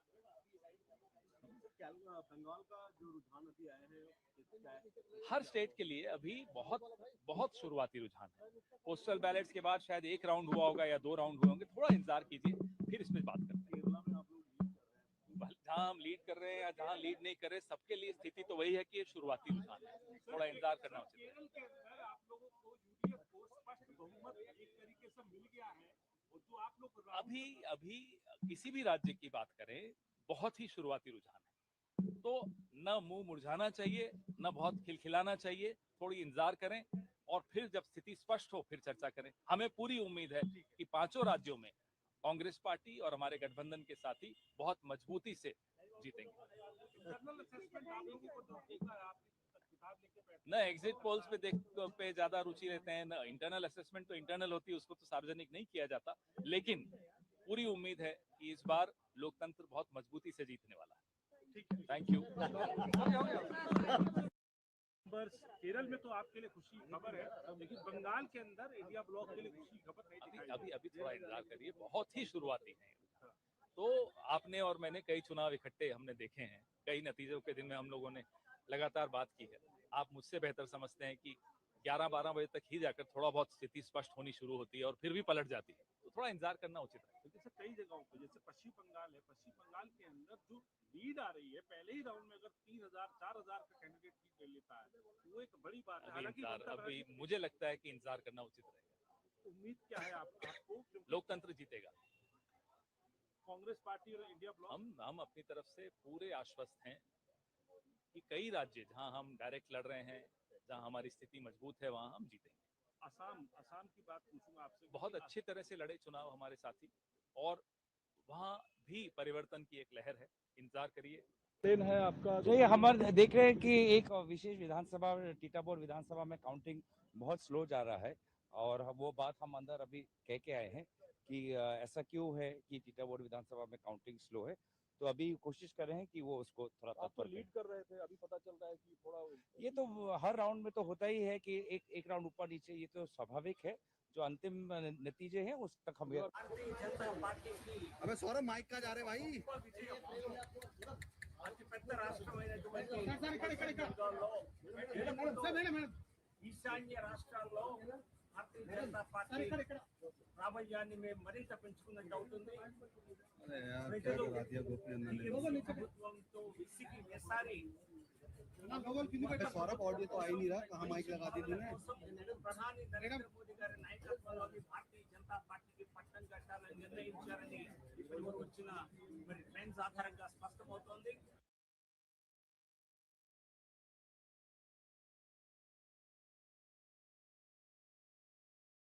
Read them out to you because at this point in time, situation in all states has become really interesting. There is a clear mandate emerging for BJP in West Bengal, in Assam, and in Tamil Nadu. The Vijay phenomena, something unprecedented. We haven't seen this in Indian politics before, because Vijay's TVK came into existence just a couple of months ago and is now hovering very close to the magic figure in Tamil Nadu. It is an assembly with 234 seats, and the magic figure is 118. At this point in time, TVK is leading on 115 seats. Now, remember, at one point in time, about an hour or so ago, TVK's lead had jumped to 172 seats, and in an assembly of 234, for a debutant to get those kind of numbers is, of course, something unprecedented. We haven't heard and seen such a phenomena before. But as I was saying that, senior journalist Aarti Jarat pointed out that, of course, there's been MGR and there's been NTR, but what we're seeing in Tamil Nadu, regardless, is shocking for sure, because NDA in Tamil Nadu is leading on 57 seats. And DMK, which most of the exit polls were claiming will be comfortably able to form the government, except perhaps Access My India, which gave 100 seats to TVK. Nobody else was claiming that DMK would be in such a bad shape at this point in time. DMK INC combined is leading on just 50 seats out of 234. It is TVK which is in the lead. It is leading on 116 seats. NDA is the second party. NDA is the second coalition, and of course the uh, key partner there being AIADMK of the BJP. Together, they are pulling in 57 seats. At least that's a number they're leading on at this point in time. Of course, the final results are still a few hours away. But in terms of a trend, there is a clear trend emerging in Tamil Nadu. 116, that's the number of seats which is leading on. Now, talking about Kerala quickly, 126 seats. We have numbers for out of 140. The magic figure for Kerala is 71. UDF is now leading on 80 seats. LDF is leading on 39. So UDF has maintained, after a neck-to-neck fight in the initial hours, has now taken a clear lead of 41 seats over LDF. The majority mark, the mark to form the government in Kerala, is 71, and UDF at this point in time is leading on 80. Talking about Assam, again, happy news for BJP and its supporters, because NDA is leading on 93 seats in Assam, and Assam is an assembly of just 126 seats in total. So out of that, BJP is leading on 93, comfortably ahead, miles ahead of the opposition. The Congress is leading on just 29 seats. AIUDF is leading on 2. Others are leading on 2. Talking about Puducherry, the lone UT, which went into elections in the month of April, along with West Bengal, Assam, Tamil Nadu, and Kerala. Out of 30 seats, on 27, we have the numbers, and NDA is leading on 25, DMK INC on 2. Now, viewers, the numbers that you're seeing and the numbers that I'm telling you on Hindustan Times and Live Mint might be slightly different from other channels and wherever else you're consuming and wherever else you're watching the election updates on. And that's because we're trying to give you the numbers we're sure about, the numbers that are verified, numbers that are confirmed. They might be a little slower, but those are verified numbers. At 12:30, clear leads have been established by BJP in West Bengal. It is leading on 179 seats. In Tamil Nadu by TVK, which is leading on 116 seats. Kerala, UDF leading on 82. Assam by NDA leading on 93. Puducherry, NDA leading on 25 out of 30 seats. Now, let me quickly get the guests that I have with me. Come in. Ms. Jarat, can you hear me? Yes. So just I before this, we were discussing what's happening in Tamil Nadu. And you very rightly pointed out that Tamil Nadu electorate seems to have trusted Vijay, whether it is because Vijay is so popular, or whether it is because uh, the Tamil Nadu electorate was really angry at DMK and MK Stalin's government. Uh, that is one point that we need to discuss. And apart from that, one thing which I definitely want to discuss with you is the fact that Tamil Nadu's electorate seems to be really adventurous because, politically speaking, Vijay is an unknown entity. What's his ideology? As far as administrative experience is concerned, he has none. So, by betting on Vijay, what is Tamil Nadu's Janta trying to indicate to the rest of the country and to, of course, political parties like DMK and AIA-DMK? So, those two questions for you. Well, I mean, I would see this as a kind of Gen Z revolution, very similar to what we saw in Nepal, where Gen Z put its faith in a rap singer who came out of nowhere, did not have any kind of political presence, party or anything, and yet swept the elections in Nepal. So I think, and Vijay concentrated on the youth. And as you know, the youth from the 18 to 35 age group forms a huge part of the electorate, definitely around 50% or maybe more of the electorate across the country. So Vijay concentrated on that. And young people are adventurous. They want change, they want something different, they want something new. Unlike older people who would go for known figures, known faces, more steady, don't want to step out of the crease and hit a six. Young people are ready to do that, and I think it shows the impatience of the youth. That, mind you, Tamil Nadu is a state that is doing well economically. It's amongst one of the big contributors to GST, GDP, income tax, and everything. And we do see a lot of migration from the north to places in Tamil Nadu, particularly Coimbatore, in search of jobs because jobs in Tamil Nadu are available. But clearly, for an impatient youth, that's not enough. They are so aspirational, they want more. And they're ready to take their chances with a new person who's talking a new language, a different language to the two established parties. And I think that's really what the Tamil Nadu results show. Right. Ms. Shankar, would you like to come in? Yeah, about Tamil Nadu. Yes. Yeah. Um, First of all, I want to remind you that N.T. Ramarao, when he came to power, he got 215 out of 294. So it is much more than what Vijay would get at the rate. So that is one point I want to make. And second thing is that uh, Vijay has been very popular among the youth and the women.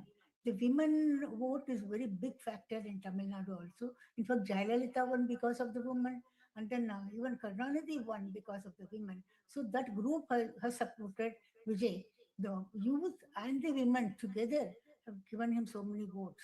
Uh, that is another thing. And the third thing, he should be congratulated for making the fans into voters. That's a very, very difficult thing for any leader to do.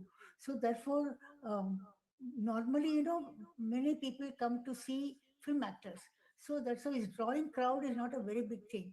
But at the same time, he was able to convert the fans into votes. That's how he has taken over. And Congress also wanted to combine with Vijay before the election.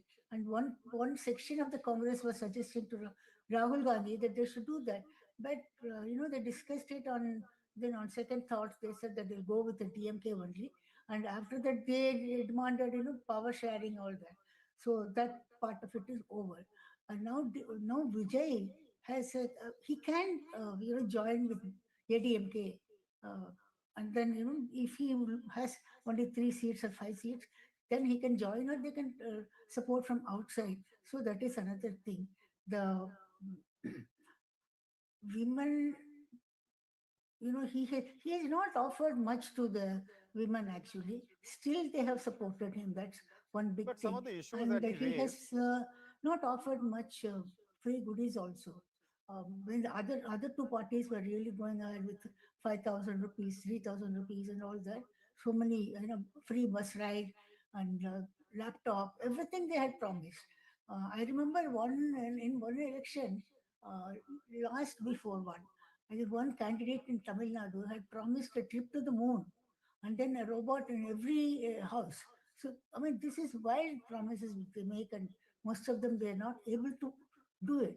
But still, Tamil Nadu people know they know about the, you know, how to get the freebies.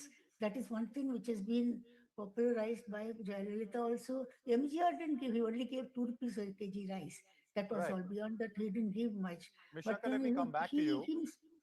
yeah, he was himself very, uh, he attracted people. Again, the same youth and women. That combination was a very, very valid thing. And now is the time when Vijay, how he will work with Modi, because Modi also offered him the deputy chief minister's seat. I mean, then he refused it. So now he will have to make up with Modi to get good things for Tamil Nadu, and then he also has to have some seasoned politicians to Vishaka, can guide you him. hear me? Let me circle back to Seasoned, you, ma'am. yeah, one sec.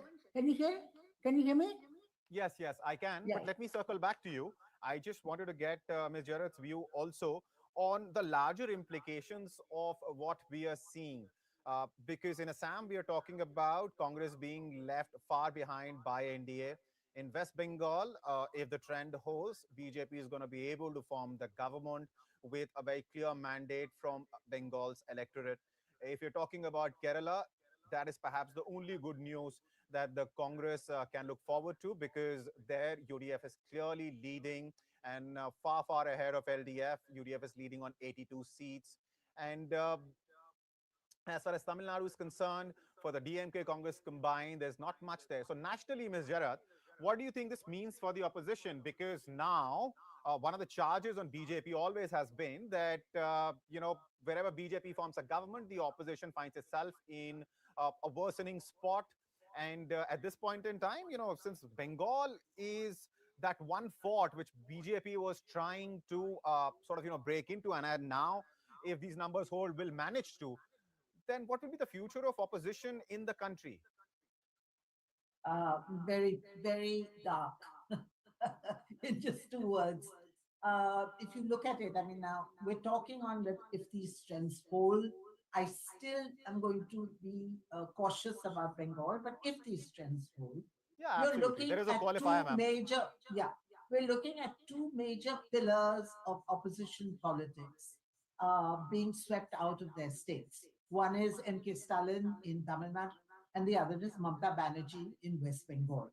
These have been the two main pillars of anti-BJP politics apart from the Congress, of course, but, they have certainly lent weight to, the anti-BJP politics of opposition parties. They have been very outspoken, it need and their inability to hold on to their states is a huge blow for the opposition, and it is certainly, I think, going to demoralize.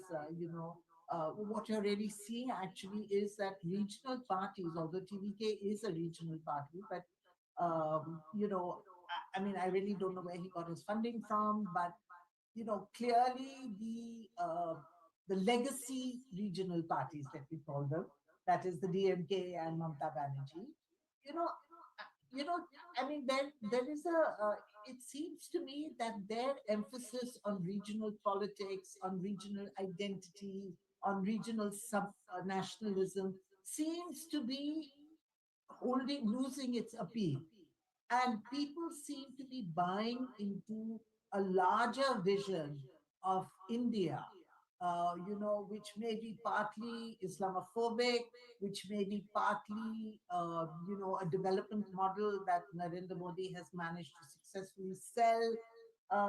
So I think that there is a huge change taking place in India in the aspirations of people.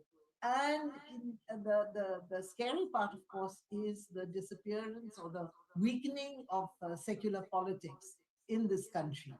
And the weakening of federal politics, because again, both Mamata Banerjee and Stalin have been big spokespersons for federalism. But if we're seeing, a kind of unitarian model slowly taking shape in India, then it is a big seismic change in federal politics, in regional politics, in the secular politics, and it's a very different kind of India we're looking at. Also, just before elections, one possibility which was being discussed by quite a few people online and, of course, in TV debates as well, was the fact that if BJP manages to win West Bengal, make a serious breakthrough, win the elections there, form the government, then we might see midterm polls in the country. What are your thoughts on that? Because BJP clearly is at 240 seats. Far lower than what it would ideally like to. Also, globally, looking at the scenario, we're looking at a war. There is a pause, of course, at this point in time between Iran, US, and Israel. But if the war starts again, then we're looking at an economically grim situation, no matter which country you talk about, but definitely India, because India is a large importer of gas and oil from Middle Eastern countries and other countries. So if oil prices go up, it's going to have an impact on the economy. So the speculation was that if BJP manages to win, big mandate in West Bengal, manages to make inroads in Kerala, and perhaps get a result to its liking in Tamil Nadu, because Assam was granted to Himanta Biswa Sharma as if it was, decided even before elections started. So keeping all of this in mind, considering BJP is going to emerge stronger, much, much stronger, and as you rightly pointed out, two pillars of the opposition, two very strong pillars are going to be weakened after this election, then do you think there is a real possibility of midterm polls where BJP will seek a bigger mandate for itself? Well, I mean, I know that there has been a lot of speculation about this and there's been a lot of chatter. People have been discussing this possibility. But I think two factors need to be kept in mind. One is the BJP's own experience with calling an early poll, which, Vajpayee did the Vajpayee government did in 2004. They called polls 6-8 months earlier than they were actually due. And we know the result of that. The BJP lost. The UPA government came to power because the Congress managed to emerge as the single largest party. So, of course, the political scenario is quite different. The Congress is much weaker today than it was at that time. But still, I mean, it's a big risk to take the decision to call a midterm poll. Secondly, I think we have to watch the global scenario and what happens to oil prices, what is the hit that the Indian economy will take with rising oil prices. At the end of the day, an election is expensive. And, do we have the oil reserves to fuel a midterm poll, which is going to cost a lot of money to the state exchequer? So I think that this is something that the government, this is one big factor that the BJP will have to take into account before it takes the gamble with a midterm poll. On the other hand, with two main pillars of the opposition, sort of crumbling now and, almost going, does the BJP really need to call a midterm poll? I mean, there are many ways in which it can just dominate in parliament. We recently saw the kind of exodus from Aam Aadmi Party in the Rajya Sabha, with 7 of Aam Aadmi Party MLAs merged with the BJP.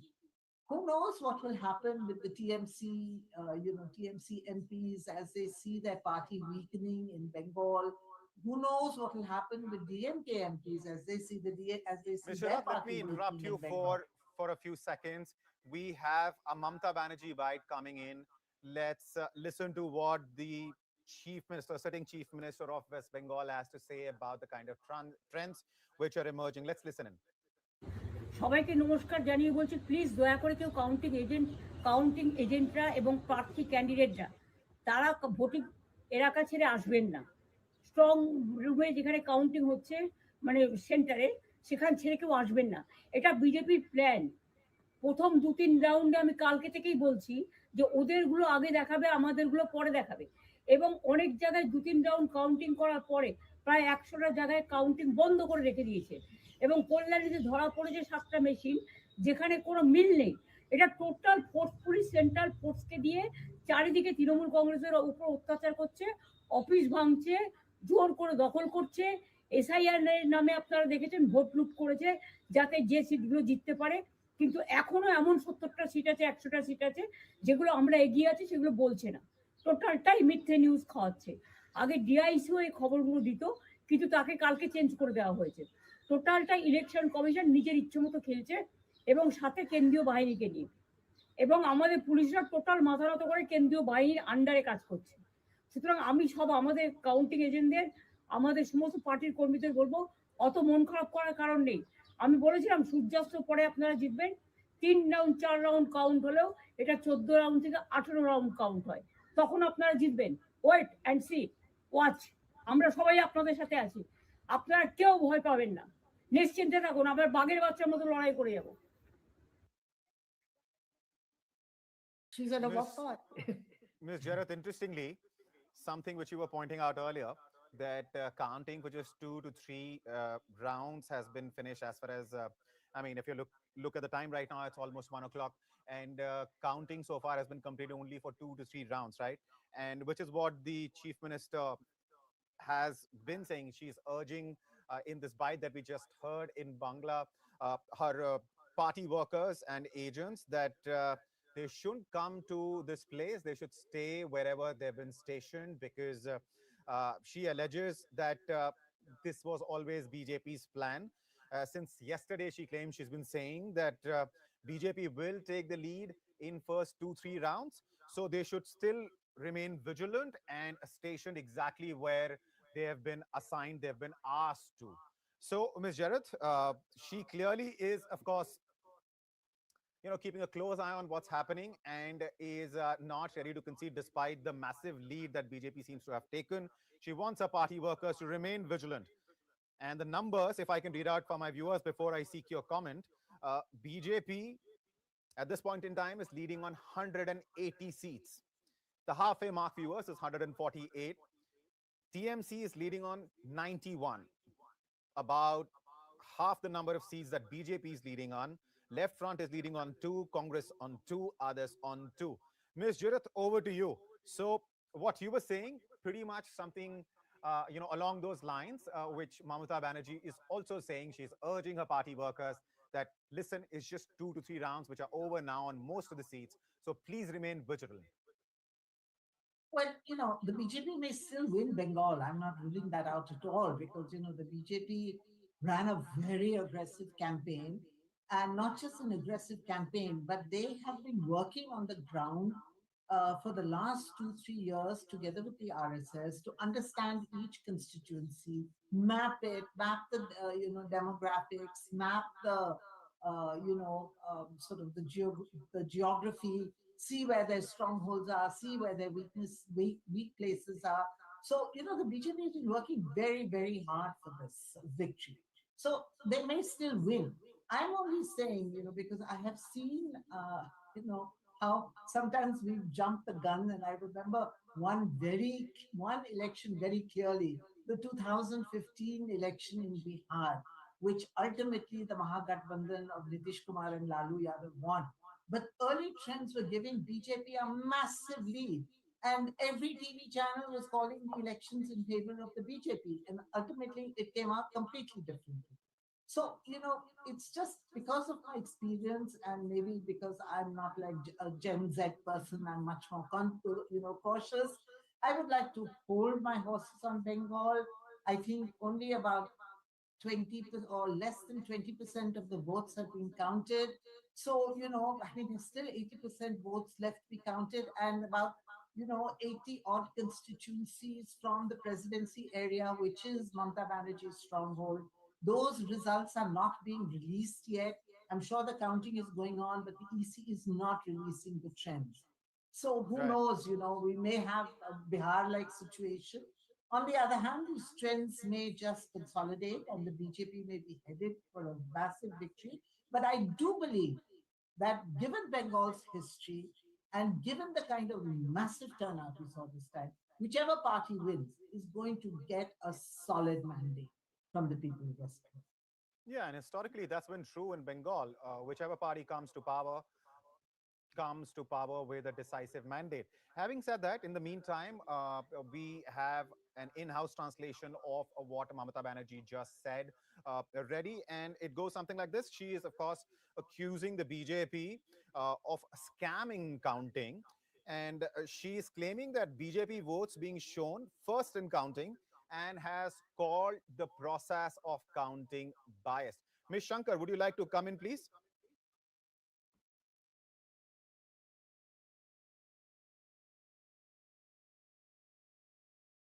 All right. In the meantime, let me, now that I have the translation here with me, let me quote her, because that bite, of course, was in Bangla. And, that makes sense because she was, of course, addressing her workers and agents. So this is what she said, and I quote, "I request all counting agents and candidates not to leave the counting area. This is BJP's plan.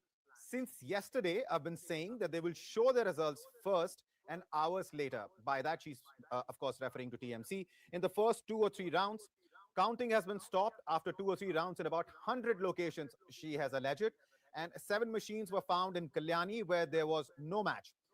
It's a total forceful use of central forces to oppress the Trinamool Congress everywhere, breaking offices and forcibly occupying them.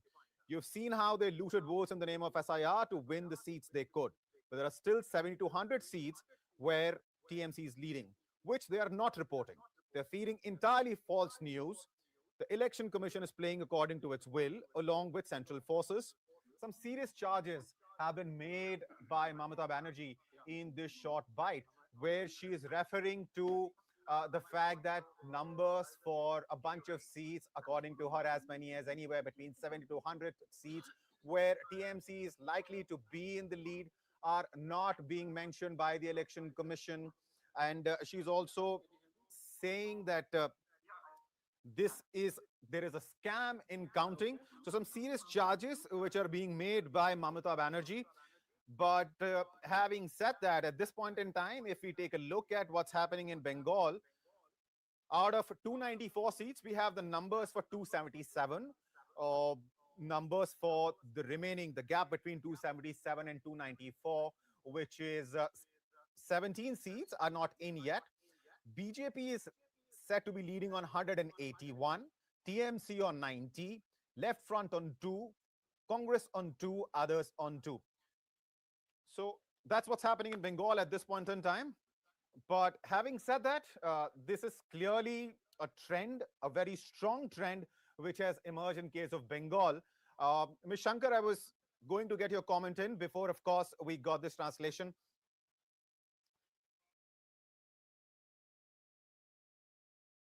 Ms. Singh, welcome. I hope you could hear some of the translation that I did of Mamata Banerjee's bite, where she has alleged that there is a scam in counting, and she is not really a fan of the process of the counting process, because she claims that numbers are not being reported for anywhere between 70 to 100 seats, basically where her party is leading or could be leading. And she has urged in a bite in Bangla, because of course she was talking to party workers and agents, that they should remain where they've been stationed, because she further claimed that BJP's plan was exactly this, to show the lead in the first 2 to 3 rounds, and they wanted the TMC workers perhaps to be complacent. So she urged them to go back to their stations and not come there. Ms. Singh, what do you make of what's happening in Bengal? Because at this point in time, a very clear trend has been established, and the lead that BJP seems to have taken, it is leading on 181 seats. Can this come down and perhaps, in further rounds, and TMC, which is now at 90, not even 100, can TMC cross that 100 figure?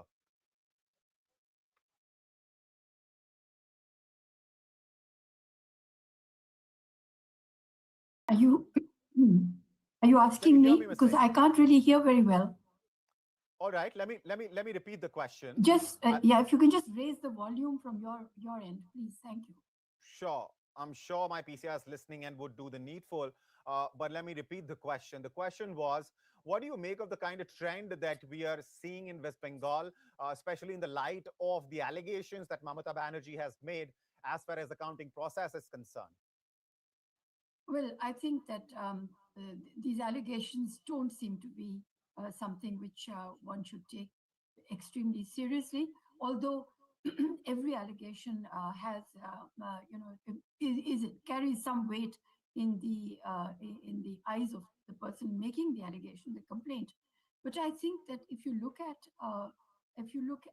trends, as we might have looked at for several elections, scores of elections in the past, when it is this kind of the leads are of this magnitude, I think that one should say that there is something which has definitely worked for the BJP, and even if it's not gone against Mamta, but it has certainly worked for the BJP. But a few things have also gone against Mamta Banerjee, I think.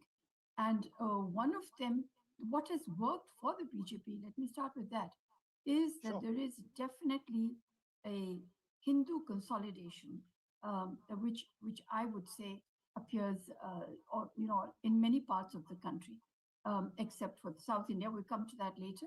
But Hindu consolidation, to a much lesser extent, the SIR exercise, and also with the anxiety that it bred, saying that if one is not seen with the forces that will come into power, one stands to lose a lot.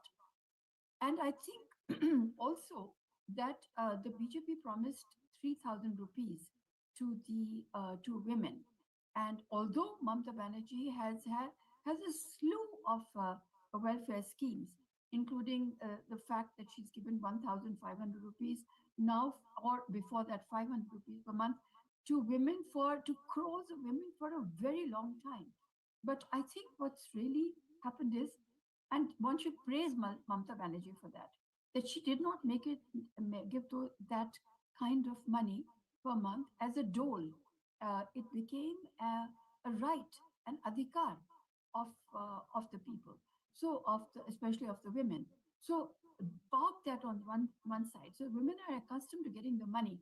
When a powerful party is promising 3,000 rupees, then it carries that much more credibility that the money will come into the account if it has been promised at election time.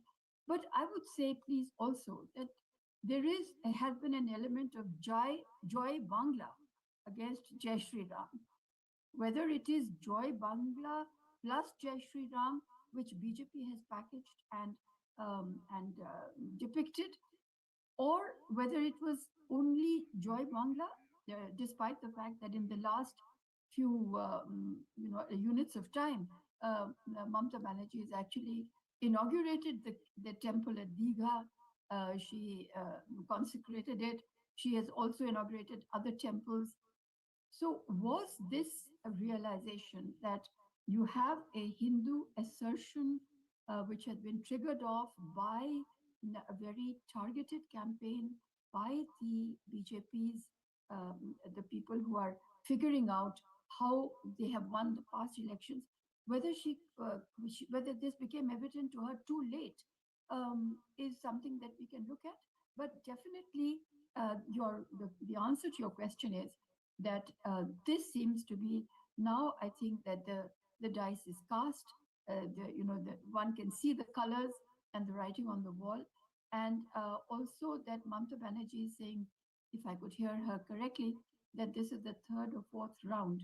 But even though the rounds come from perhaps at least the EVMs come from contiguous booths.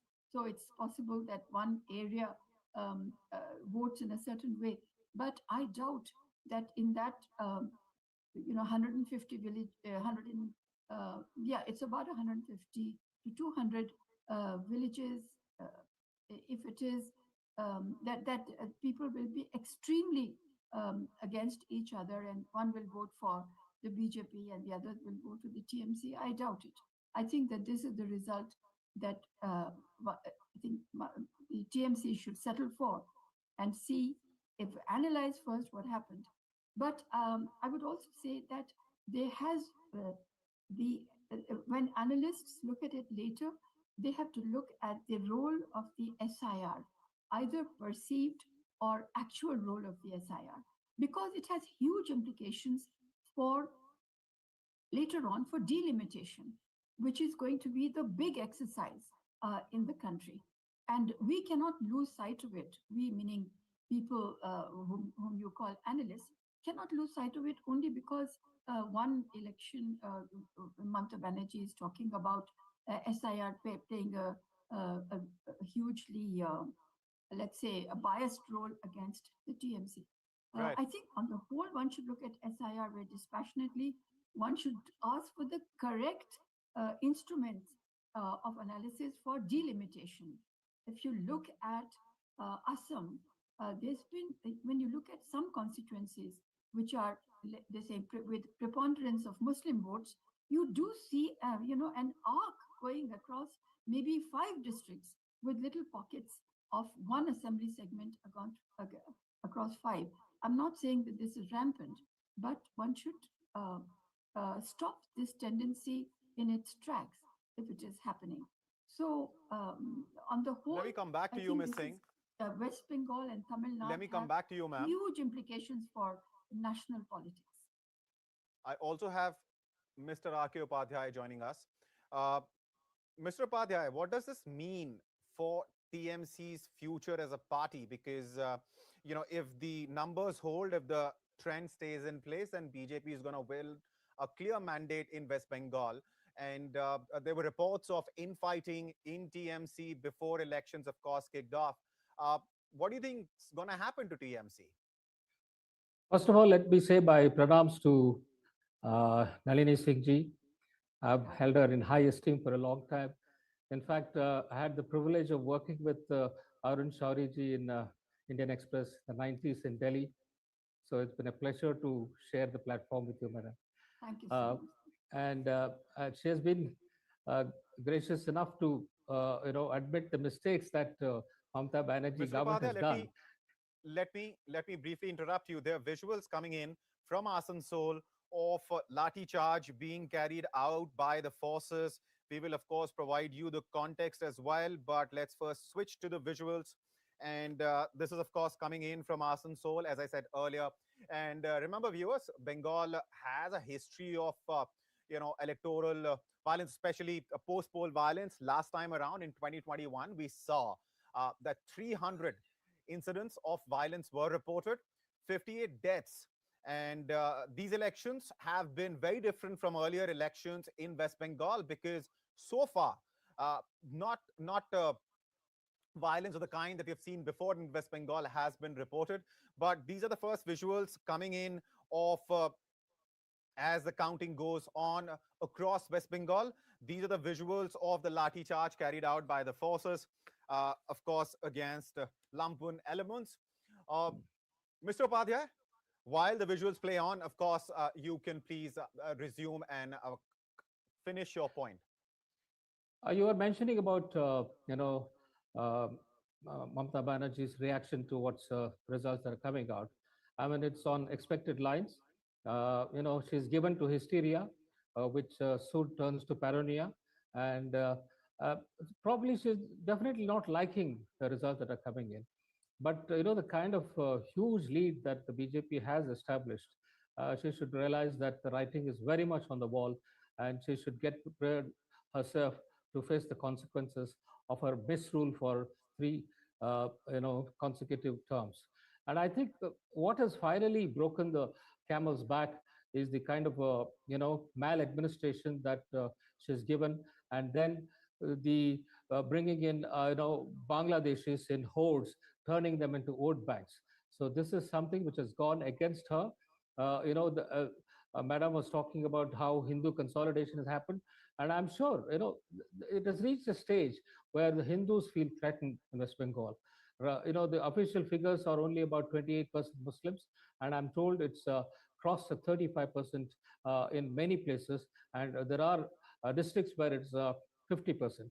So this is something which is unacceptable because you can't have so many foreigners living in your country, and enjoying the fruits of the labor of the other people. And this has to come to a stage where the stern action needed to be taken. That is where I think the BJP has made a big issue of this, and it has resonated with the people.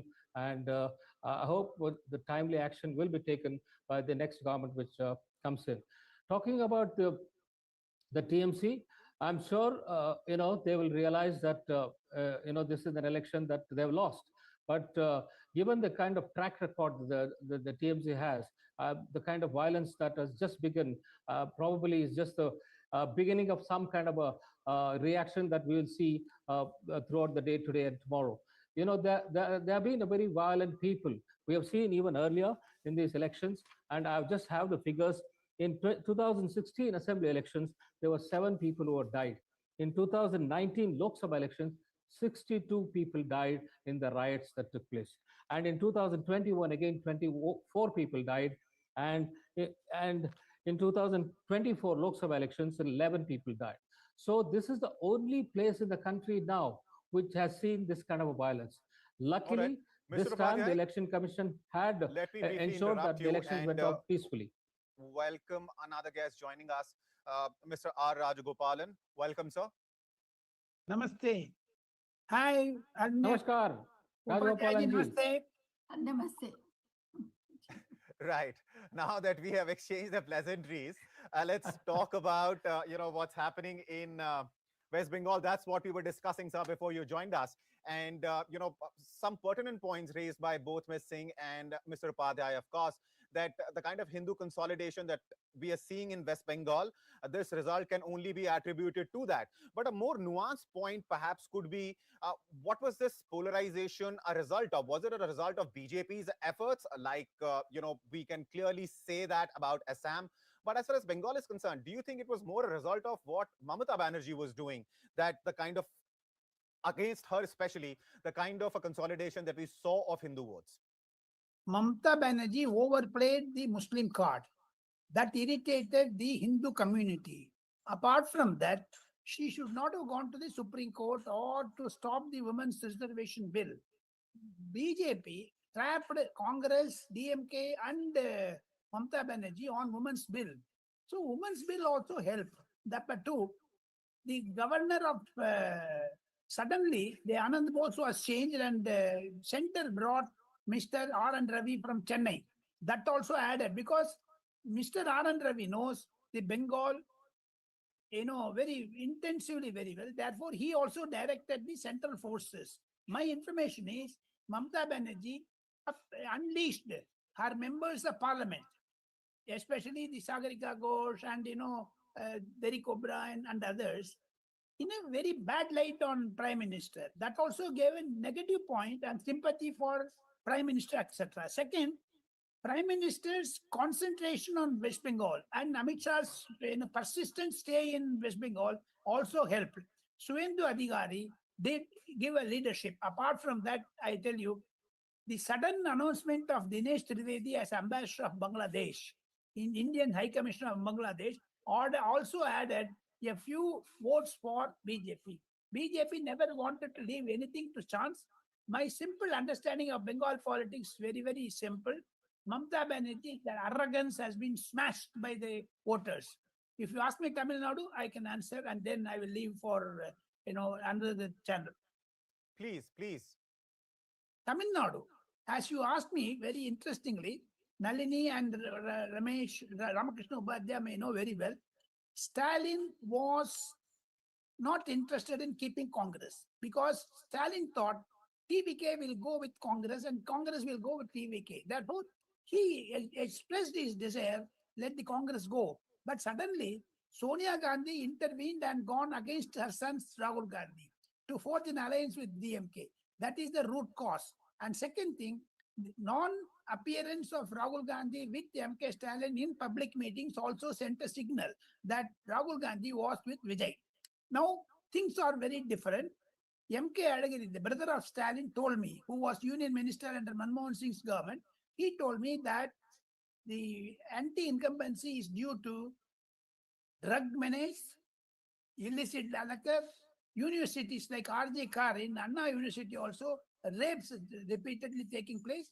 R.N. Ravi, when the governor of Tamil Nadu was to address the state assembly, 22,000 murders have taken place last year.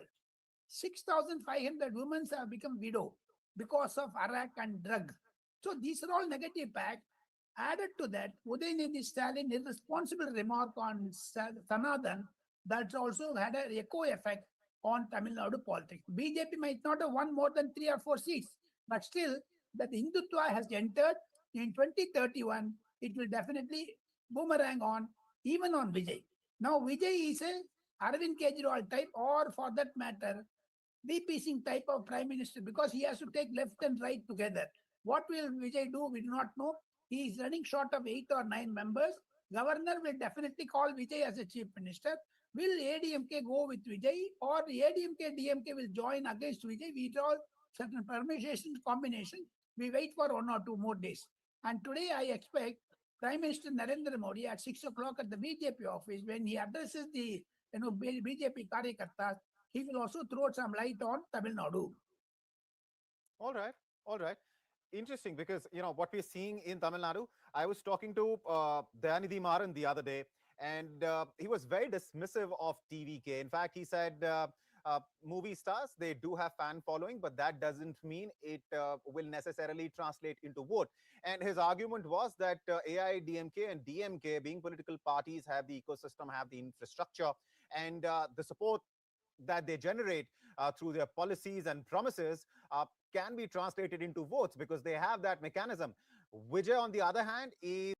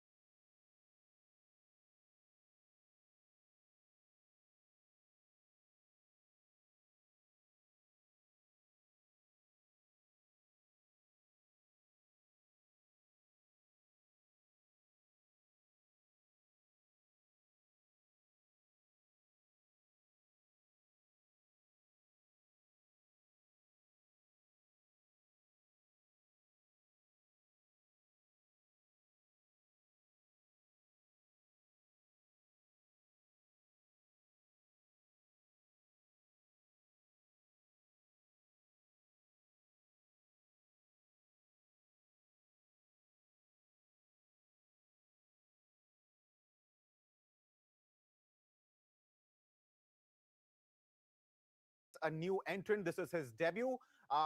Yes, he will make a lot of headlines. He will cause a lot of flutter, but he might not necessarily be able to even make an impact on Tamil Nadu elections. But the numbers that we're looking at, and this question is for both you, sir, and Ms. Singh, and that question is, Vijay, in absence of any kind of support, no ground, set of workers, how could he have won such a number of seats? I shouldn't say one, I should say leading on, but it is a clear trend, and he's clearly, ahead on 114 seats at this point in time in Tamil Nadu.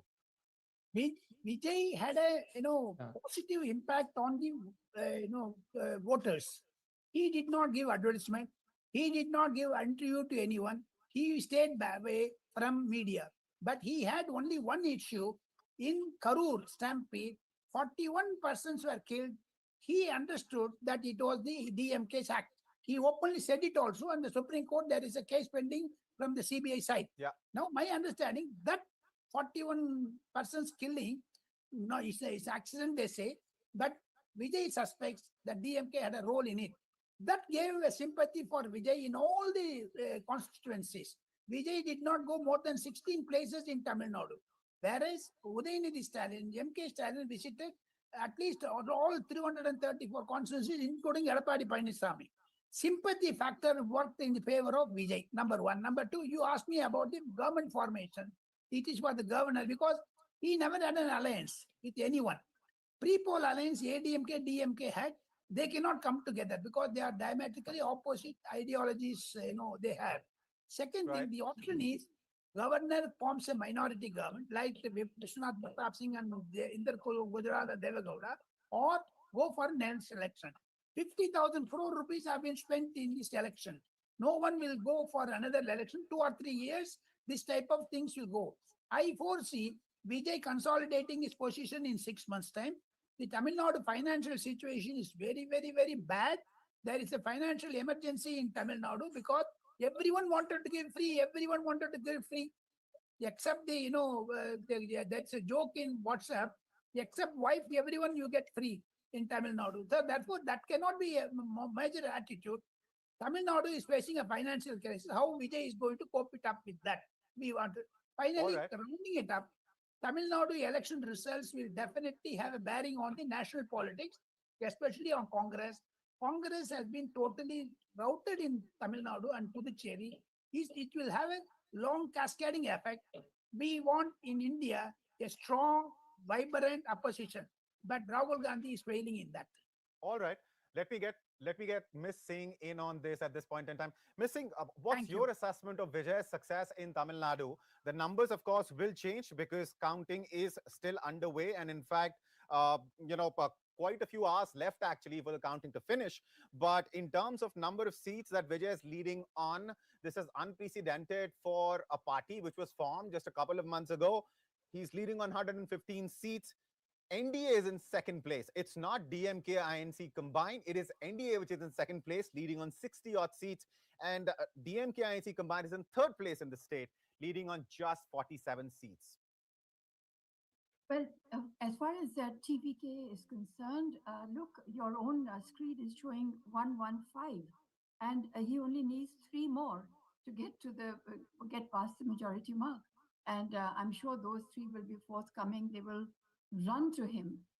There's every kind of reason for which they should be part of TVK. But let's wait. He might just cross the majority mark himself.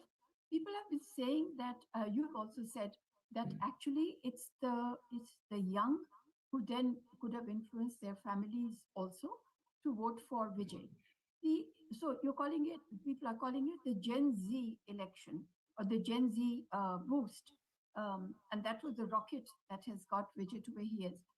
My experiences, and this is just 2 months ago in Nepal, we had Balen Shah, who is a rapper and who has, I think, won either 3/4 majority or certainly 2/3.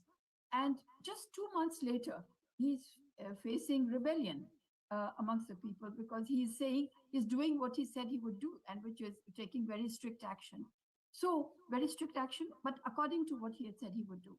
So I would say there is a volatility in the way Vijay has come up. And that is something that should make him pause. But what should also make the so-called Dravidian parties pause is that Vijay not only seems to have taken the minority vote, being a Christian himself, and I think the Muslims have also done their calculation, probably voted for TVK. But what is interesting is that he has taken the Dalit vote, apparently, or a large proportion of it. So the Gounder vote, if it has gone to Vijay, to TVK, then I think this should actually be something which should be watched by all parties, whether national parties or regional parties, that the Dalit vote can actually decamp. I'm using a rather rude word, but they can actually migrate to a newcomer, which is by itself a huge thing. I think just mixing or taking from away also from this and going to West Bengal for a second, it appears to me that only scheme dependence doesn't work for a party. That when you are I think that when you look at the numbers of schemes of Mamata Banerjee, they're really extraordinary. And yet these schemes did not work. Either that she was able to inject aspiration, and so the people really want more. As Nircha Chaudhary has said on another channel, they'll mange more. But I would say that apart from that, that it is the fact that you have schemes means that you are a bhatta jivi, that you are living on doles. And I think that for all the five assemblies that have gone to the polls today, the winners have to know that the main issue is jobs. If they are not able to provide jobs, 5 years from now, you will have guests over here who will say, well, this is what's really happened. That this they tried to have doles, and against, look at the finances of all the state governments. Look Right. at, just go down. Who is doing really well in their finances? They have revenue deficits, which is the most dangerous deficit to have. However, to go back to this, so schemes will not work. But what we will have to analyze a lot later is, I think that there is some question on the SIR, and even though in constituencies where the SIR deletions have been the highest in West Bengal, or amongst the highest, I think the BJP is not doing that well. So that should teach us that maybe we are just joining some sort of megaphone and saying SIR was bad. But I think the way it has been done, the dissatisfaction, the anxieties that it has generated amongst ordinary voters, that must be looked at carefully. We as citizens must demand that the SIR is something where the Election Commission discharges itself in a manner where everybody says, well done. But at the moment, people are not saying well done. Not everybody is saying well done to the EC. That also seems to have split as per the ruling party and the opposition. But coming to the fact of the opposition, I would say that we should really be concerned about what's happening. This is going to be an opposition mukt Bharat, an opposition free India. And it's just the southern states which are kind of holding out. And they're also, although this is controversial, but I would say that the minorities, where the minorities are, they can provide a ballast to the total number of voters, they are not letting the BJP slip through. As I said, the Christians and the Muslims in Tamil Nadu, if you look at the Christians and Muslims in Kerala, you might just get some sort of a subterranean message that the minorities are giving again by these assembly elections, that we do not feel happy voting for the dominant ruling party of the country, which is the BJP or the BJP alliances. So I would say that once in our country, once you are branded an anti-Hindu party, it's very difficult for that party to win big. We should just accept that. And therefore, my question to people like you, people like your esteemed guests is, how does secular politics survive in our country if this is what's going to happen? All right. Mr. Upadhyay, thank you for being so patient. No, I wanted to comment on Vijay's victory. There's no point. TVK and Vijay phenomena with you as well. But a pertinent point being raised by Ms. Singh here is the fact that if you look at opposition in the country, it doesn't matter at the national level or at the state level, now you're looking at a situation where BJP is stronger. Nationally, perhaps not, because it is at just 240 seats in the Lok Sabha. But that aside, in states, it is coming and emerging very strongly. And do you also see the fact that BJP is emerging so strongly in these elections that midterm polls where BJP could perhaps seek a clearer mandate, a stronger mandate for itself, are also likely? Now, before going to that question about the opposition, I would like to point out that Vijay has come riding a tornado. It's not just an ordinary election. This kind of election happens only in about 20, 30 years. The last time we saw was when N.T. Ramarao swept through the elections. I mean, he had formed a party just 9 months before that. And, he came with 180 odd seats. So that is a kind of election that Vijay has won. It's not just any caste or community or, anything that has come in the way. He has got votes from across the board in Tamil Nadu. I think we need to be clear about that.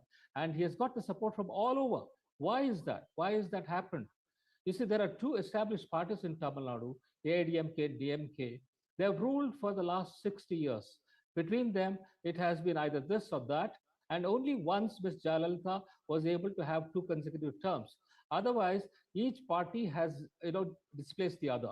And I think it has reached a flashpoint where people are fed up with the kind of politics that these, established parties are indulging in. All that they do is, indulge in a lot of corruption, help themselves with crores of rupees in the name of various projects. And I think it has peaked during the DMK's rule. And the DMK, the kind of the number of corrupt ministers who were jailed and then who came back, and even on bail they become the ministers again. So this is the kind of administration that I've seen, and this is a rejection of that strata of politicians. So I think people are looking for a new kind of a politics, and Vijay represents that. He's a fresh face. He's only 51-year-old. He's just come into politics, and they hope that he will be able to provide a very good government. But the worry is, how is he going to govern? He doesn't have any experience. He's just new to politics. He's new to administration. How does he? And what kind of people he has around him? Nobody knows. He never addressed any press conference. He never addressed, even media. He never gave any interview, and still he managed it through the social media. I mean, the kind of reach that he had with the people is phenomenal. And we hear that, some of the names that I heard today, is among Sangotian, who's a former AIDMK minister. He's among his closest advisors. And then there is Arun Raja, Arokya Swami, Vishnu, and Jagadish. We want to know who these people are. How are they going to advise him? Will they be able to give a good government? I think that is a issue which is going to, engage us in the next few weeks. Coming back to the issue of opposition parties, I think they have been, waiting for this to happen, and they did not know that, they would get it so badly. Since the BJP has been taking up this issue of infiltrators in Assam, West Bengal, and many other places where the foreigners have been allowed to come and stay. I mean, no other country allows this kind of a freedom to anyone to come and stay and enjoy the facilities of the country, and then you also become part of the citizenry. You also have a vote. I mean, is it ever can be tolerated in any democratic setup? And I think that is where the tipping point has been reached, even in West Bengal, and the Hindu consolidation is a result of that. And Malini Madam was asking about the secularism. Yes, secularism is an issue, and then we need to ensure that this doesn't go beyond a point where we start attacking each other. No, that should never happen. But the point is, can you allow this kind of a administration where you allow the foreigners to come and settle down, and then you think that nothing is going to happen? So this is a realization that should come in, and let us hope that the West Bengal government now will take up the cleanup job, but it will do it in a very humane manner. You need to do it in a humane manner. We have to convince the Bangladesh government to take back the citizens. So there is no way that you can allow so many crores of people being part of our country illegally, being here in this country. And the opposition parties have to realize that they have been playing the wrong kind of politics. The wrong kind of politics, giving bad governments, and indulging in all kinds of corruption. So this will not help them. They need to sit together and then form out a strategy as to how to take on the BJP. So what is happening to India Alliance now?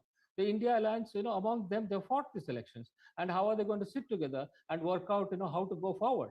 I'm sure they should find a way for their own survival. All right.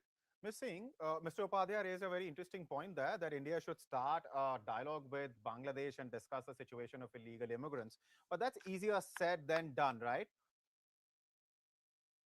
Absolutely. It's not going to be easy. And Himanta Biswa himself has said in the last 2 years, he has been able to send back 1,024 people. So you realize the difficulty of that situation, because it's not easy. You have to convince that, because we don't have any kind of a treaty. But then we have to find a way out as to how we go about doing it. All right. I don't know whether what do you think about Madam has a solution. Well, Upadhyayji and Anchor Abhishek, is it? Yes. I would say to you, please look at it a little bit like this: that the SIR's axe fell the deepest, it cut the deepest in Murshidabad. Now, That means that the most illegal Bangladeshis, illegal voters were in Murshidabad. Murshidabad happens to be a completely backward district of West Bengal. It is, now it used to be about 150 years ago, the glory of the British Raj in the East. They had a gold mint, they had all kinds of, it was historically a very, very important economic center. But over the decades and after independence, etc., with a high minority population, and let us assume, I'm conceding that there was a lot of Bangladeshi population. I want to ask one thing: why would Bangladeshis come to Murshidabad, which is not going to give them income, which is not going to give them jobs, which is not even going to give them a confirmed status, except that Mamata Banerjee will put her hand on their heads, which will do even if they went to Hooghly and Howrah. So therefore, I keep telling you that we can take this the statements and the claims of the ruling parties wherever that this has happened, but kindly look at analyze it, and this is where you will have to come up with a lot of question marks that that you must answer. And I just want to go back a little bit to what is the answer for this? Well, the answer People is who are that living illegally. Because Can we allow that to continue? Can we allow Upadhyayji, that to continue? yeah, I just want to say to you that you are saying exactly that what is being said by the powers that be, that they have come in illegally. I am saying that how come we are saying that they came and they came to a place like Murshidabad, which has got absolutely no development, which has got where you can actually, you do not have jobs. They've come for jobs. No, we are saying these are It's not economic just Murshidabad, migrants. madam. Why They're would they spread come all to over Murshidabad? West Bengal. It's not just. I think citing you So- just one Miss Singh and example Mr. Upadhyay, where the SIR deletions were amongst the maximum, which means the assumption was that there were maximum number of Bangladeshis there, because the Indians would not, they would be able to trace their grandfathers and their fathers, etc. These people could not, so they were said, go, because you cannot vote here anyway. So I'm just saying there is something to be said there. But let me just jump from that to the fact that the combined vote of the Congress party and the CPM in West Bengal is just about half a percentage point or a little bit more than an entity called others. That means that these two large parties have sunk to this, or have shrunk to this this level, that the others have overtaken, which could be Owaisi, which could be the other Muslim parties, etc. But this is something that we should look at. Let's They just had turn 0 back seats. a little bit. I'll just finish in a second, or maybe 20 seconds. Talking about development, Tamil Nadu has registered and has got a development of about 11% per annum. That's the rate of development of Tamil Nadu. West Bengal, on the other hand, was below the national average. Yet you see that in West Bengal, there is the development issue has, that doesn't seem to have come to the fore. In Tamil Nadu, despite the 11% the 11% development index, you've got to change. So how is it that you don't develop and yet you can in this case you lost votes, but in Tamil Nadu they developed a lot and yet they lost votes?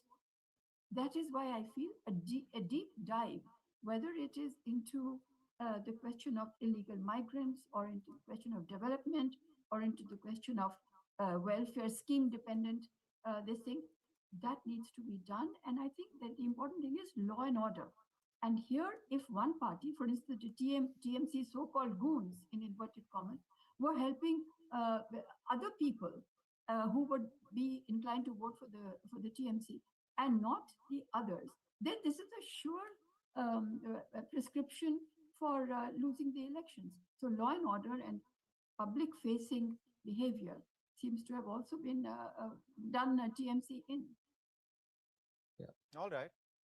See, as far as the status of illegal immigrants in West Bengal is concerned, or elsewhere in the country, I think there is a due process that needs to be followed. People need to be rightly identified, because at the end of the day, we're talking about people and people's lives, and what Absolutely. it's going to do to society at large. So that's a larger question, a broader question, a question that can be addressed later. At this point in time today, what we're talking about, of course, is what's happening in various states, the 4 states which went into elections, and of course the lone UT Puducherry.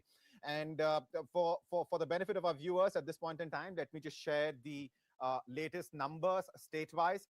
West Bengal, out of 294 seats, numbers are in for 280. BJP is leading on 189 seats. Out of those 280, TMC is leading on 86 seats. Congress is leading on 2. Left Front is leading on 2. Others are leading on 1. Looking at Tamil Nadu, out of 234, there are numbers for 227 with us at this point in time. TVK is leading on 118. Viewers, remember the magic number for Tamil Nadu to form the government is 118, and that's exactly the number of seats TVK is leading on. Earlier, a few hours ago, TVK was in fact leading on more than 170 odd seats. Its lead since then has come down. But what's also happening, and what is also worth noting, is the fact that NDA seems to be gaining in strength. It is not DMK and Congress alliance which is in the second position, as perhaps a lot of people were saying when the exit polls came in, and after that, it is in fact NDA with 57 seats. Others are leading on 5. That's the situation in Tamil Nadu. A newbie, a debutant coming in and taking the whole state by storm. We are, of course, talking about movie star Vijay and his party TVK. Now, moving to Kerala. In the morning, it was neck to neck between UDF and LDF. Now, the picture is pretty clear, quite clear. And if this trend holds, then by a thumping majority, UDF will form the government, which will also be in alignment with what has historically happened in Kerala, that government, the power swings like a pendulum between these two factions, UDF and LDF. LDF is leading on just 31 seats compared to 97 seats that UDF is leading on. And in fact, 3 seats have been declared in favor of UDF. So UDF has won on 3 seats. LDF has won on 1 seat in Kerala. As far as Assam is concerned, NDA is leading on 96 seats. Himanta Biswa Sharma, who jumped from Congress, of course, because of his grievances against the leadership, local leadership, and then, of course, his grievances were not heard by the central leadership. As a consequence, he jumped the ship. Has been leading BJP in Assam for 2 terms now, and he, it seems, will get another decisive mandate from the electorate of Assam. NDA is leading on 96 seats in Assam. Congress is leading on 27, AIUDF on 2, others on 1. Talking about Puducherry, NDA is leading on 15 seats, 8 seats. It has already been declared a winner on, which means for the halfway mark, it just needs to win 8 more seats, because Puducherry has 30 seats in total, so the victory mark is 16. NDA has been declared a winner on 8 already. DMK and INC combined in Puducherry are at just 2 seats. That is that they've been declared a winner on 2 seats. They're leading on just 1 more. And others are leading on 2 and have been declared winners on 1. Now, remember, the reason results are out as far as Puducherry are concerned on as many as 11 seats, which is 1/3 of the total, is because Puducherry has far fewer number of voters when compared to big states like Assam, West Bengal, Tamil Nadu, and Kerala. And as a consequence, the results have started coming in, and NDA has been declared a winner on 8. It needs just 8 more, and it is already leading on 15. So it seems Puducherry will very comfortably go to NDA. And then DMK and INC have won 2, leading on 1. Talking about West Bengal, no winners declared so far. Mamata Banerjee, just about 45 minutes ago, came out, urged her workers to stay vigilant, to stay where they've been stationed, because she alleged that It was always BJP's plan to, prop up its numbers and talk about its numbers and talk about its leads. She has called the counting process a scam, has also accused the election commission. But despite all that, the numbers are speaking loud and clear. And at this point in time, I am talking about 1:48 minutes past 1. And at this point in time, BJP is leading on 187 seats. Viewers, Bengal has 294 seats. And TMC is leading on just 88 seats in West Bengal. Something went terribly, terribly wrong for Mamata Banerjee and her politics. We've had experts here from morning tell us about what those multiple things could be. Just a few minutes ago, Nalini Singh, senior journalist, and Arkyud Upadhyay were talking about, of course, this mandate that BJP seems all set to get. And of course, the role perhaps played by the angst that the Hindu voter of West Bengal had against the policies of Mamata Banerjee's government. Congress in West Bengal is leading on just 2 seats. So that is the situation at this point in time, viewers. And as far as the latest numbers are concerned, I just share those with you. Now let me go back to the guest that I have with me. Ms. Singh, what we were talking about West Bengal, it is almost been 45 minutes since we've been discussing, since we've been talking.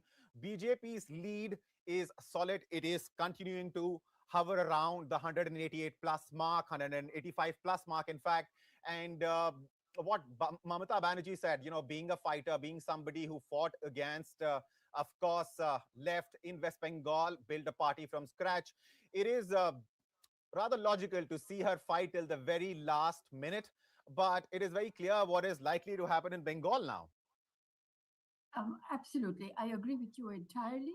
That with this kind of these kinds of numbers showing now, maybe after 5 rounds, 6 rounds, I'm not sure how many rounds we have, but I think that this is something which is, if you can extrapolate this, I think just on the margins there may be a little bit up and down, but this is what it is. And Mamata Banerjee, of course, she's a fighter, so she will stay up to the end with her own observations, which of course she has a right to. But I would say that I would request you to please wrap up your response in 30 seconds if you could. There are some updates coming in. I'd like to jump to that. Yeah, so I just want to say the more important thing for me is that 2024 national elections were an aberration for BJP. From what you see, one should absolutely now understand that the BJP actually is the dominant party, and it is not it's not a party which fell below the simple majority in 2024. That was an aberration. This is what I'd like to say at the end. All right. I'm joined by senior journalist Prakash Swami. Thank you so much for taking out the time, sir, and talking to us. Thank you. All right. The floor is yours. Do let us know, what do you make of these numbers? Because a clear trend has been established in every single state. The winner, the parties which are leading, for example, in West Bengal, Tamil Nadu, Kerala, Assam, and Puducherry, have managed to get a very clear and clean lead ahead of the competition. Let's first think about West Bengal. Sure. You want me to start with West Bengal? You want me to start with Tamil Nadu? Please go ahead. Please go ahead. Take your pick. Okay. West Bengal, Mamata Banerjee thought she is like another Jyoti Basu. She can rule forever. But then the hard work put in by Prime Minister Modi and Home Minister Amit Shah has dethroned her. Because there are only 2 chief ministers who are deadly against BJP government in Delhi. One is Mamata Banerjee, the second is M.K. Stalin of Tamil Nadu. But Mamata Banerjee's kind of opposition bordered on violence. So kind of raiding the BD office and everything. So Bengal is one of the most educated society state which produced people like Rabindranath Tagore, Swami Vivekananda, Bhagwan Ramakrishna, and intellectual people. So those people decided enough is enough and we need a change. As you know, the changes are the only thing permanent in the world. And Congress is nowhere near there. And communists which ruled that state for about 40, 50 years have been decimated totally. So the only option for the people of Bengal is to choose a government which will be aligned with the government in the center. So they chose the BJP. And BJP effort didn't come through just like that. It's not a luck. The hard work put in by Prime Minister and Home Minister ensured the victory in West Bengal. Coming to Tamil Nadu, a tsunami has taken place in Tamil Nadu. I'm from Tamil Nadu. I'm talking to you from Chennai. After 1967, after the Congress lost the elections to the DMK, it was always ruled by ADMK and DMK and DMK and ADMK for the past 60 years. For the first time, a non-Dravidian party is closer to power. I wouldn't call it, definitely they want to form the government, but they're closer to power with 109 seats as against 65 of ADMK and 60 of DMK. That's a good sign because people want to change. And the youth, the Gen X in Tamil Nadu, were impatient with the Dravidian parties because they didn't do anything much. People, they talked a lot, high-level corruption, which hit the sky. So Tamil Nadu was an example of a misruled state in India, where all the states are developing. Tamil Nadu was much in the forefront of development in India and lagged behind, and all the MOUs with foreign countries remained only on the paper. So nothing came through. And the loans but got by the state government is more than 10 lakh crores. And that means every Tamilian living in the state carries a heavy burden of the state government loan, which are spent not on development or welfare purposes, free bus ride to women. Because women is retiring, we're not arguing that. But you should know when the transport department is running at a huge loss, bankruptcy, almost going bankruptcy. They're not paying the money to the transport employees who retired. They're not paying their gratuity. They're not paying the sum which is due on retirement. And this time, 90% of the state government employees, including teachers, sanitary workers, nurses, and the employees, government employees, it's running about 1 crore, did not vote for DMK. They chose Vijay for a simple reason. They want a change, and Vijay thought they could bring him a change. All right. And the picture which is emerging in Assam, there also it is very clear that NDA is going to form the government. People have endorsed Himanta Biswa Sharma, and it seems they're going to give him a very decisive mandate. Yeah, in Assam is the most expected state for BJP, cakewalk state with Assam. And compared to West Bengal, there was not much of a challenge in Assam. But in Kerala, Congress regaining power, because Congress is powerful only in a couple of states in India. And one of them is Kerala. Maybe probably Maharashtra, maybe there. And Telangana, Andhra Pradesh. South 3 and maybe North India 1. But in Kerala, this time, I think BJP will open its mouth. Because the ruling, the communist government there, they first hurt the sentiments of Hindus by interfering, poking the nose in the Ayyappa temple matter. Whatever may be the reason, similarly to the law and order failure in Tamil Nadu, they hurt the sentiments of Hindus, and that led to the consolidation of Hindu vote bank in Kerala, which we never heard of for the first time. I'm an independent journalist. I don't belong to any political party. I see it through my own lens. For the first time in Kerala, Hindu vote bank have been formed. But that didn't result in BJP getting majority, but that will help in dethroning the left front government in Kerala. So my assumption, Kerala, this fight between always like DMK and ADMK in Tamil Nadu, fight between Congress and left in Kerala. But if Vijay has joined hands with Congress in Tamil Nadu, his effect would have been much more in Kerala, because he's also popular in Kerala in Malayalam movies and all that. So that would have helped. Anyway, Congress won, so you don't need. But in Kerala, it is expected lines again, like Assam, Kerala, we expected the communists not to rule for 15 years. They're not like EMS Namboodiripad. It's okay, but they hurt the sentiments of Hindus, so there they lost miserably. In Tamil Nadu, a new force has emerged called the TVK, led by the actor Vijay. Because people are desperately looking for a change other than the Dravidian party. But unfortunately, if Annamalai could have retained the position as the state BJP president, he would have contested 234 seats on his own BJP. And remember, he is the guy who took the percentage of BJP from Nota to 18% of NDA the last parliament election.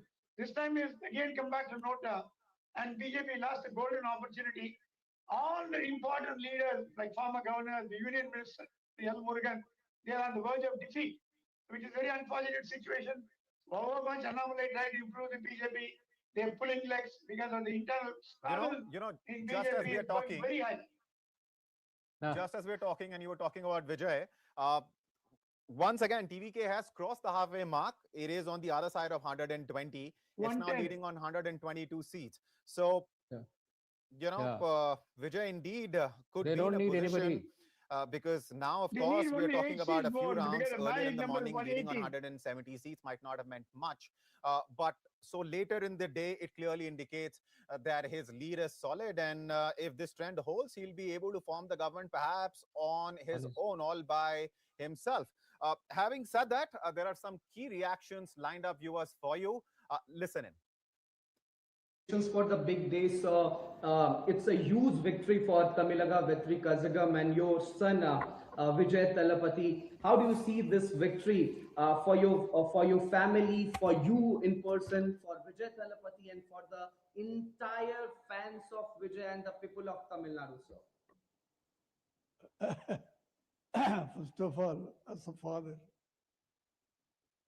I'm very proud and happy. Total, me and my wife, because my wishes to my son, because I'm seeing last 2 years his confidence level. Okay. His confidence level is fantastic, and faith. I will come. I'll come as Chief Minister of Tamil Nadu. 1% doubt is not there with Vijay. That is his confidence level. I'm appreciating that attitude. First of all, for a leader, that boldness. No alliance. I will stand with my own legs. I was stubborn in this. It's a good thing for Tamil Nadu and Tamil Nadu people, Tamil peoples. Definitely, I think it's a historical success, historical victory for Vijay. We saw your celebration along with your family members. Madam was also.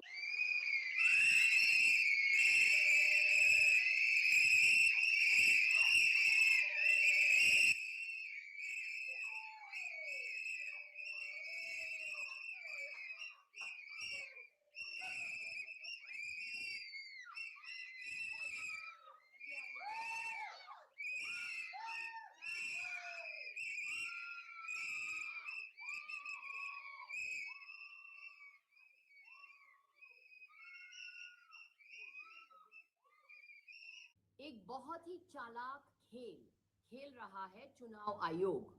Bengal Vidhan Sabha election में अभी भी 70 seat है जिनके result चुनाव आयोग ने upload नहीं किया है।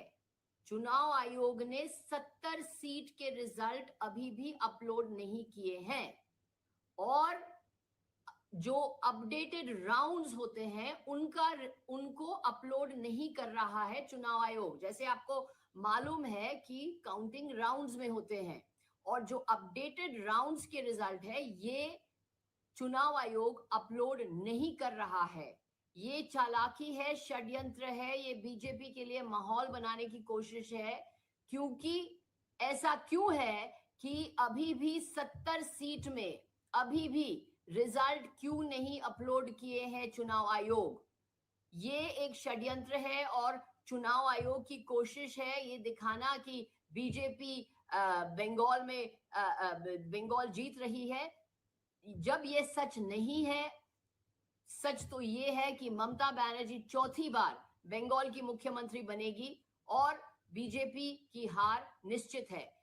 प्रश्न ये है कि अभी भी 70 सीट में जो रिजल्ट है ये अभी भी अपलोड क्यों नहीं किए हैं चुनाव आयोग? ये प्रश्न बहुत ही महत्वपूर्ण है। असम और बंगाल के जनता जनार्दन को बहुत बहुत हृदय से धन्यवाद ज्ञापित करता हूं।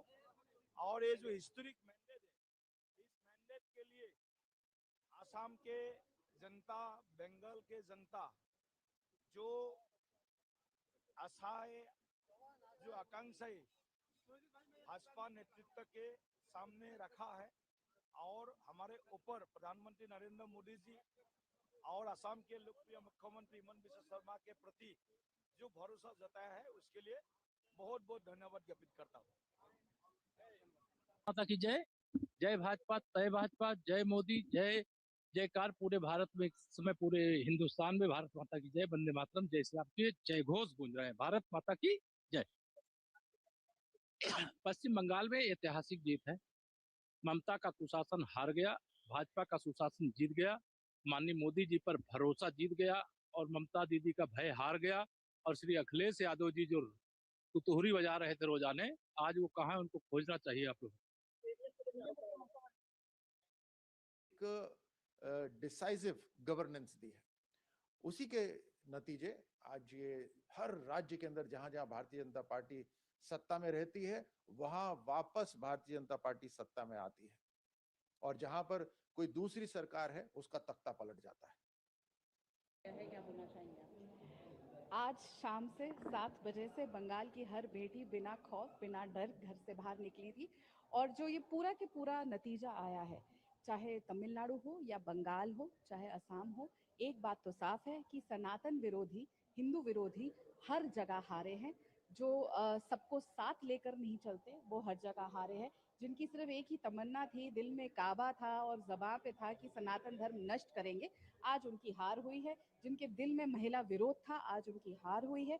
जो उनके दिल में भ्रष्टाचार था, कर्म में भ्रष्टाचार था, उनकी हार हुई है। और जो लोग लगातार अपने प्रदेशों को पीछे ले जाने का काम कर रहे थे, उनकी हार हुई है। लगातार गया था 4 मई दे दी गई, अब फाइनली जो है एक ट्रेंड, वीडियो भी ट्रेंड हो रही है एचएम की, जिसमें वो बोल रहे हैं कि 1 बजे के बाद दीदी टाटा बाय बाय। क्या बोलना चाहिए? जी, गृह मंत्री जी ने जब भी जो कहा है वो हमेशा सही आया है। 2/3 मेजॉरिटी से सरकार बनेगी, वो भी पूरा होगा। और गृह मंत्री जी ने जो बात कही थी कि टीएमसी के गुंडे अब की बार घर से निकलेंगे तो उल्टा लटका के भगाया जाएगा, वो भी होगा। इस बार पहली बार इतने सालों के बाद बिना बम का चुनाव हुआ है, बिना बलात्कार का चुनाव हुआ है और बिना किसी मौत का चुनाव हुआ है। तो ये बंगाल के सोनार बंगला बनने की राह में बंगाल चल चुका है। और 4 मई दीदी गई, ये तो जी वहां का बच्चा बच्चा कहता था। Bharatiya Janata for the big day, so it's a huge victory for Tamilaga Vetri Kazagam and your son Vijay Talapati. How do you see this victory for your family, for you in person, for Vijay Talapati, and for the entire fans of Vijay and the people of Tamil Nadu, sir? First of all, as a father, I'm very proud and happy, total, me and my wife, because my wishes to my son, because I'm seeing last 2 years, his confidence level. His confidence level is fantastic. And faith, I will come. I'll come as a Chief Minister of Tamil Nadu. That is his confidence level. I'm appreciating that attitude. First of all, for a leader, that boldness no alliance. I will stand with my own legs. Was stubborn in this.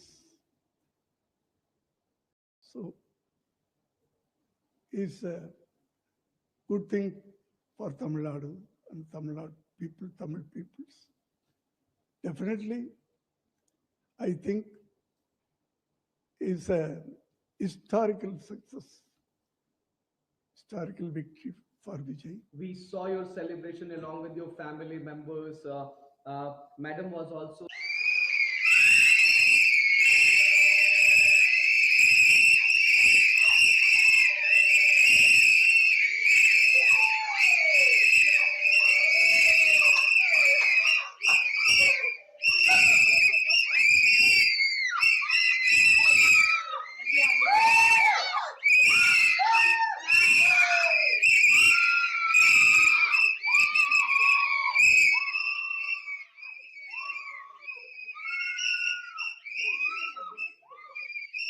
एक बहुत ही चालाक खेल रहा है चुनाव आयोग। बंगाल विधानसभा election में अभी भी 70 सीट है जिनके रिजल्ट चुनाव आयोग ने अपलोड नहीं किया है। चुनाव आयोग ने 70 सीट के रिजल्ट अभी भी अपलोड नहीं किए हैं और जो अपडेटेड राउंड्स होते हैं उनको अपलोड नहीं कर रहा है चुनाव आयोग। जैसे आपको मालूम है कि काउंटिंग राउंड्स में होते हैं और जो अपडेटेड राउंड्स के रिजल्ट है ये चुनाव आयोग अपलोड नहीं कर रहा है। ये चालाकी है, षड्यंत्र है, ये बीजेपी के लिए माहौल बनाने की कोशिश है। क्योंकि ऐसा क्यों है कि अभी भी 70 सीट में अभी भी रिजल्ट क्यों नहीं अपलोड किए हैं चुनाव आयोग?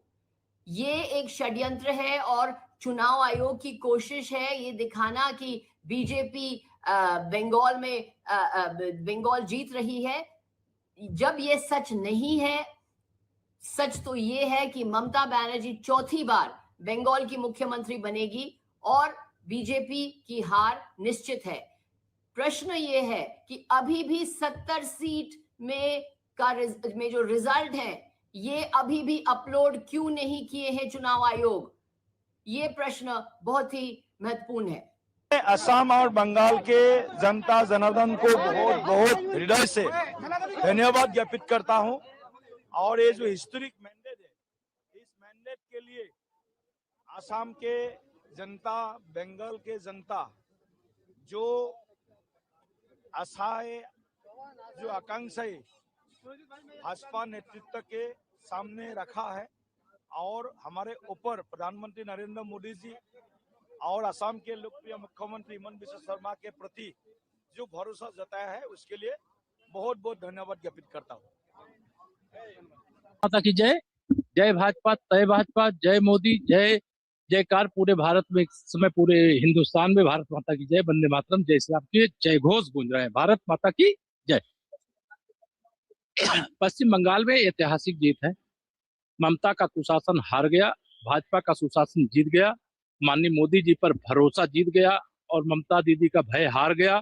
और श्री अखिलेश यादव जी जो तुतुहरी बजा रहे थे रोजाने, आज वो कहाँ, उनको खोजना चाहिए आप लोग।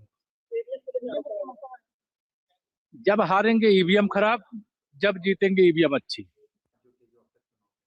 देखिए, स्पष्ट है कि देश की जनता अब नकली फर्जी नैरेटिव की तरफ नहीं जाती, वो परफॉर्मेंस ड्रिवन गवर्नेंस की तरफ जाती है, वो एक अकाउंटेबिलिटी वाली सरकार की तरफ जाती है।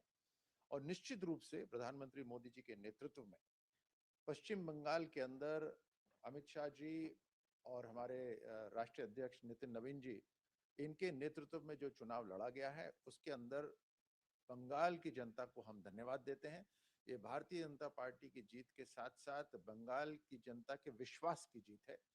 और ये जो जीत भारतीय जनता पार्टी को मिल रही है बंगाल में, वो केवल सरकार बदलने का इशारा नहीं है, वो वहां की राजनीति की संस्कृति बदलने का है, तौर तरीका बदलने का है। एक कल्चर जो चला था हिंसा का, उसको बदलने का है। उसी के साथ साथ असम और पुडुचेरी की जनता को भी हम धन्यवाद देते हैं। ये उनकी जीत है और यहाँ पर जीत दिखाती है कि वहाँ की जनता एक स्टेबल सरकार, एक निर्णायक सरकार, गवर्नेंस की तरफ वो उनका रुझान है।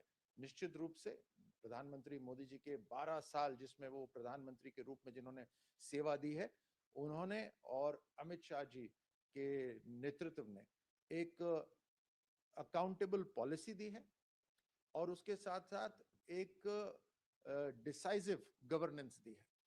उसी के नतीजे आज ये हर राज्य के अंदर जहां जहां भारतीय जनता पार्टी सत्ता में रहती है, वहां वापस भारतीय जनता पार्टी सत्ता में आती है और जहां पर कोई दूसरी सरकार है उसका तख्ता पलट जाता है।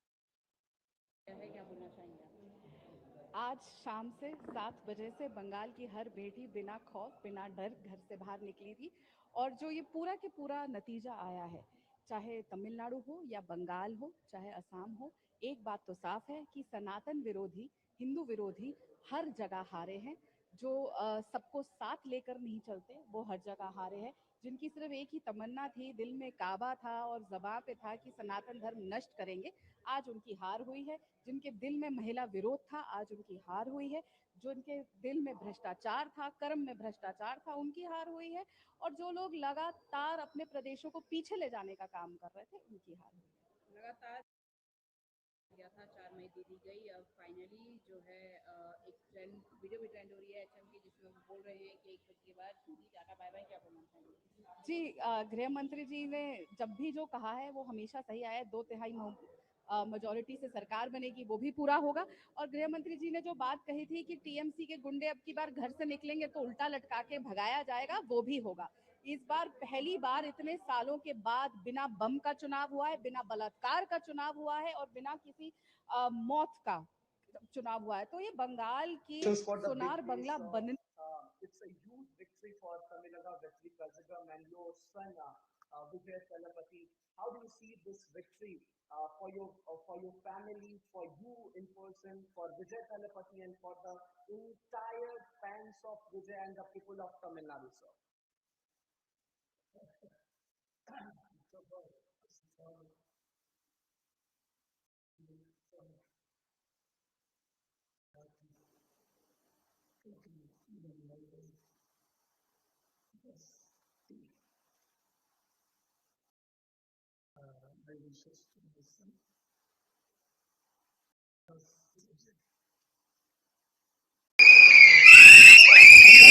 खेल रहा है चुनाव आयोग। बंगाल विधानसभा इलेक्शन में अभी भी 70 सीट है जिनके रिजल्ट चुनाव आयोग ने अपलोड नहीं किया है।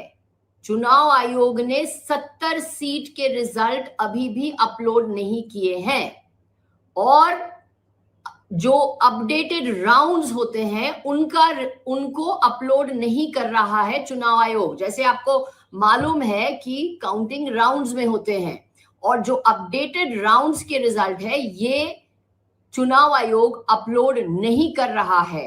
ये चालाकी है, षड्यंत्र है, ये बीजेपी के लिए माहौल बनाने की कोशिश है। क्योंकि ऐसा क्यों है कि अभी भी 70 सीट में अभी भी रिजल्ट क्यों नहीं अपलोड किए हैं चुनाव आयोग? ये एक षड्यंत्र है और चुनाव आयोग की कोशिश है ये दिखाना कि बीजेपी बंगाल में बंगाल जीत रही है, जब ये सच नहीं है। सच तो ये है कि ममता बनर्जी चौथी बार बंगाल की मुख्यमंत्री बनेगी और बीजेपी की हार निश्चित है। प्रश्न ये है कि अभी भी 70 सीट में जो रिजल्ट है ये अभी भी अपलोड क्यों नहीं किए हैं चुनाव आयोग? ये प्रश्न बहुत ही महत्वपूर्ण है। असम और बंगाल के जनता जनार्दन को बहुत बहुत हृदय से धन्यवाद ज्ञापित करता हूं और ये जो हिस्टोरिक मैंडेट है, इस मैंडेट के लिए असम के जनता, बंगाल के जनता जो आशाएं, जो आकांक्षाएं भाजपा नेतृत्व के सामने रखा है और हमारे ऊपर प्रधानमंत्री नरेंद्र मोदी जी और असम के लोकप्रिय मुख्यमंत्री हिमंता बिस्वा शर्मा के प्रति जो भरोसा जताया है उसके लिए बहुत बहुत धन्यवाद ज्ञापित करता हूँ। माता की जय। जय भाजपा, तय भाजपा, जय मोदी, जय जयकार पूरे भारत में, इस समय पूरे हिंदुस्तान में भारत माता की जय, वंदे मातरम, जय श्री राम के जय घोष गूंज रहे हैं। भारत माता की जय। पश्चिम बंगाल में ऐतिहासिक जीत है। ममता का कुशासन हार गया, भाजपा का सुशासन जीत गया, माननीय मोदी जी पर भरोसा जीत गया और ममता दीदी का भय हार गया। और श्री अखिलेश यादव जी जो तुतुहरी बजा रहे थे रोजाने, आज वो कहाँ है, उनको खोजना चाहिए आप लोग। जब हारेंगे ईवीएम खराब, जब जीतेंगे ईवीएम अच्छी। As a lot of people in Tamil Nadu has voted for Mr. Vijay Thalapathy to be the Chief Minister of Tamil Nadu, how excited you are? You are blowing the whistle here. What I can ask from you, I'm totally confused because the people of Tamil Nadu has given a ballistic majority to Mr. Vijay. How do you see this, ma'am? I'm so happy. She's not only his mother. She is the first son of Vijay. First son.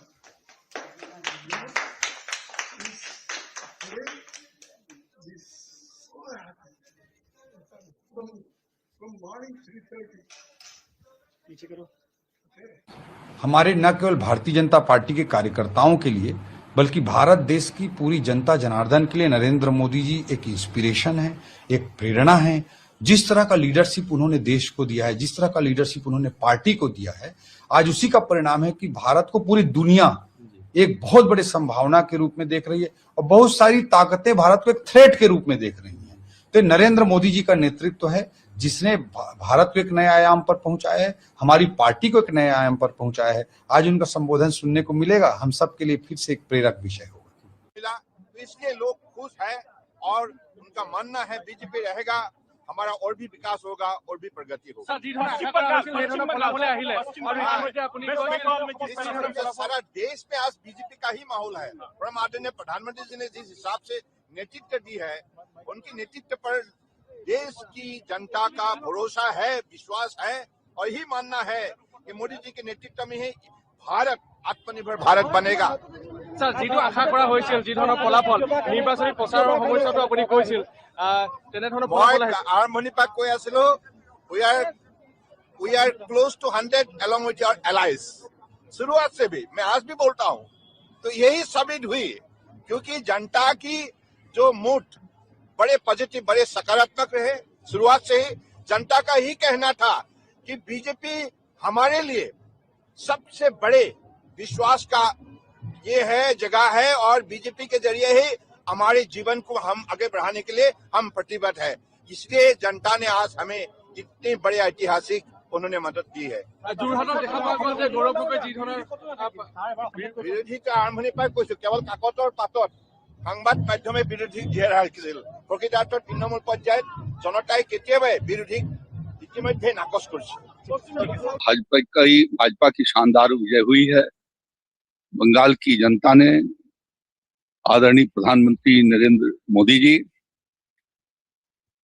Shri Amit Shah ji गृह मंत्री जी, Bharatiya Janata party के राष्ट्रीय नेतृत्व के ऊपर उन्होंने विश्वास और भरोसा जताया है। वहां की जनता ने शानदार जीत भारतीय जनता पार्टी को दी है और पहली बार वहां भाजपा की सरकार बनी है। पूरे बंगाल में कमल ही कमल खिला है। आसाम में तीसरी बार भारतीय जनता पार्टी की सरकार बन रही है। पुडुचेरी में भारतीय जनता पार्टी की सरकार के लिए स्पष्ट जनादेश है और इसी तरीके से तमिलनाडु और केरल में भी भारतीय जनता पार्टी और एनडीए आगे काफी अच्छी सफलता प्राप्त कर रहे हैं। मैं इस अवसर पर आदरणीय सभी वहां की जनता को, जिन्होंने भारतीय जनता पार्टी के पक्ष में मतदान किया, लोकतंत्र और राष्ट्र को सशक्त बनाए जाने के लिए जो जनादेश दिया है, इसके लिए मैं उनको हार्दिक बधाई, आभार प्रकट करता हूं। और माननीय प्रधानमंत्री नरेंद्र मोदी जी, अमित शाह जी और भाजपा के राष्ट्रीय नेतृत्व को कुशल संगठन के माध्यम से जो उन्होंने सफलता प्राप्त की है, इसके लिए मैं उनको बहुत बधाई देता हूं। जिन कार्यकर्ताओं ने अथक परिश्रम किया, जिनके बल पर ये जीत आज हासिल हुई है, उनको भी बहुत बधाई देता हूँ। उनका काम ही यही हर बार आरोप लगाना, चुनाव के पहले भी लगाते हैं, बाद में भी लगाते हैं। तो उनके जनता उनके आरोपों को अब कोई ध्यान ही नहीं देती, उसको बिल्कुल स्पष्ट रूप से खारिज कर दिया है। और इससे बड़ा जनादेश क्या हो सकता है? अभी भी उनको अपने नीतियों पर पुनर्विचार करने की जरूरत है। पश्चिम बंगाल में स्वामी विवेकानंद जी का सनातन संस्कृति, सुभाष चंद्र बोस जी का भारत माता, रविन्द्रनाथ टैगोर जी का आशीर्वाद भारतीय जनता पार्टी को मिला है। हम कह सकते हैं कि भारत की सांस्कृतिक राजधानी में भगवा लहरा गया है। ये विकसित भारत के संकल्प को पूरा करने का एक बड़ा कदम है। मैं आदरणीय प्रधानमंत्री नरेंद्र मोदी जी का और आदरणीय राष्ट्रीय अध्यक्ष जी का, आदरणीय गृह मंत्री जी का बहुत बहुत अभिनंदन करता हूं। उत्तर प्रदेश वासियों की तरफ से नवनिर्वाचित होने वाले सभी माननीय विधायकों का बहुत बहुत अभिनंदन करता हूं और पश्चिम बंगाल वासियों को बहुत बहुत बधाई है, बहुत बहुत अभिनंदन। देखिए, विपक्ष जब हारता है तो इस प्रकार के अनर्गल आरोप लगाता है। आप जानते हैं, भारतीय जनता पार्टी शुचिता, पारदर्शिता की राजनीति में भरोसा करती है और जनता का आशीर्वाद प्रथम लक्ष्य है, जनता का कल्याण प्रथम लक्ष्य है। और भारत माता की जय हो, चहुं दिशा में भारत माता की जय जयकार हो। ये देश प्रथम, राष्ट्र प्रथम के नारे को लेकर के भारतीय जनता पार्टी आगे चलती है और वही हमारा सिद्धांत है, वही उद्देश्य है। धन्यवाद। देखो ना, बंगाल असम सिर्फ नहीं है, पुडुचेरी भी है। पूरा देश भर में आज के जो रिजल्ट है भारतीय जनता पार्टी के पक्ष में है। असम देखिए, ये थर्ड टाइम गवर्नमेंट होने जा रहा है। असम के जो हेमंत बिश्व शर्मा जो काम किया है दिखता है। मोदी जी के आशीर्वाद और अमित भाई शाह के जो आशीर्वाद और उनका जो काम है, असम जब हम जाते हैं, आज देश भर के जो मेट्रोपॉलिटन सिटी है उस नजर के दिखता है। आज फैक्ट्री बोलिए और हमारा स्पोर्ट्स इंफ्रास्ट्रक्चर बोलिए और अदर जो कनेक्टिविटी है, असम को दिखता है जो एक डेवलपमेंट सिटी बनते जा रहा है। और ये सिर्फ असम नहीं, बराक वैली एंटर हम देखेंगे तो डेवलपमेंट, और उस डेवलपमेंट के आधार पर ये वोट हुआ है, वो हम अब देख रहे हैं। वेस्ट बंगाल ऐसे एक प्रदेश जहाँ एक टाइम पूरा भारत को लीड करते थे। 35 साल कम्युनिस्ट का रहा है, बाद में 15 साल लोगों ने उम्मीद किया है जो ममता बनर्जी कुछ करेंगे। पहले ही सारे फैक्ट्री बंद होके चला गया था। बाद में ममता बनर्जी आने के बाद लोगों का उम्मीद था कुछ फैक्ट्री वहां पे होगा, रोजगार की व्यवस्था होगा। लेकिन 15 साल में करीब 50,000 फैक्ट्री आज गाजियाबाद, नोएडा, फरीदाबाद, ये जो इंडस्ट्रियल स्टेट बना है, ये सब बंगाल के फैक्ट्री जाके है। और उस बंगाल में क्या होगा, लोगों का रोजगार के लिए बाहर जाना पड़ रहा है। तो ये वहाँ के जो यूथ है और जो एलिट लोग हैं और जो पढ़े लिखे लोग हैं, बंगाल के जो इंटेलेक्चुअल बोला जाता है, उनको सबके मन में आया जब ममता बनर्जी से और होगा नहीं है। तो उसका जो एक रिएक्शन और मोदी जी का जो डेवलपमेंट है पूरा देश का, उसके आधार पर वोट हुआ है। तो अभी तक का जो रुझान हम देख रहे हैं, जो वहाँ पे सरकार बनना सुनिश्चित है, बीजेपी का है। तो हम बधाई देते हैं बंगाल के जो भारतीय जनता पार्टी के कार्यकर्ता है और मोदी जी, अमित शाह जी को जिस तरीके से उन्होंने मेहनत किया है, और त्रिपुरा के भी हमारा बहुत सारे कार्यकर्ता वहाँ पे मेहनत किया है, उनको भी बधाई देता हूँ आज के दिन में। और पूरा देश भर में बहुत अच्छा रिजल्ट बीजेपी के। आज पुडुचेरी में भी अच्छा हुआ है, हमने देखा, केरल में भी। और धर्मनगर जो है, हमारा 8 साल की सरकार है और 8 साल के सरकार के जो काम है धर्मनगर में काम हुआ। मैं नॉर्थ से आता हूँ, आपको पता है। मैं नॉर्थ में पहले मेरे को जाने में धर्मनगर 8 घंटा लगता था, 6 घंटा लगता था, आज 2-2.5 घंटा में जाता हूँ। वो डेवलपमेंट के आधार पर वोट हुआ है और उस डेवलपमेंट के आधार पर हम देखे हैं करीब 18,000 वोटों में हमारा वहाँ पे कैंडिडेट जीते हैं। तो धन्यवाद है भारतीय जनता पार्टी सारे कार्यकर्ता को इतना अच्छा रिजल्ट के लिए है। और आप लोगों भी, सब लोग मेहनत किया है, सब लोगों ने इतना दिखाया, आप लोग आज भी रिजल्ट दिखा रहे हो, आप लोगों को भी धन्यवाद है आज की इस खुशी में।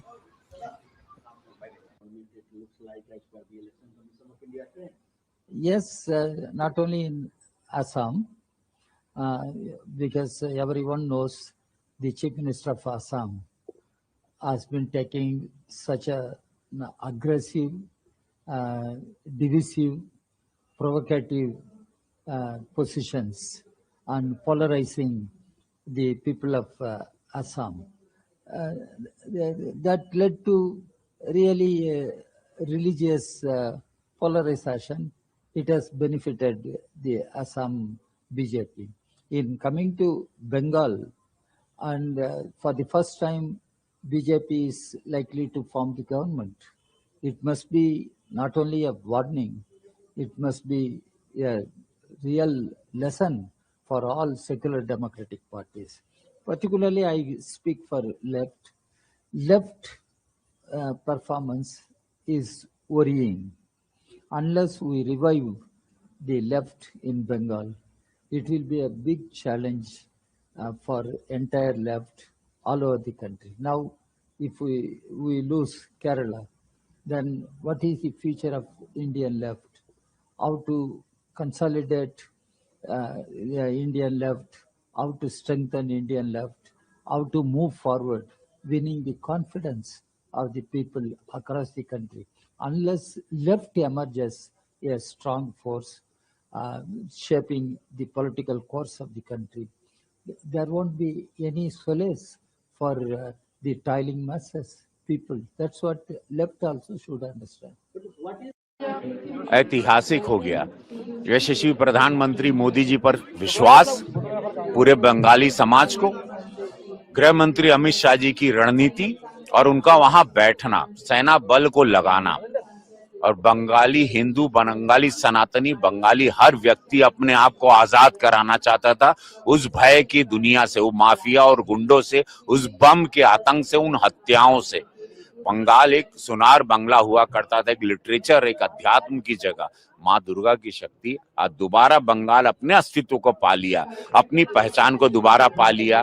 दोबारा बंगाल अपने कदमों पे अपने अध्यात्म, अपनी शक्तियों के साथ आगे बढ़ेगा। समस्त भारत को इस बधाई देना चाहता हूँ। पूरे भारत की जीत हुई, भारत के विचारों की जीत हुई कि भारत में एक अलग राज्य बना के ये लोग रह रहे थे।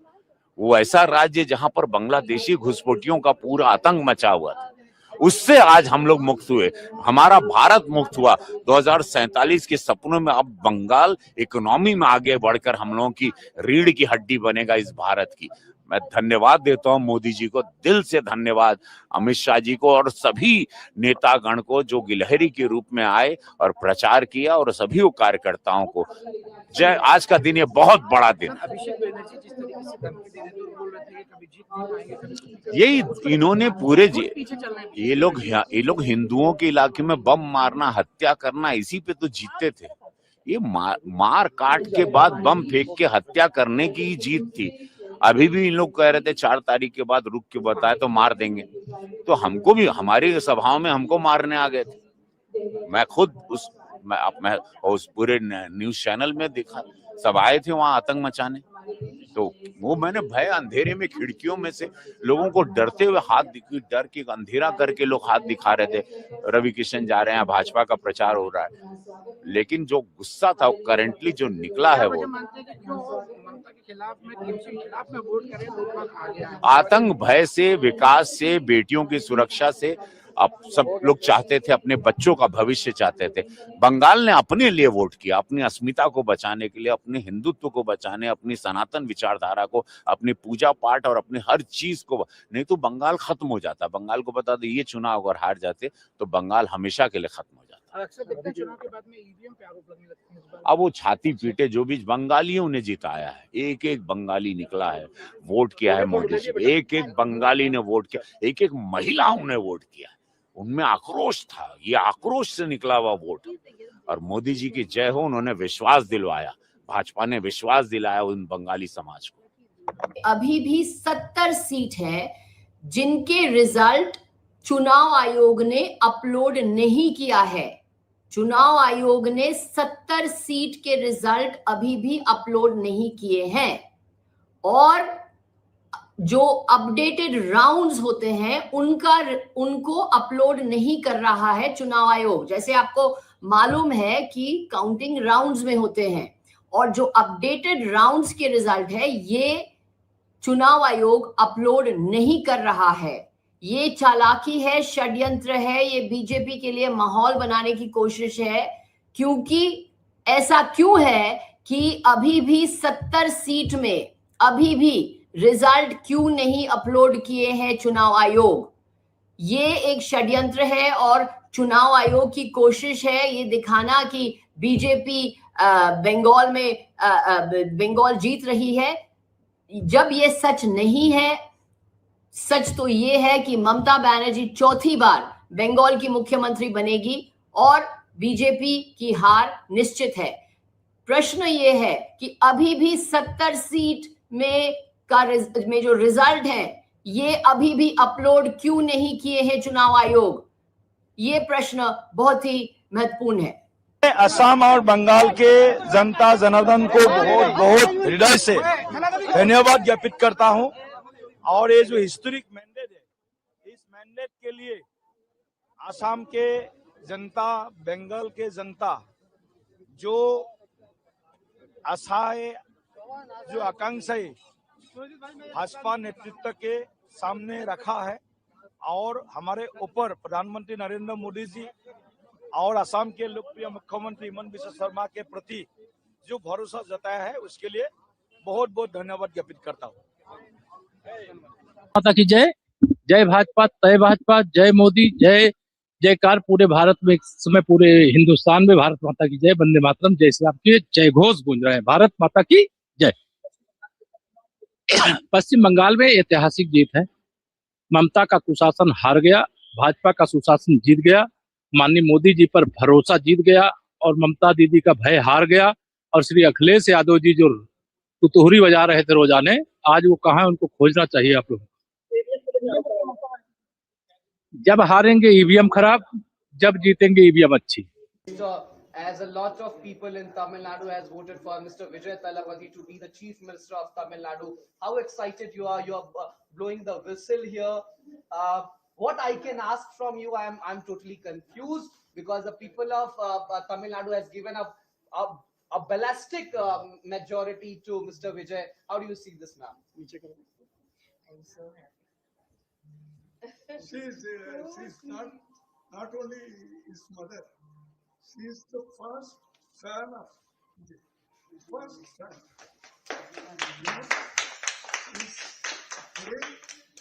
He's so happy. From morning 3:30. हमारे न केवल भारतीय जनता पार्टी के कार्यकर्ताओं के लिए बल्कि भारत देश की पूरी जनता जनार्दन के लिए नरेंद्र मोदी जी एक इंस्पिरेशन है, एक प्रेरणा है। जिस तरह का लीडरशिप उन्होंने देश को दिया है, जिस तरह का लीडरशिप उन्होंने पार्टी को दिया है, आज उसी का परिणाम है कि भारत को पूरी दुनिया एक बहुत बड़े संभावना के रूप में देख रही है और बहुत सारी ताकतें भारत को एक थ्रेट के रूप में देख रही हैं। तो नरेंद्र मोदी जी का नेतृत्व है जिसने भारत को एक नए आयाम पर पहुंचाया है, हमारी पार्टी को एक नए आयाम पर पहुंचाया है। आज उनका संबोधन सुनने को मिलेगा, हम सब के लिए फिर से एक प्रेरक विषय होगा। तो इसके लोग खुश हैं और उनका मानना है बीजेपी रहेगा, हमारा और भी विकास होगा और भी प्रगति होगी। सारा देश में आज बीजेपी का ही माहौल है। परम आदरणीय प्रधानमंत्री जी ने जिस हिसाब से नेतृत्व दी है, उनके नेतृत्व पर देश की जनता का भरोसा है, विश्वास है और यही मानना है कि मोदी जी के नेतृत्व में ही भारत आत्मनिर्भर भारत बनेगा। স্যার, যিটো আশা কৰা হৈছিল, যি ধৰণৰ ফলাফল নিৰ্বাচনী প্ৰচাৰৰ সময়তো আপুনি কৈছিল, তেনেধৰণৰ ফলাফল আহিছে। আৰম্ভণিৰ পৰা কৈ আছিলো, we are close to 100 along with your allies। शुरुआत से भी मैं आज भी बोलता हूँ, तो यही साबित हुई क्योंकि जनता की जो मूड बड़े पॉजिटिव, बड़े सकारात्मक रहे। शुरुआत से ही जनता का ही कहना था कि बीजेपी हमारे लिए सबसे बड़े विश्वास का ये है, जगह है और बीजेपी के जरिए ही हमारे जीवन को हम आगे बढ़ाने के लिए हम प्रतिबद्ध है। इसलिए जनता ने आज हमें इतनी बड़े ऐतिहासिक उन्होंने मदद दी है। বিৰোধী আৰম্ভণিৰ পৰা কৈছো, কেৱল কাকতৰ পাতত সংবাদ মাধ্যমে বিৰোধী জীয়াই ৰাখিছিল। প্ৰকৃতাৰ্থত তৃণমূল পৰ্যায়ত জনতাই কেতিয়াবাই বিৰোধীক ইতিমধ্যে নাকচ কৰিছে। भाजपा की शानदार विजय हुई है। बंगाल की जनता ने आदरणीय प्रधानमंत्री नरेंद्र मोदी जी, अमित शाह जी गृह मंत्री जी, भारतीय जनता पार्टी के राष्ट्रीय नेतृत्व के ऊपर उन्होंने विश्वास और भरोसा जताया है। वहां की जनता ने शानदार जीत भारतीय जनता पार्टी को दी है और पहली बार वहां भाजपा की सरकार बनी है। पूरे बंगाल में कमल ही कमल खिला है। आसाम में तीसरी बार भारतीय जनता पार्टी की सरकार बन रही है। पुडुचेरी में भारतीय जनता पार्टी की सरकार के लिए स्पष्ट जनादेश है और इसी तरीके से तमिलनाडु और केरल में भी भारतीय जनता पार्टी और एनडीए आगे काफी अच्छी सफलता प्राप्त कर रहे हैं। मैं इस अवसर पर आदरणीय तभी वहां की जनता को, जिन्होंने भारतीय जनता पार्टी के पक्ष में मतदान किया, लोकतंत्र और राष्ट्र को सशक्त बनाए जाने के लिए जो जनादेश दिया है, इसके लिए मैं उनको हार्दिक बधाई, आभार प्रकट करता हूं। और माननीय प्रधानमंत्री नरेंद्र मोदी जी, अमित शाह जी और भाजपा के राष्ट्रीय नेतृत्व को कुशल संगठन के माध्यम से जो उन्होंने सफलता प्राप्त की है, इसके लिए मैं उनको बहुत बधाई देता हूं। जिन कार्यकर्ताओं ने अथक परिश्रम किया, जिनके बल पर ये जीत आज हासिल हुई है, उनको भी बहुत बधाई देता हूं। उनका काम ही यही हर बार आरोप लगाना, चुनाव के पहले भी लगाते हैं, बाद में भी लगाते हैं। तो उनके जनता उनके आरोपों को अब कोई ध्यान ही नहीं देती, उसको बिल्कुल स्पष्ट रूप से खारिज कर दिया है। और इससे बड़ा जनादेश क्या हो सकता है? अभी भी उनको अपने नीतियों पर पुनर्विचार करने की जरूरत है। पश्चिम बंगाल में स्वामी विवेकानंद जी का सनातन संस्कृति, सुभाष चंद्र बोस जी का भारत माता, रविन्द्रनाथ टैगोर जी का आशीर्वाद भारतीय जनता पार्टी को मिला है।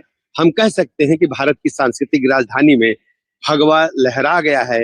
ये विकसित भारत के संकल्प को पूरा करने का एक बड़ा कदम है। मैं आदरणीय प्रधानमंत्री नरेंद्र मोदी जी का और आदरणीय राष्ट्रीय अध्यक्ष जी का, आदरणीय गृह मंत्री जी का बहुत बहुत अभिनंदन करता हूं।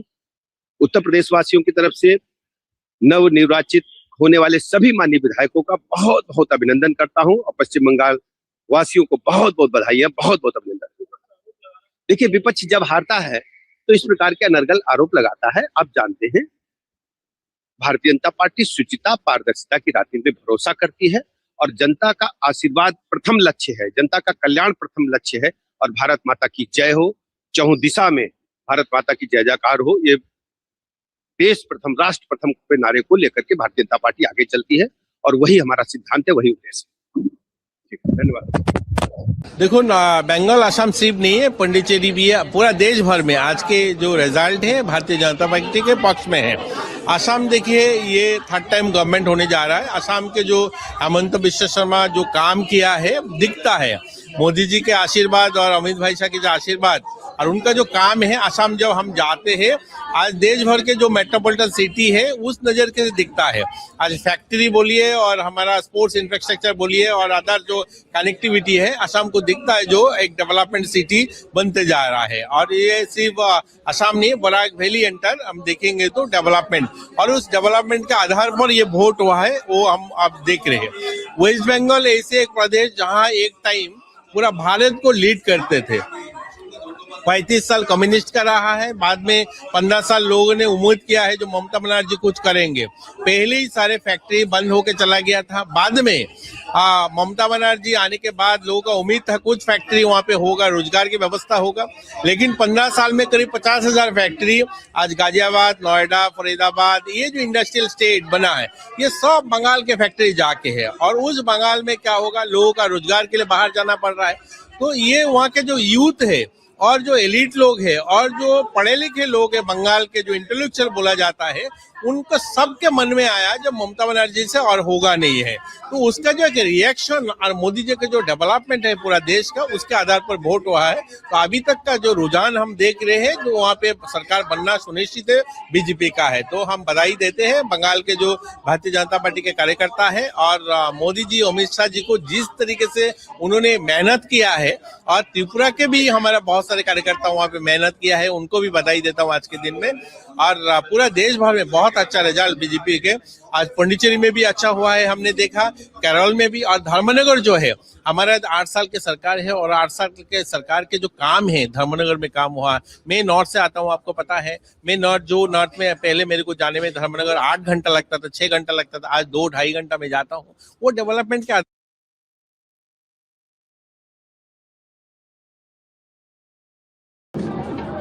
And from the very beginning, the Congress High Command,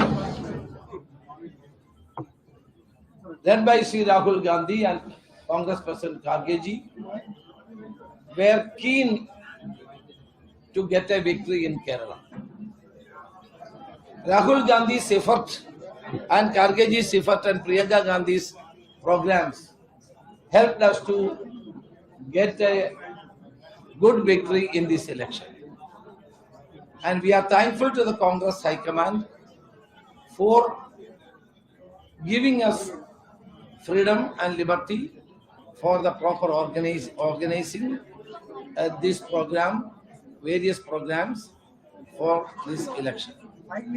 The 5 guarantees announced by Sri Rahul Gandhi, the 5 guarantees announced by Sri Rahul Gandhi in Trivandrum helped us to get this victory. And this is a joint effort.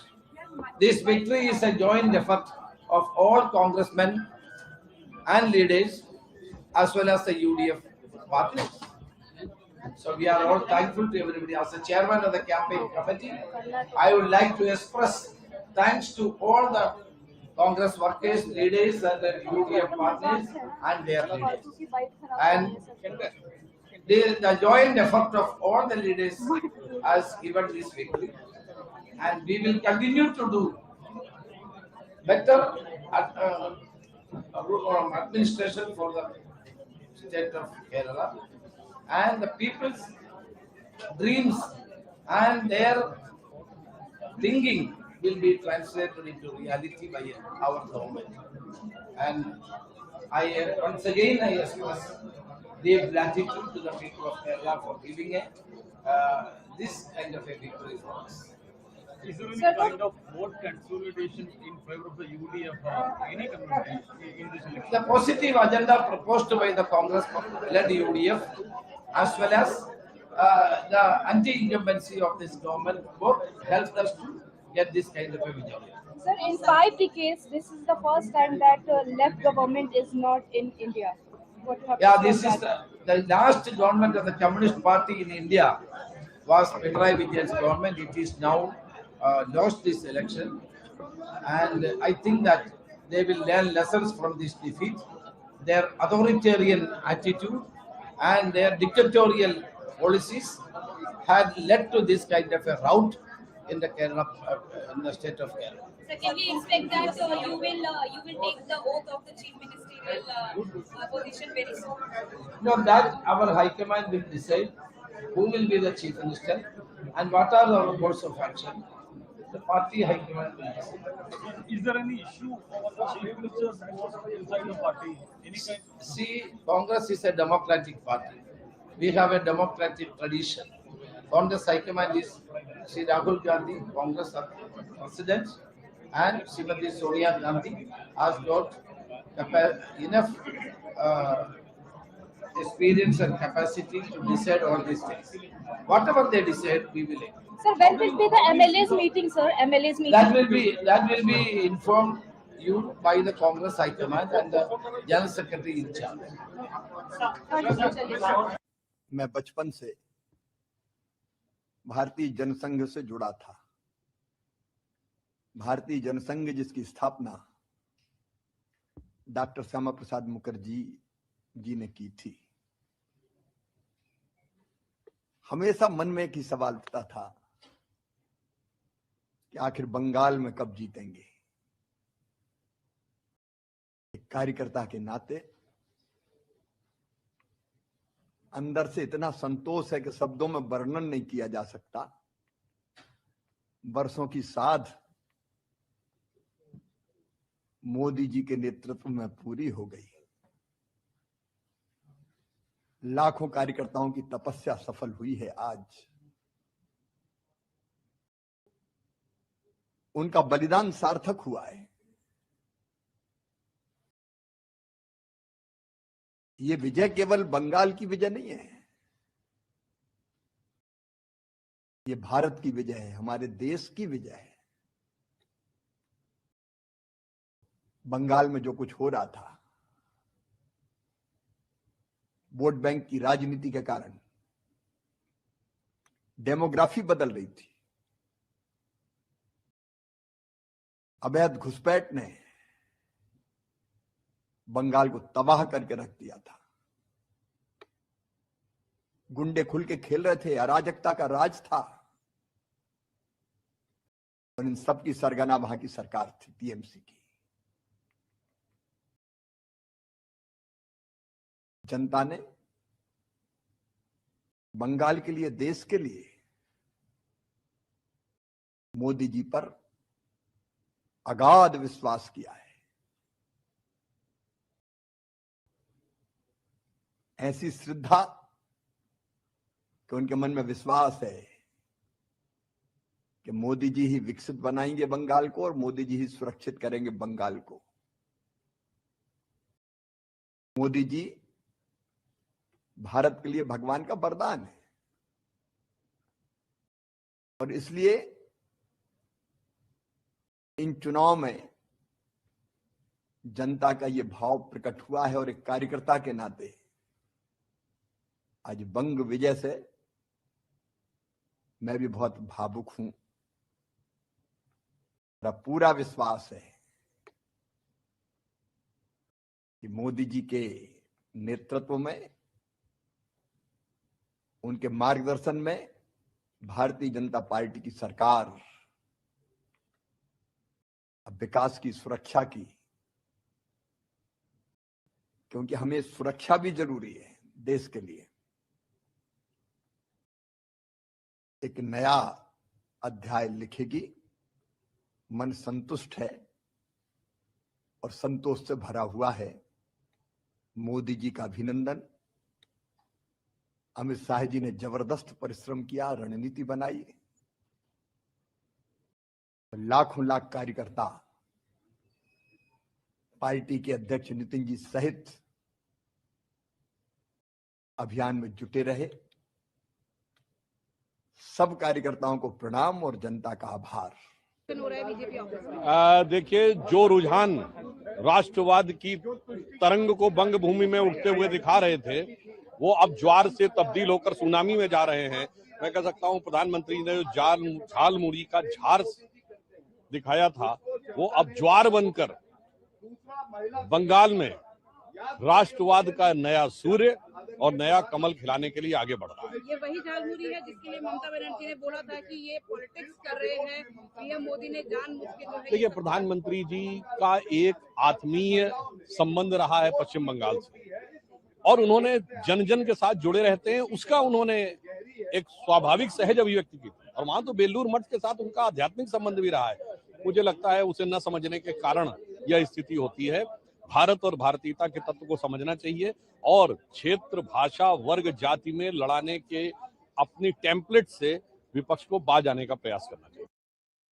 अब ये बहुत सारे factors हैं और 10 साल के जो ये सरकार की कमियां थी, नेचुरली उसके खिलाफ एक एंटी इनकम्बेंसी वोट भी थे। लेकिन मेरे ख्याल में अब तो अभी आगे देखने का वक्त आ गया है। अभी केरल के भविष्य, आप देखिए कि केरल में क्या हो रहा है।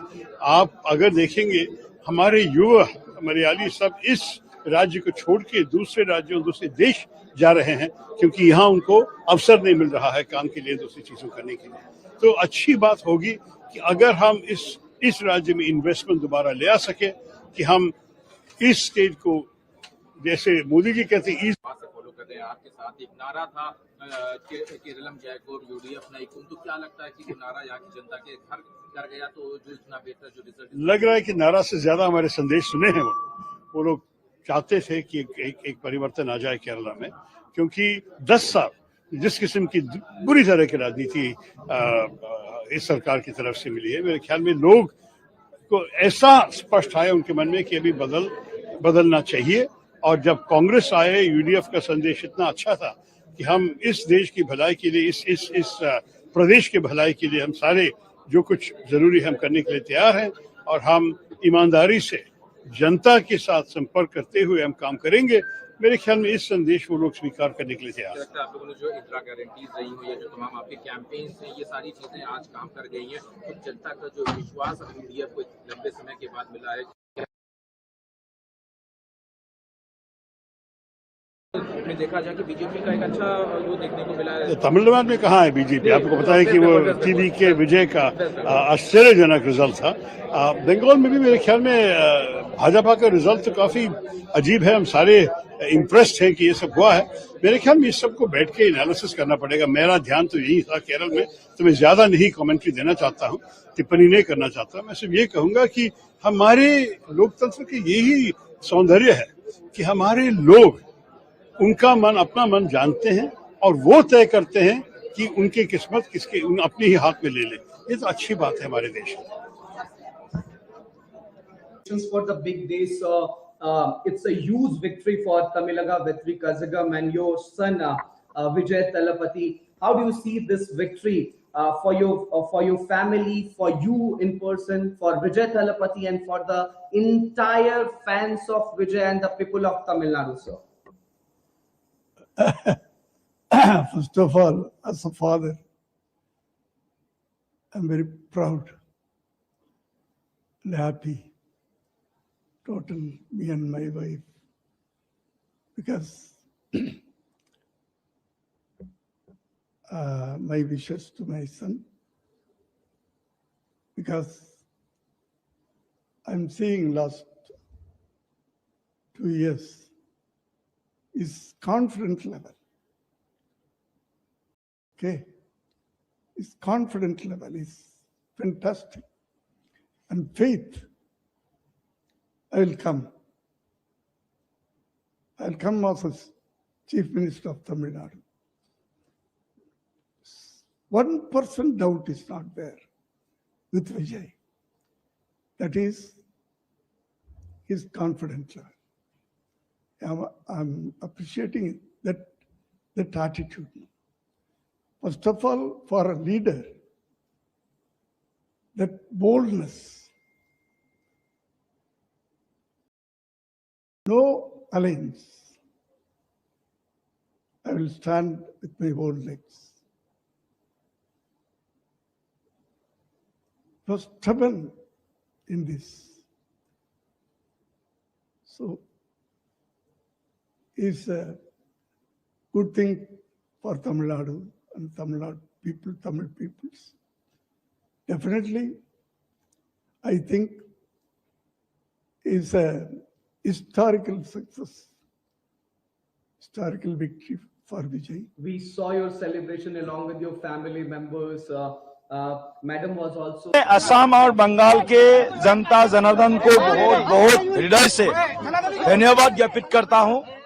और ये जो हिस्टोरिक मैंडेट है, इस मैंडेट के लिए असम के जनता, बंगाल के जनता जो आशाएं, जो आकांक्षाएं भाजपा नेतृत्व के सामने रखा है और हमारे ऊपर प्रधानमंत्री नरेंद्र मोदी जी और असम के लोकप्रिय मुख्यमंत्री हिमंता बिस्वा शर्मा के प्रति जो भरोसा जताया है, उसके लिए बहुत बहुत धन्यवाद ज्ञापित करता हूँ। माता की जय, जय भाजपा, तय भाजपा, जय मोदी, जय जयकार पूरे भारत में, इस समय पूरे हिंदुस्तान में भारत माता की जय, वंदे मातरम, जय श्री राम के जय घोष गूंज रहे हैं। भारत माता की जय। पश्चिम बंगाल में ऐतिहासिक जीत है। ममता का कुशासन हार गया, भाजपा का सुशासन जीत गया, माननीय मोदी जी पर भरोसा जीत गया और ममता दीदी का भय हार गया। और श्री अखिलेश यादव जी जो तुतुहरी बजा रहे थे रोजाने, आज वो कहाँ है, उनको खोजना चाहिए आप लोग। जब हारेंगे ईवीएम खराब, जब जीतेंगे ईवीएम अच्छी। As a lot of people in Tamil Nadu has voted for Mr. Vijay Thalapathy to be the Chief Minister of Tamil Nadu, how excited you are? You are blowing the whistle here. What I can ask from you, I'm totally confused because the people of Tamil Nadu has given up a ballistic majority to Mr. Vijay. How do you see this, ma'am? I'm so happy. She's not only his mother, she is the first fan of Vijay. First fan. You know, today he's so happy. From morning 3:30. Okay. हमारे न केवल Bharatiya Janata party के कार्यकर्ताओं के लिए बल्कि भारत देश की पूरी जनता जनार्दन के लिए नरेंद्र मोदी जी एक इंस्पिरेशन है, एक प्रेरणा है। जिस तरह का लीडरशिप उन्होंने देश को दिया है, जिस तरह का लीडरशिप उन्होंने पार्टी को दिया है, आज उसी का परिणाम है कि भारत को पूरी दुनिया एक बहुत बड़े संभावना के रूप में देख रही है और बहुत सारी ताकतें भारत को एक थ्रेट के रूप में देख रही हैं। तो नरेंद्र मोदी जी का नेतृत्व है जिसने भारत को एक नए आयाम पर पहुंचाया है, हमारी पार्टी को एक नए आयाम पर पहुंचाया है। आज उनका संबोधन सुनने को मिलेगा, हम सब के लिए फिर से एक प्रेरक विषय होगा। इसलिए लोग खुश है और उनका मानना है बीजेपी रहेगा, हमारा और भी विकास होगा और भी प्रगति होगा।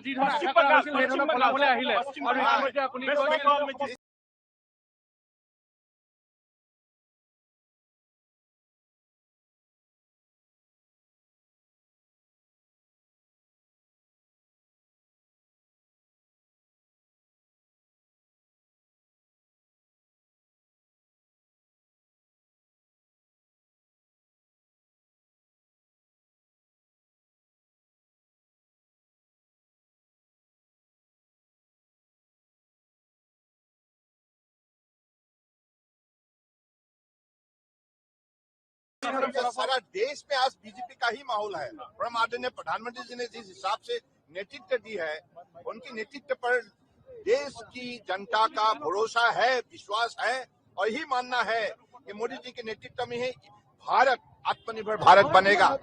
স্যার, যিটো আশা কৰা হৈছিল, যি ধৰণৰ ফলাফল নিৰ্বাচনী প্ৰচাৰৰ সময়তো আপুনি কৈছিল, তেনেধৰণৰ ফলাফল আহিছে। আৰম্ভণিৰ পৰা কৈ আছিলো, we are close to 100 along with our allies। शुरुआत से भी मैं आज भी बोलता हूं, तो यही साबित हुई क्योंकि जनता की जो मूड बड़े पॉजिटिव, बड़े सकारात्मक रहे। शुरुआत से ही जनता का ही कहना था कि बीजेपी हमारे लिए सबसे बड़े विश्वास का ये है, जगह है और बीजेपी के जरिए ही हमारे जीवन को हम आगे बढ़ाने के लिए हम प्रतिबद्ध है। इसलिए जनता ने आज हमें इतनी बड़े ऐतिहासिक उन्होंने मदद दी है। বিৰোধী আৰম্ভণিৰ পৰাই কৈছো, কেৱল কাকতৰ পাতত সংবাদ মাধ্যমে বিৰোধীক ঘেৰা ৰাখিছিল। প্ৰকৃতাৰ্থত তৃণমূল পৰ্যায়ত জনতাই কেতিয়াবাই বিৰোধীক ইতিমধ্যে নাকচ কৰিছে। भाजपा की शानदार विजय हुई है। बंगाल की जनता ने आदरणीय प्रधानमंत्री नरेंद्र मोदी जी, अमित शाह जी गृह मंत्री जी, भारतीय जनता पार्टी के राष्ट्रीय नेतृत्व के ऊपर उन्होंने विश्वास और भरोसा जताया है। वहां की जनता ने शानदार जीत भारतीय जनता पार्टी को दी है और पहली बार वहां भाजपा की सरकार बनी है। पूरे बंगाल में कमल ही कमल खिला है। आसाम में तीसरी बार भारतीय जनता पार्टी की सरकार बन रही है। पुडुचेरी में भारतीय जनता पार्टी की सरकार के लिए स्पष्ट जनादेश है और इसी तरीके से तमिलनाडु और केरल में भी भारतीय जनता पार्टी और एनडीए आगे काफी अच्छी सफलता प्राप्त कर रहे हैं।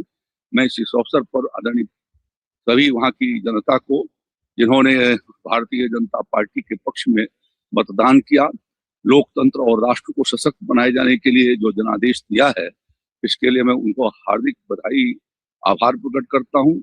और माननीय प्रधानमंत्री नरेंद्र मोदी जी, अमित शाह जी और भाजपा के राष्ट्रीय नेतृत्व को कुशल संगठन के माध्यम से जो उन्होंने सफलता प्राप्त की है, इसके लिए मैं उनको बहुत बधाई देता हूं।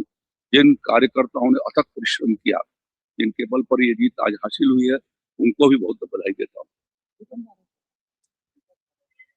उनका काम ही यही हर बार आरोप लगाना, चुनाव के पहले भी लगाते हैं, बाद में भी लगाते हैं। तो उनके जनता उनके आरोपों को अब कोई ध्यान ही नहीं देती, उसको बिल्कुल स्पष्ट रूप से खारिज कर दिया है। और इससे बड़ा जनादेश क्या हो सकता है।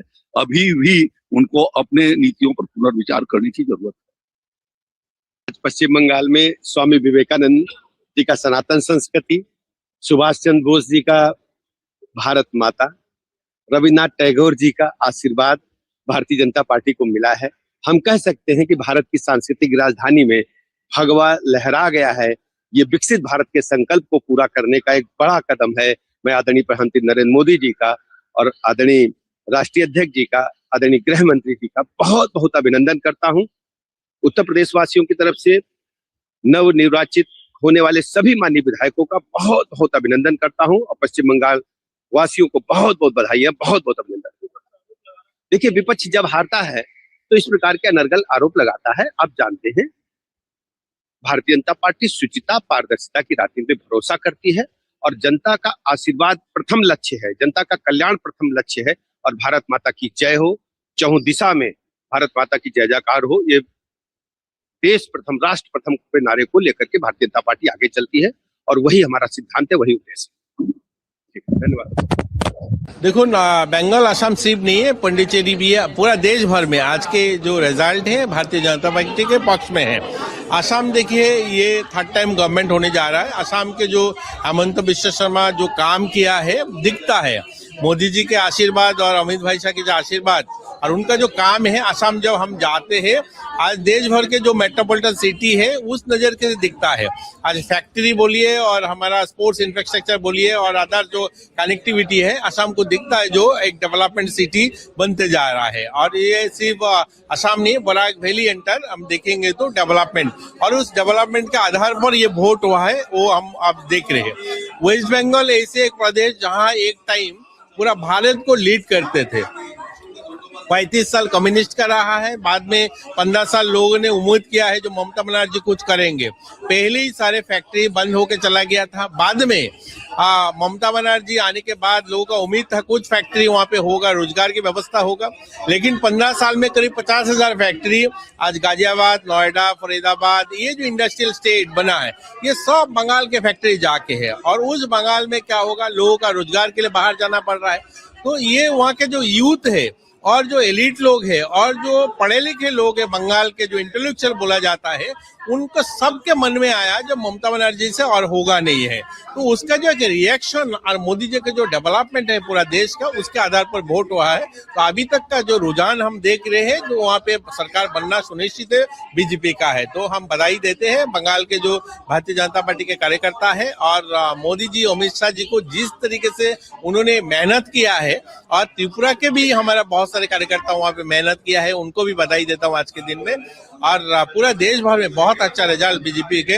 आज पुडुचेरी में भी अच्छा हुआ है, हमने देखा, केरल में भी, और धर्मनगर जो है हमारा 8 साल की सरकार है और 8 साल के सरकार के जो काम है धर्मनगर में काम हुआ। मैं नॉर्थ से आता हूँ, आपको पता है, मैं नॉर्थ में पहले मेरे को जाने में धर्मनगर 8 घंटा लगता था, 6 घंटा लगता था, आज 2-2.5 घंटा में जाता हूँ। वो डेवलपमेंट के आधार पर वोट हुआ है और उस डेवलपमेंट के आधार पर हम देखे हैं करीब 18,000 वोटों में हमारा वहाँ पे कैंडिडेट जीते हैं। तो धन्यवाद है भारतीय जनता पार्टी सारे कार्यकर्ता को इतना अच्छा रिजल्ट के लिए है। और आप लोग भी, सब लोग मेहनत किया है, सब लोगों ने इतना दिखाया, आप लोग आज भी रिजल्ट दिखा रहे हो, आप लोगों को भी धन्यवाद है आज की इस खुशी में।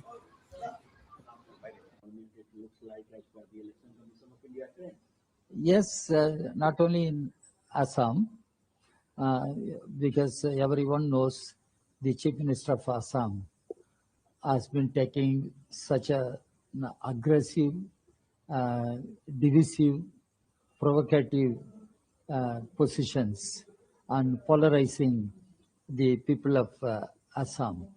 That led to really religious polarization.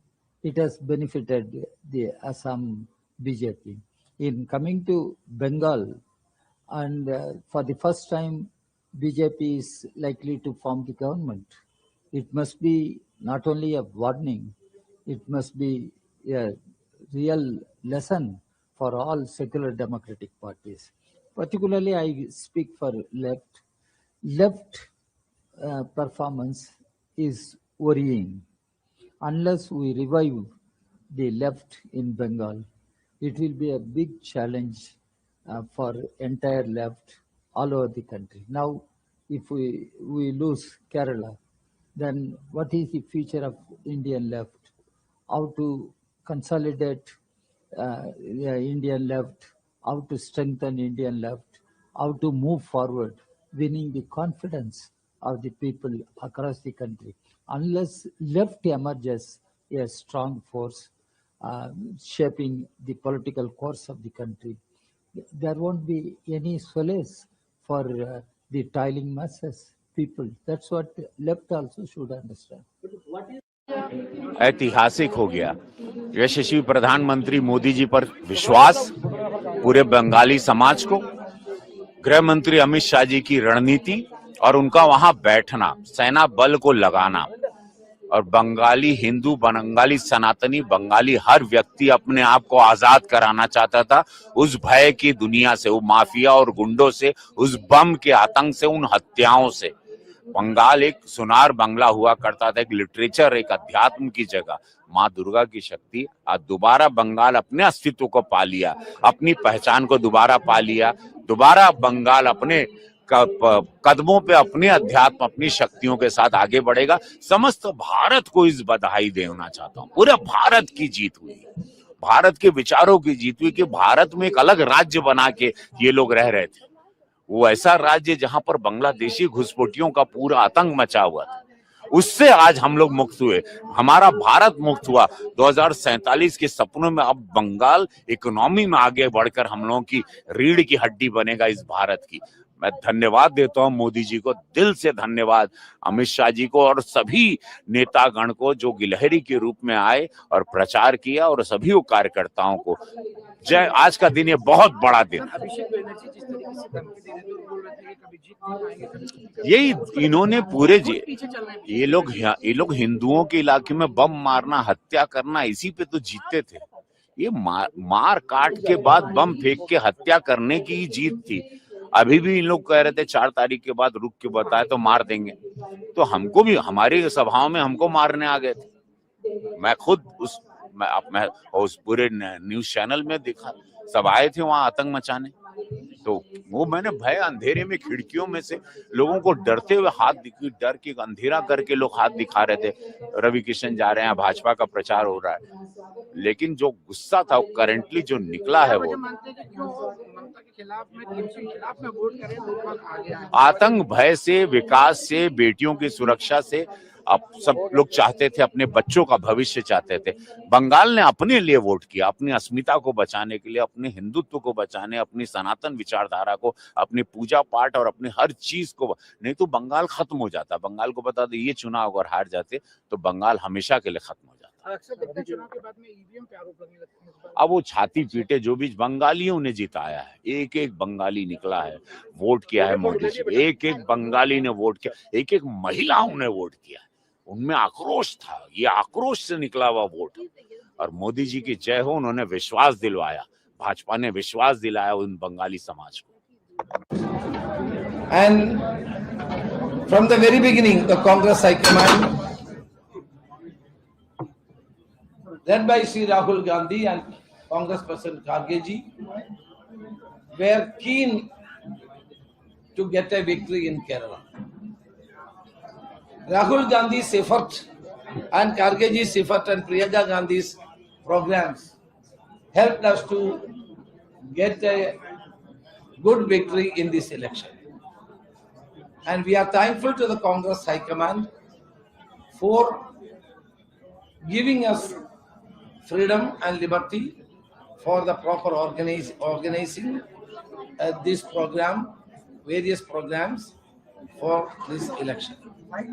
The 5 guarantees announced by Sri Rahul Gandhi, the 5 guarantees announced by Sri Rahul Gandhi in Trivandrum helped us to get this victory.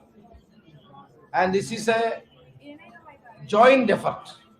This victory is a joint effort of all congressmen and leaders as well as the UDF partners.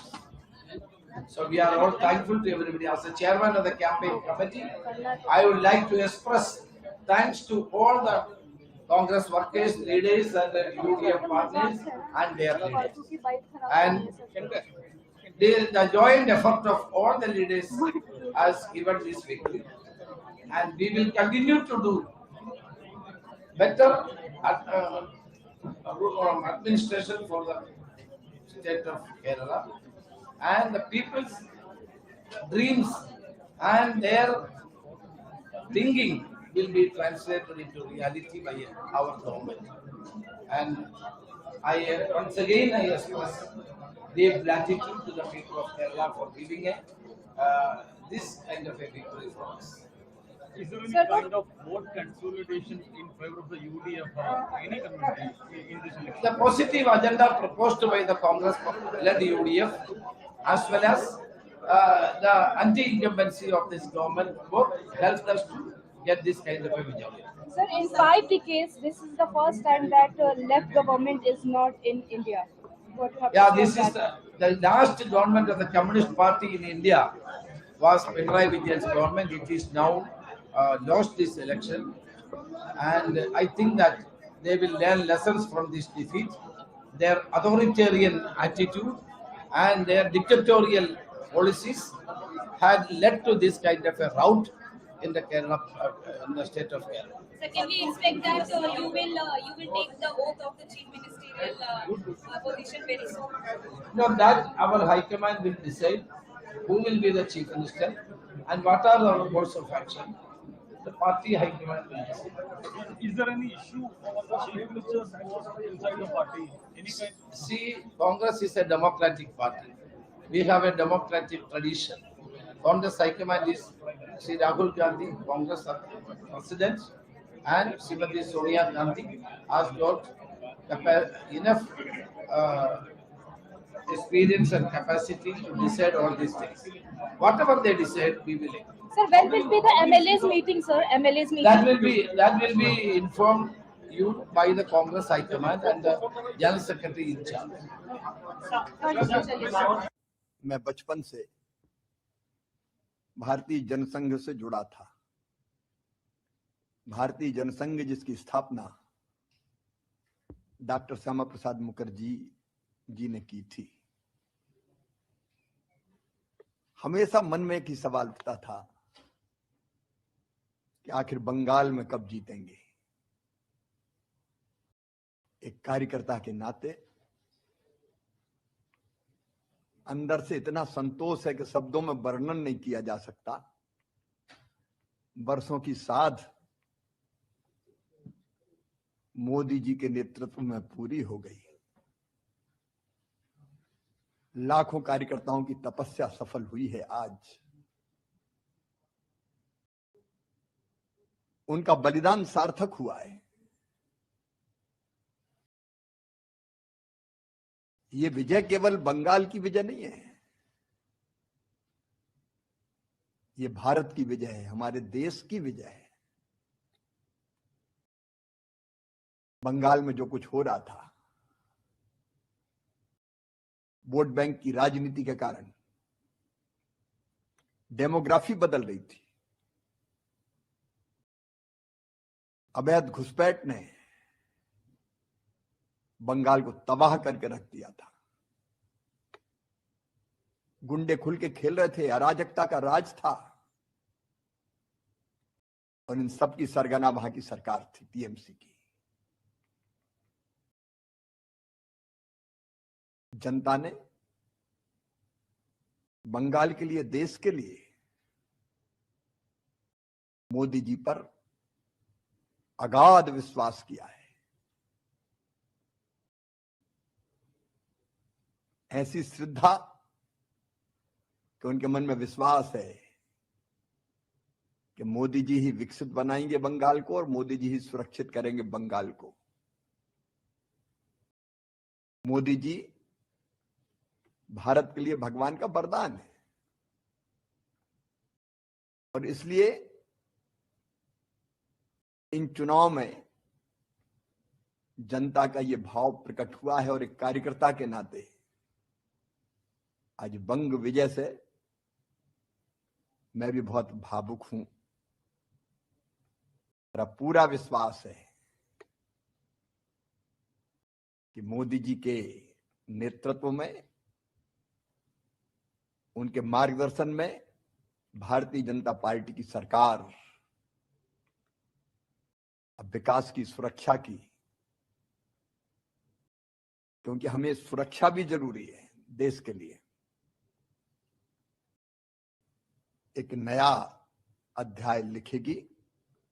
मन संतुष्ट है और संतोष से भरा हुआ है। मोदी जी का अभिनंदन। अमित शाह जी ने जबरदस्त परिश्रम किया, रणनीति बनाई, और लाखों लाख कार्यकर्ता पार्टी के अध्यक्ष नितिन जी सहित अभियान में जुटे रहे। सब कार्यकर्ताओं को प्रणाम और जनता का आभार। देखिए, जो रुझान राष्ट्रवाद की तरंग को बंग भूमि में उठते हुए दिखा रहे थे, वो अब ज्वार से तब्दील होकर सुनामी में जा रहे हैं। मैं कह सकता हूं प्रधानमंत्री ने जो झाल मुड़ी का झार दिखाया था, वो अब ज्वार बनकर बंगाल में राष्ट्रवाद का नया सूर्य और नया कमल खिलाने के लिए आगे बढ़ रहा है। ये वही झालमुड़ी है जिसके लिए ममता बनर्जी ने बोला था कि ये पॉलिटिक्स कर रहे हैं, पीएम मोदी ने जानबूझ के जो है। देखिए, प्रधानमंत्री जी का एक आत्मीय संबंध रहा है पश्चिम बंगाल से, और उन्होंने जन जन के साथ जुड़े रहते हैं, उसका उन्होंने एक स्वाभाविक सहज अभिव्यक्ति की थी। और वहां तो बेलूर मठ के साथ उनका आध्यात्मिक संबंध भी रहा है। मुझे लगता है उसे न समझने के कारण यह स्थिति होती है। भारत और भारतीयता के तत्व को समझना चाहिए और क्षेत्र, भाषा, वर्ग, जाति में लड़ाने के अपनी टेम्पलेट से विपक्ष को बाज आने का प्रयास करना चाहिए। अब ये बहुत सारे फैक्टर्स हैं और 10 साल के जो ये सरकार की कमियां थी, नेचुरली उसके खिलाफ एक एंटी इनकम्बेंसी वोट भी थे, लेकिन मेरे ख्याल में अब तो अभी आगे देखने का वक्त आ गया है। अभी केरल के भविष्य आप देखिए कि केरल में क्या हो रहा है। आप अगर देखेंगे हमारे युवा मलयाली सब इस राज्य को छोड़ के दूसरे राज्यों, दूसरे देश जा रहे हैं, क्योंकि यहाँ उनको अवसर नहीं मिल रहा है काम के लिए, दूसरी चीजों करने के लिए। तो अच्छी बात होगी कि अगर हम इस राज्य में इन्वेस्टमेंट दोबारा ले आ सके, कि हम इस स्टेट को, जैसे मोदी जी कहते हैं, फॉलो कर रहे हैं। आपके साथ एक नारा था केरलम जयकोर यूडीएफ नाइकुम, तो क्या लगता है कि वो नारा यहाँ की जनता के घर कर गया, तो जो इतना बेहतर जो रिजल्ट लग रहा है कि नारा से ज्यादा हमारे संदेश सुने हैं वो लोग चाहते थे कि एक परिवर्तन आ जाए केरला में, क्योंकि 10 साल जिस किस्म की बुरी तरह की राजनीति इस सरकार की तरफ से मिली है, मेरे ख्याल में लोग को ऐसा स्पष्ट आया उनके मन में कि अभी बदलना चाहिए। और जब कांग्रेस आए, यूडीएफ का संदेश इतना अच्छा था कि हम इस देश की भलाई के लिए, इस प्रदेश के भलाई के लिए हम सारे जो कुछ जरूरी हम करने के लिए तैयार हैं, और हम ईमानदारी से जनता के साथ संपर्क करते हुए हम काम करेंगे। मेरे ख्याल में इस संदेश वो लोग स्वीकार करने के लिए तैयार हैं। आप लोगों ने जो इंदिरा गारंटीज रही हो या जो तमाम आपके कैंपेन्स हैं, ये सारी चीजें आज काम कर गई हैं, तो जनता का जो विश्वास अब यूडीएफ को लंबे समय के बाद मिला है,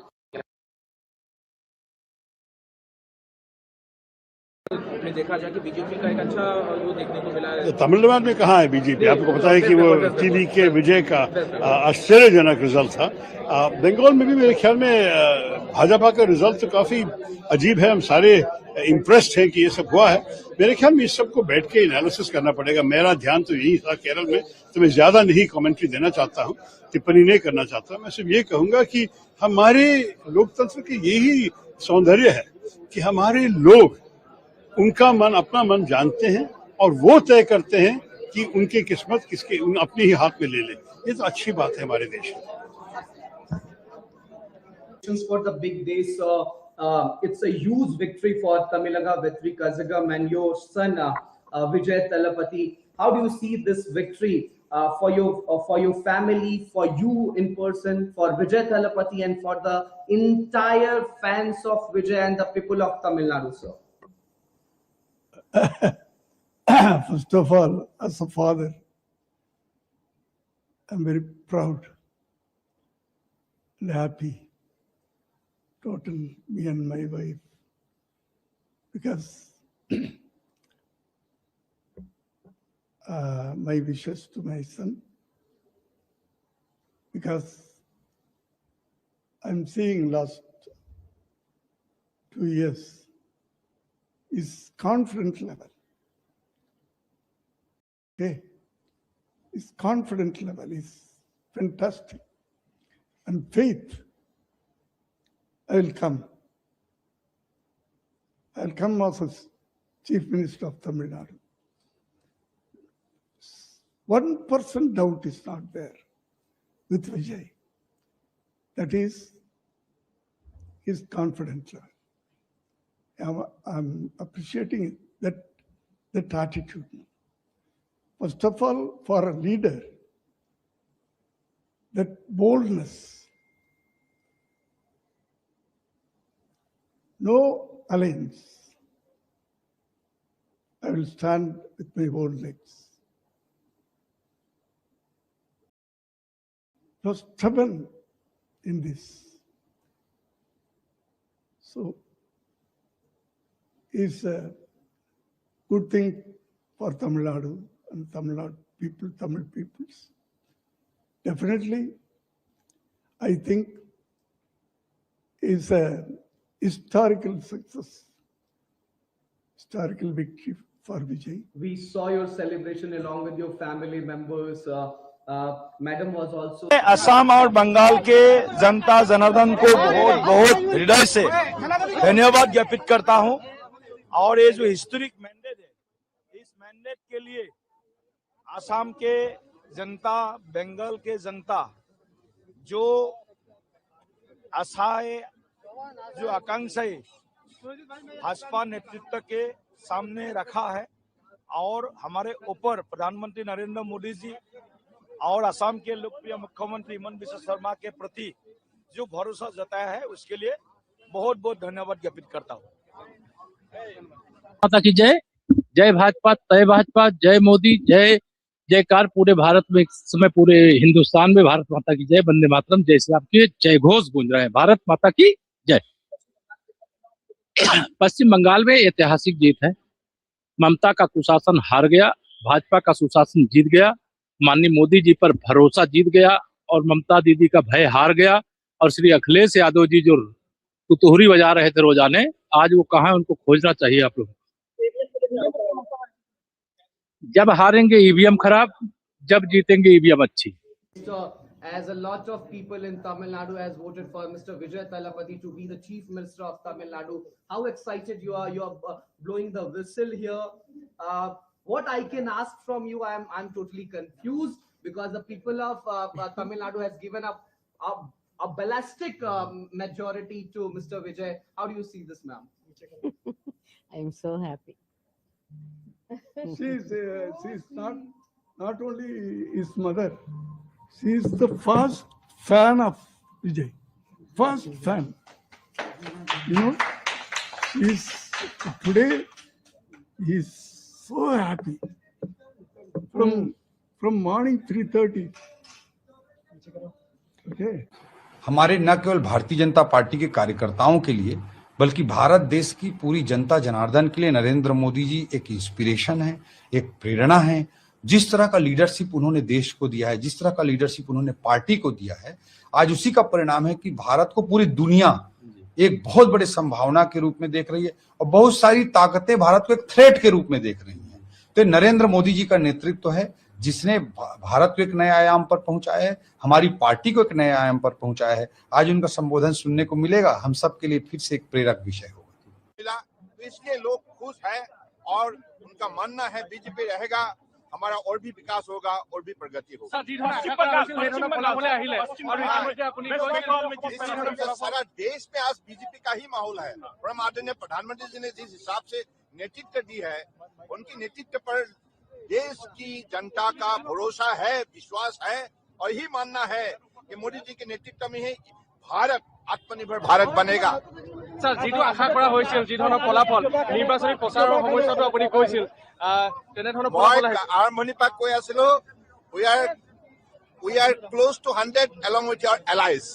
शुरुआत से भी मैं आज भी बोलता हूँ, तो यही साबित हुई क्योंकि जनता की जो मूड बड़े पॉजिटिव, बड़े सकारात्मक रहे।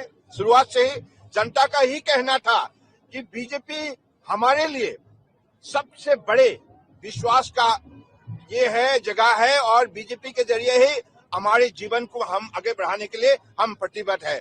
इसलिए जनता ने आज हमें इतनी बड़ी ऐतिहासिक उन्होंने मदद दी है। বিৰোধী আৰম্ভণিৰ পৰা কৈছো, কেৱল কাকতৰ পাতত সংবাদ মাধ্যমে বিৰোধীক জীয়াই ৰাখিছিল। প্ৰকৃতাৰ্থত তৃণমূল পৰ্যায়ত জনতাই কেতিয়াবাই বিৰোধীক ইতিমধ্যে নাকচ কৰিছে। भाजपा की शानदार विजय हुई है। बंगाल की जनता ने आदरणीय प्रधानमंत्री नरेंद्र मोदी जी, अमित शाह जी गृह मंत्री जी, भारतीय जनता पार्टी के राष्ट्रीय नेतृत्व के ऊपर उन्होंने विश्वास और भरोसा जताया है। वहां की जनता ने शानदार जीत भारतीय जनता पार्टी को दी है और पहली बार वहां भाजपा की सरकार बनी है। पूरे बंगाल में कमल ही कमल खिला है। आसाम में तीसरी बार भारतीय जनता पार्टी की सरकार बन रही है। पुडुचेरी में भारतीय जनता पार्टी की सरकार के लिए स्पष्ट जनादेश है और इसी तरीके से तमिलनाडु और केरल में भी भारतीय जनता पार्टी और एनडीए आगे काफी अच्छी सफलता प्राप्त कर रहे हैं। मैं इस अवसर पर आदरणीय सभी वहां की जनता को, जिन्होंने भारतीय जनता पार्टी के पक्ष में मतदान किया, लोकतंत्र और राष्ट्र को सशक्त बनाए जाने के लिए जो जनादेश दिया है, इसके लिए मैं उनको हार्दिक बधाई, आभार प्रकट करता हूं। और माननीय प्रधानमंत्री नरेंद्र मोदी जी, अमित शाह जी, और भाजपा के राष्ट्रीय नेतृत्व को कुशल संगठन के माध्यम से जो उन्होंने सफलता प्राप्त की है, इसके लिए मैं उनको बहुत बधाई देता हूं। जिन कार्यकर्ताओं ने अथक परिश्रम किया, जिनके बल पर ये जीत आज हासिल हुई है, उनको भी बहुत बधाई देता हूं।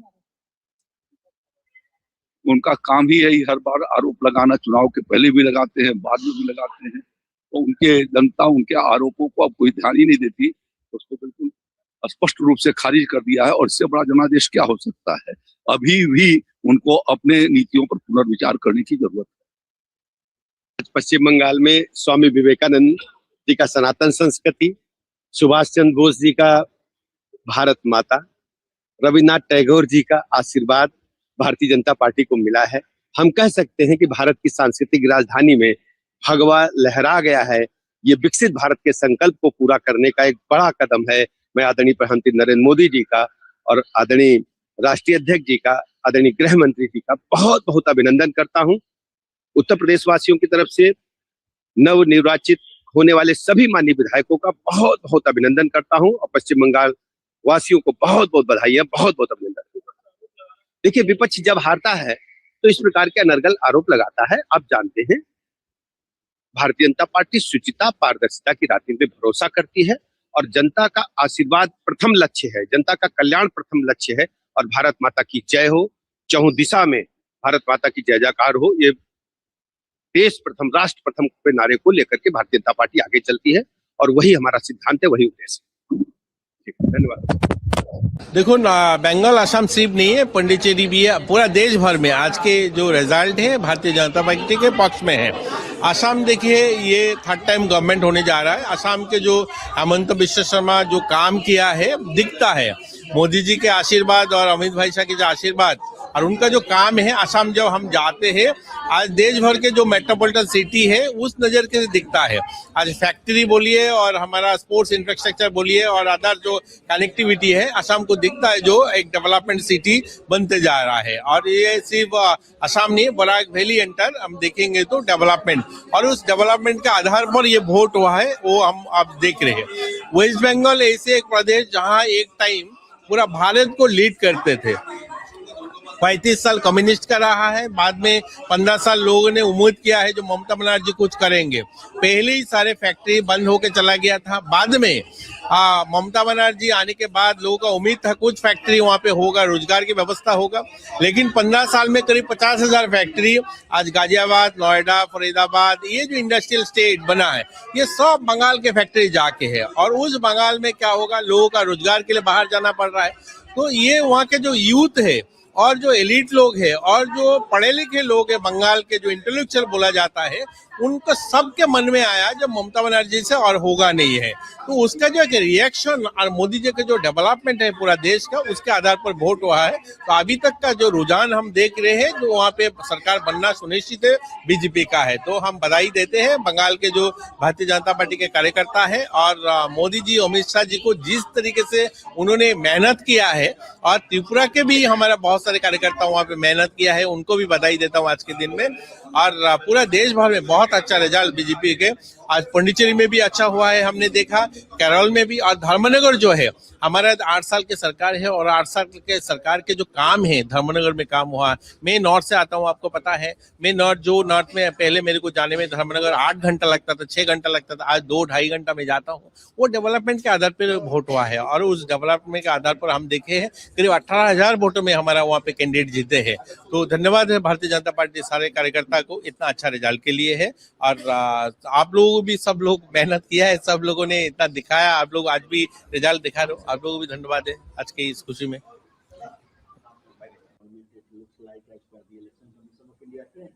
Yes, not only in Assam, because everyone knows the Chief Minister of Assam has been taking such a aggressive, divisive, provocative positions and polarizing the people of Assam. That led to really religious polarization. It has benefited the Assam BJP. In coming to Bengal, and for the first time BJP is likely to form the government. It must be not only a warning, it must be a real lesson for all secular democratic parties. Particularly, I speak for left. Left performance is worrying.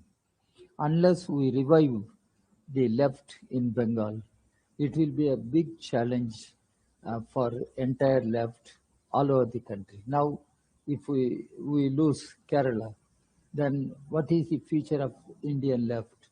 How to consolidate Indian left, how to strengthen Indian left, how to move forward, winning the confidence of the people across the country.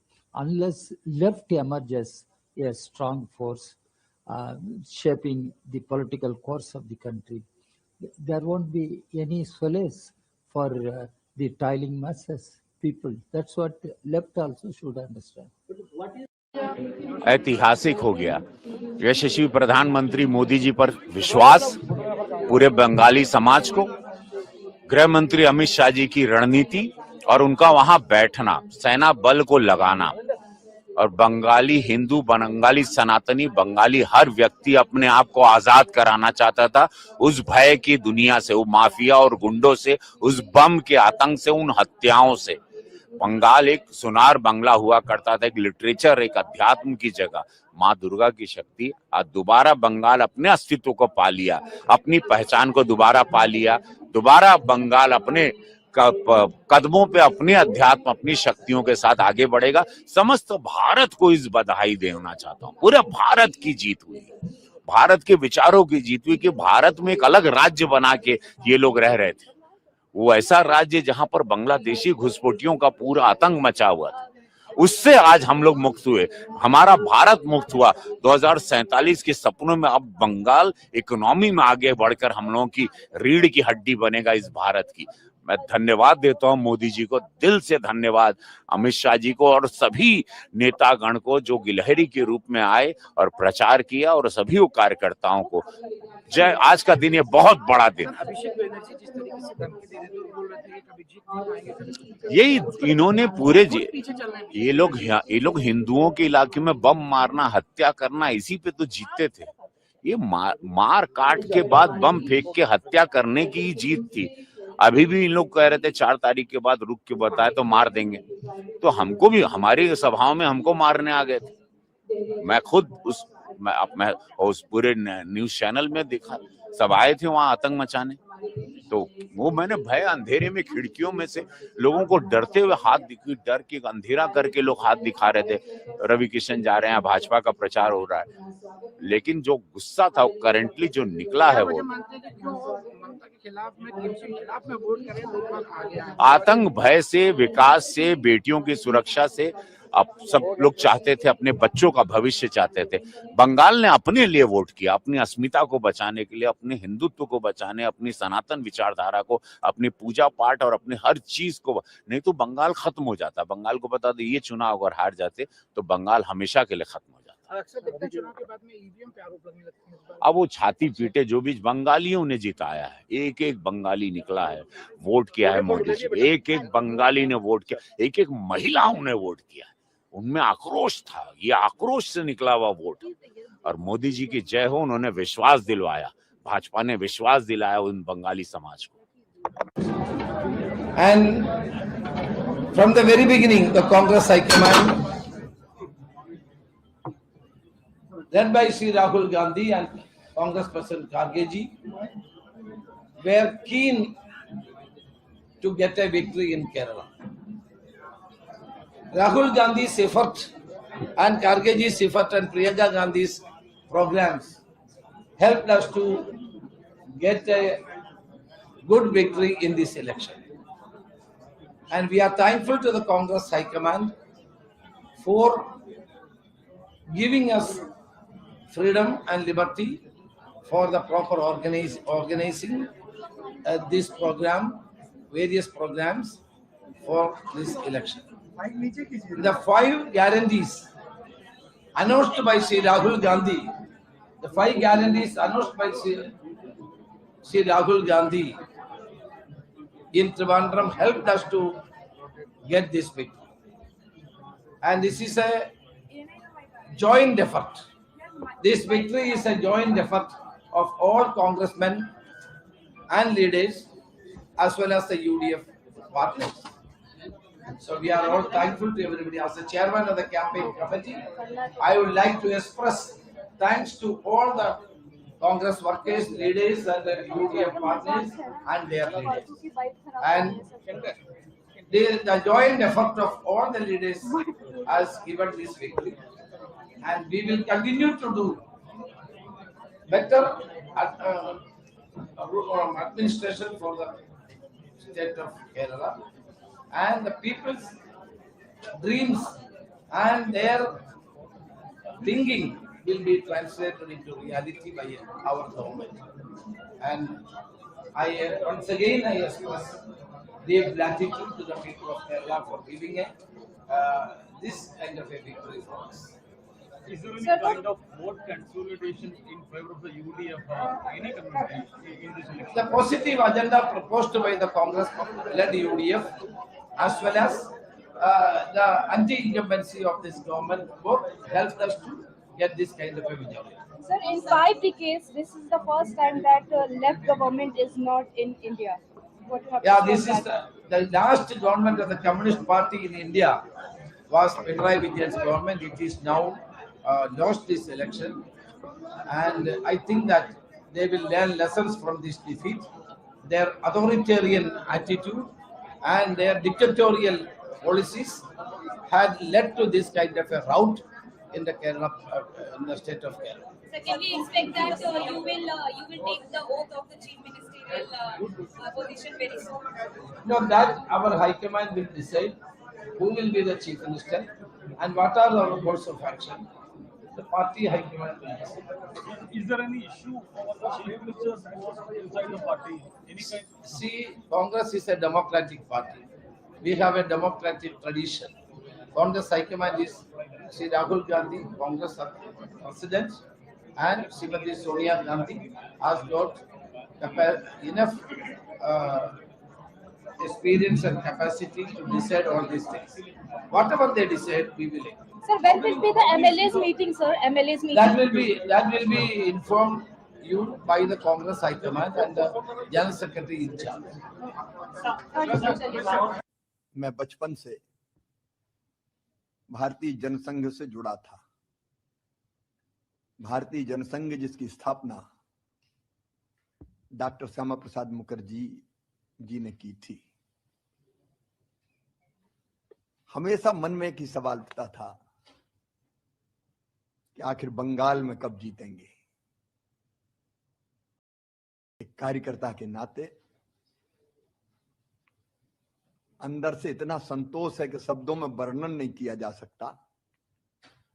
वर्षों की साध मोदी जी के नेतृत्व में पूरी हो गई। लाखों कार्यकर्ताओं की तपस्या सफल हुई है। आज उनका बलिदान सार्थक हुआ है। ये विजय केवल बंगाल की विजय नहीं है, ये भारत की विजय है, हमारे देश की विजय है। बंगाल में जो कुछ हो रहा था, वोट बैंक की राजनीति के कारण डेमोग्राफी बदल रही थी। अवैध घुसपैठ ने बंगाल को तबाह करके रख दिया था। गुंडे खुल के खेल रहे थे, अराजकता का राज था, और इन सब की सरगना वहां की सरकार थी, टीएमसी की। जनता ने बंगाल के लिए, देश के लिए मोदी जी पर अगाध विश्वास किया है। ऐसी श्रद्धा कि उनके मन में विश्वास है कि मोदी जी ही विकसित बनाएंगे बंगाल को और मोदी जी ही सुरक्षित करेंगे बंगाल को। मोदी जी भारत के लिए भगवान का वरदान है। और इसलिए इन चुनाव में जनता का ये भाव प्रकट हुआ है और एक कार्यकर्ता के नाते आज बंग विजय से मैं भी बहुत भावुक हूं। मेरा पूरा विश्वास है कि मोदी जी के नेतृत्व में, उनके मार्गदर्शन में भारतीय जनता पार्टी की सरकार अब विकास की, सुरक्षा की, क्योंकि हमें सुरक्षा भी जरूरी है देश के लिए, एक नया अध्याय लिखेगी। मन संतुष्ट है और संतोष से भरा हुआ है। मोदी जी का अभिनंदन। अमित शाह जी ने जबरदस्त परिश्रम किया, रणनीति बनाई और लाखों लाख कार्यकर्ता पार्टी के अध्यक्ष नितिन जी सहित अभियान में जुटे रहे। सब कार्यकर्ताओं को प्रणाम और जनता का आभार। देखिए, जो रुझान राष्ट्रवाद की तरंग को बंग भूमि में उठते हुए दिखा रहे थे, वो अब ज्वार से तब्दील होकर सुनामी में जा रहे हैं। मैं कह सकता हूं प्रधानमंत्री ने जो झाल मुड़ी का झार दिखाया था, वो अब ज्वार बनकर बंगाल में राष्ट्रवाद का नया सूर्य और नया कमल खिलाने के लिए आगे बढ़ रहा है। ये वही झालमुड़ी है जिसके लिए ममता बनर्जी ने बोला था कि ये पॉलिटिक्स कर रहे हैं, पीएम मोदी ने जानबूझ के जो है। देखिए, प्रधानमंत्री जी का एक आत्मीय संबंध रहा है पश्चिम बंगाल से और उन्होंने जन जन के साथ जुड़े रहते हैं, उसका उन्होंने एक स्वाभाविक सहज अभिव्यक्ति की थी। और वहां तो बेलूर मठ के साथ उनका आध्यात्मिक संबंध भी रहा है। मुझे लगता है उसे न समझने के कारण यह स्थिति होती है। भारत और भारतीयता के तत्व को समझना चाहिए और क्षेत्र, भाषा, वर्ग, जाति में लड़ाने के अपनी टेम्पलेट से विपक्ष को बाज आने का प्रयास करना चाहिए। अब ये बहुत सारे फैक्टर्स हैं और 10 साल के जो ये सरकार की कमियां थी, नेचुरली उसके खिलाफ भी एक एंटी इनकम्बेंसी वोट भी थे। लेकिन मेरे ख्याल में अब तो अभी आगे देखने का वक्त आ गया है। अभी केरल के भविष्य, आप देखिए कि केरल में क्या हो रहा है। आप अगर देखेंगे, हमारे युवा मलयाली सब इस राज्य को छोड़ के दूसरे राज्यों, दूसरे देश जा रहे हैं, क्योंकि यहाँ उनको अवसर नहीं मिल रहा है काम के लिए, दूसरी चीजों करने के लिए। तो अच्छी बात होगी कि अगर हम इस राज्य में इन्वेस्टमेंट दोबारा ले आ सके, कि हम इस स्टेट को, जैसे मोदी जी कहते हैं, फॉलो कर रहे हैं। आपके साथ एक नारा था केरलम जयकोर यूडीएफ नहीं, तो क्या लगता है कि वो नारा यहाँ की जनता के घर कर गया, तो जो इतना बेहतर जो रिजल्ट लग रहा है कि नारा से ज्यादा हमारे संदेश सुने हैं वो लोग चाहते थे कि एक परिवर्तन आ जाए केरला में, क्योंकि 10 साल जिस किस्म की बुरी तरह की राजनीति इस सरकार की तरफ से मिली है, मेरे ख्याल में लोग को ऐसा स्पष्ट आया उनके मन में कि अभी बदलना चाहिए। और जब कांग्रेस आए, यूडीएफ का संदेश इतना अच्छा था कि हम इस देश की भलाई के लिए, इस प्रदेश के भलाई के लिए हम सारे जो कुछ जरूरी हम करने के लिए तैयार हैं और हम ईमानदारी से जनता के साथ संपर्क करते हुए हम काम करेंगे। मेरे ख्याल में इस संदेश को लोग स्वीकार करने के लिए तैयार हैं। आप लोगों ने जो इंदिरा गारंटीज रही हो, ये जो तमाम आपके कैंपेन हैं, ये सारी चीजें आज काम कर गई हैं, तो जनता का जो विश्वास यूडीएफ को लंबे समय के बाद मिला है। में देखा जाए कि बीजेपी का एक अच्छा वो देखने को मिला है। तमिलनाडु में कहाँ है बीजेपी? आपको पता है कि वो टीवी के विजय का आश्चर्यजनक रिजल्ट था। बंगाल में भी मेरे ख्याल में भाजपा का रिजल्ट तो काफी अजीब है। हम सारे इम्प्रेस्ड हैं कि ये सब हुआ है। मेरे ख्याल में इस सब को बैठ के एनालिसिस करना पड़ेगा। मेरा ध्यान तो यही था केरल में, तो मैं ज्यादा नहीं कमेंट्री देना चाहता हूँ, टिप्पणी नहीं करना चाहता। मैं सिर्फ ये कहूंगा कि हमारे लोकतंत्र की यही सौंदर्य है कि हमारे लोग उनका मन, अपना मन जानते हैं और वो तय करते हैं कि उनकी किस्मत किसके अपने ही हाथ में ले ले। ये तो अच्छी बात है हमारे देश में। For the big day, so it's a huge victory for Tamilaga Vetri Kazagam and your son Vijay Talapati. How do you see this victory for your family, for you in person, for Vijay Talapati, and for the entire fans of Vijay and the people of Tamil Nadu, sir? First of all, as a father, I'm very proud and happy, total, me and my wife, because my wishes to my son, because I'm seeing last 2 years, his confidence level.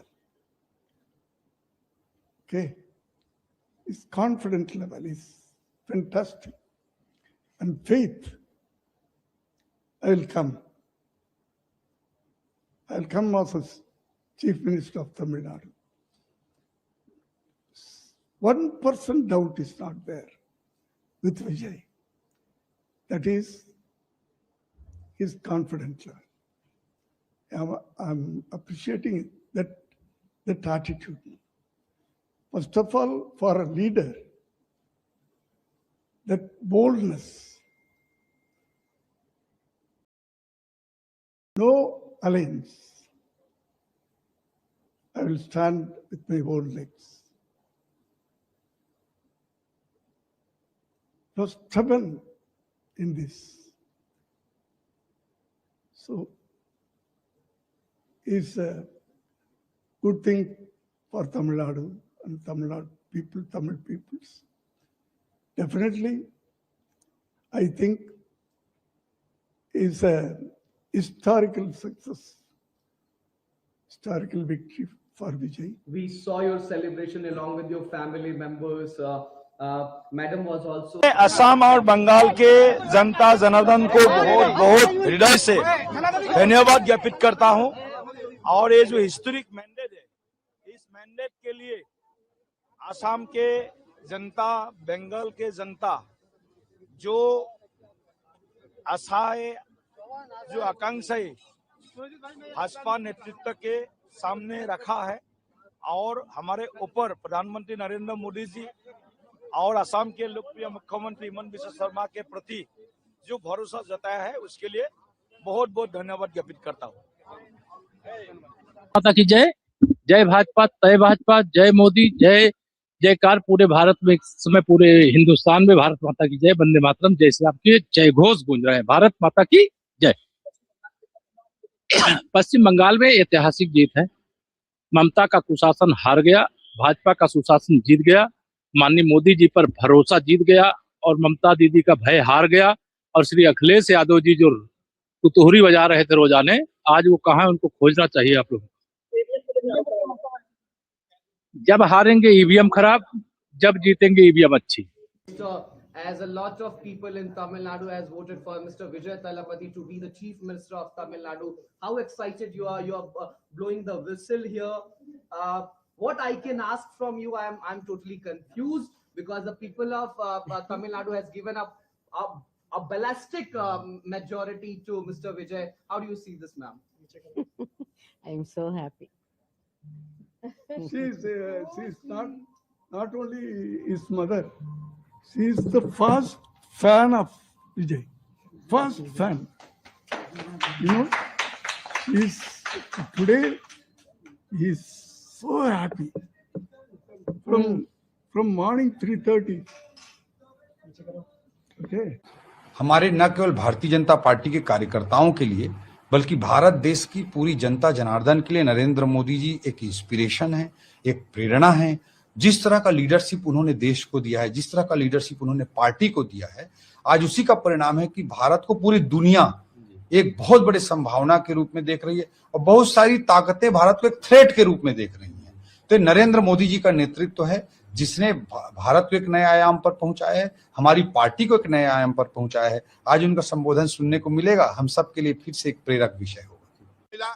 तो इसलिए लोग खुश हैं और उनका मानना है BJP रहेगा, हमारा और भी विकास होगा और भी प्रगति होगी।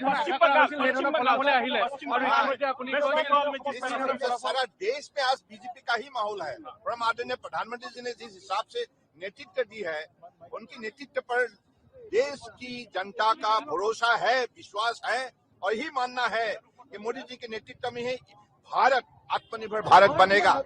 স্যার যেটো আশা কৰা হৈছিল যি ধৰণৰ ফলাফল নিৰ্বাচনী প্ৰচাৰৰ সময়তো আপুনি কৈছিল তেনে ধৰণৰ ফলাফল আহিছে আৰম্ভণিৰ পৰা কৈ আছিলো we are close to 100 along with your allies शुरुआत से भी मैं आज भी बोलता हूं तो यही साबित हुई क्योंकि जनता की जो मूड बड़े पॉजिटिव बड़े सकारात्मक रहे शुरुआत से ही जनता का ही कहना था कि बीजेपी हमारे लिए सबसे बड़े विश्वास का ये है जगह है और बीजेपी के जरिए ही हमारे जीवन को हम आगे बढ़ाने के लिए हम प्रतिबद्ध है इसलिए जनता ने आज हमें इतनी बड़े ऐतिहासिक उन्होंने मदद दी है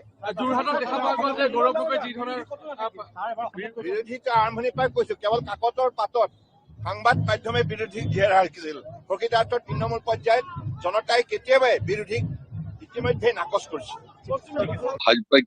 भाजपा की शानदार विजय हुई है। बंगाल की जनता ने आदरणीय प्रधानमंत्री नरेंद्र मोदी जी, अमित शाह जी गृह मंत्री जी, भारतीय जनता पार्टी के राष्ट्रीय नेतृत्व के ऊपर उन्होंने विश्वास और भरोसा जताया है। वहां की जनता ने शानदार जीत भारतीय जनता पार्टी को दी है और पहली बार वहां भाजपा की सरकार बनी है। पूरे बंगाल में कमल ही कमल खिला है। आसाम में तीसरी बार भारतीय जनता पार्टी की सरकार बन रही है। पुडुचेरी में भारतीय जनता पार्टी की सरकार के लिए स्पष्ट जनादेश है और इसी तरीके से तमिलनाडु और केरल में भी भारतीय जनता पार्टी और एनडीए आगे काफी अच्छी सफलता प्राप्त कर रहे हैं।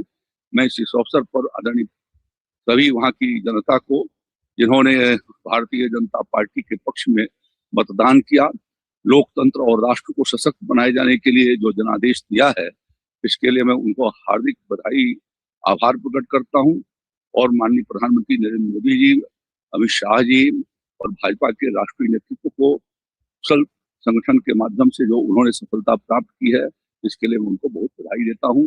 जिन कार्यकर्ताओं ने अथक परिश्रम किया, जिनके बल पर ये जीत आज हासिल हुई है, उनको भी बहुत बधाई देता हूं।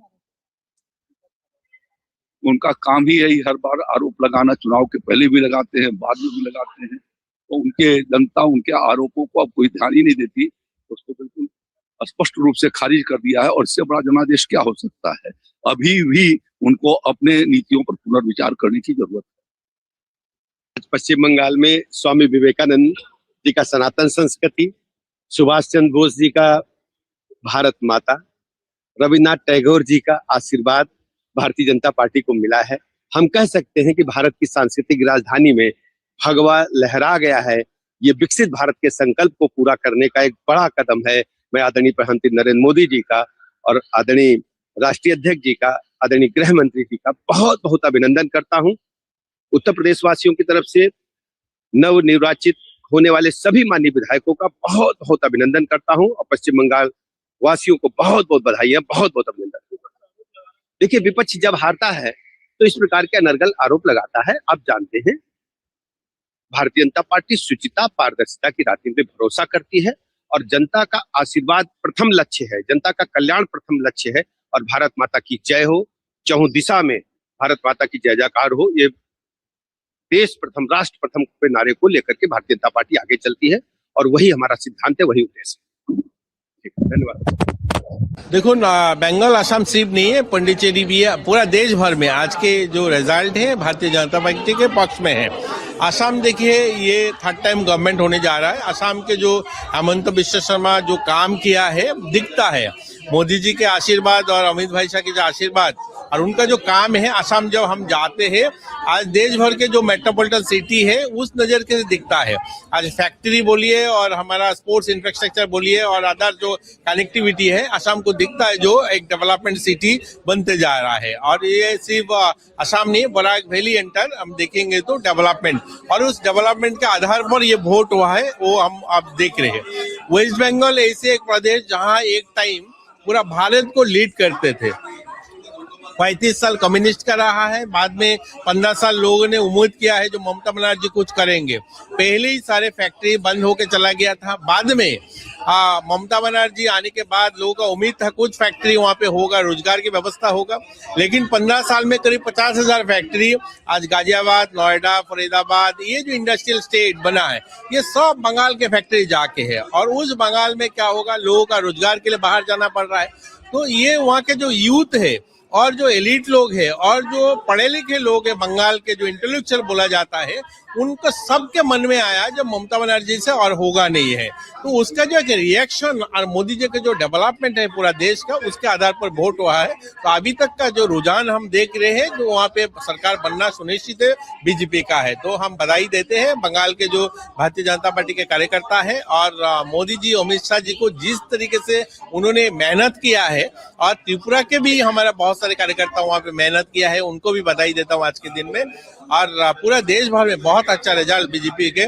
आज पुडुचेरी में भी अच्छा हुआ है, हमने देखा, केरल में भी, और धर्मनगर जो है हमारा 8 साल की सरकार है और 8 साल के सरकार के जो काम है धर्मनगर में काम हुआ। मैं नॉर्थ से आता हूँ, आपको पता है, मैं नॉर्थ में पहले मेरे को जाने में धर्मनगर 8 घंटा लगता था, 6 घंटा लगता था, आज 2-2.5 घंटा में जाता हूँ। वो डेवलपमेंट के आधार पर वोट हुआ है और उस डेवलपमेंट के आधार पर हम देखे हैं करीब 18,000 वोटों में हमारा वहाँ पे कैंडिडेट जीते हैं। तो धन्यवाद है भारतीय जनता पार्टी सारे कार्यकर्ता को इतना अच्छा रिजल्ट के लिए है। और आप लोगों भी, सब लोग मेहनत किया है, सब लोगों ने इतना दिखाया, आप लोग आज भी रिजल्ट दिखा रहे हो, आप लोगों को भी धन्यवाद है आज की इस खुशी में।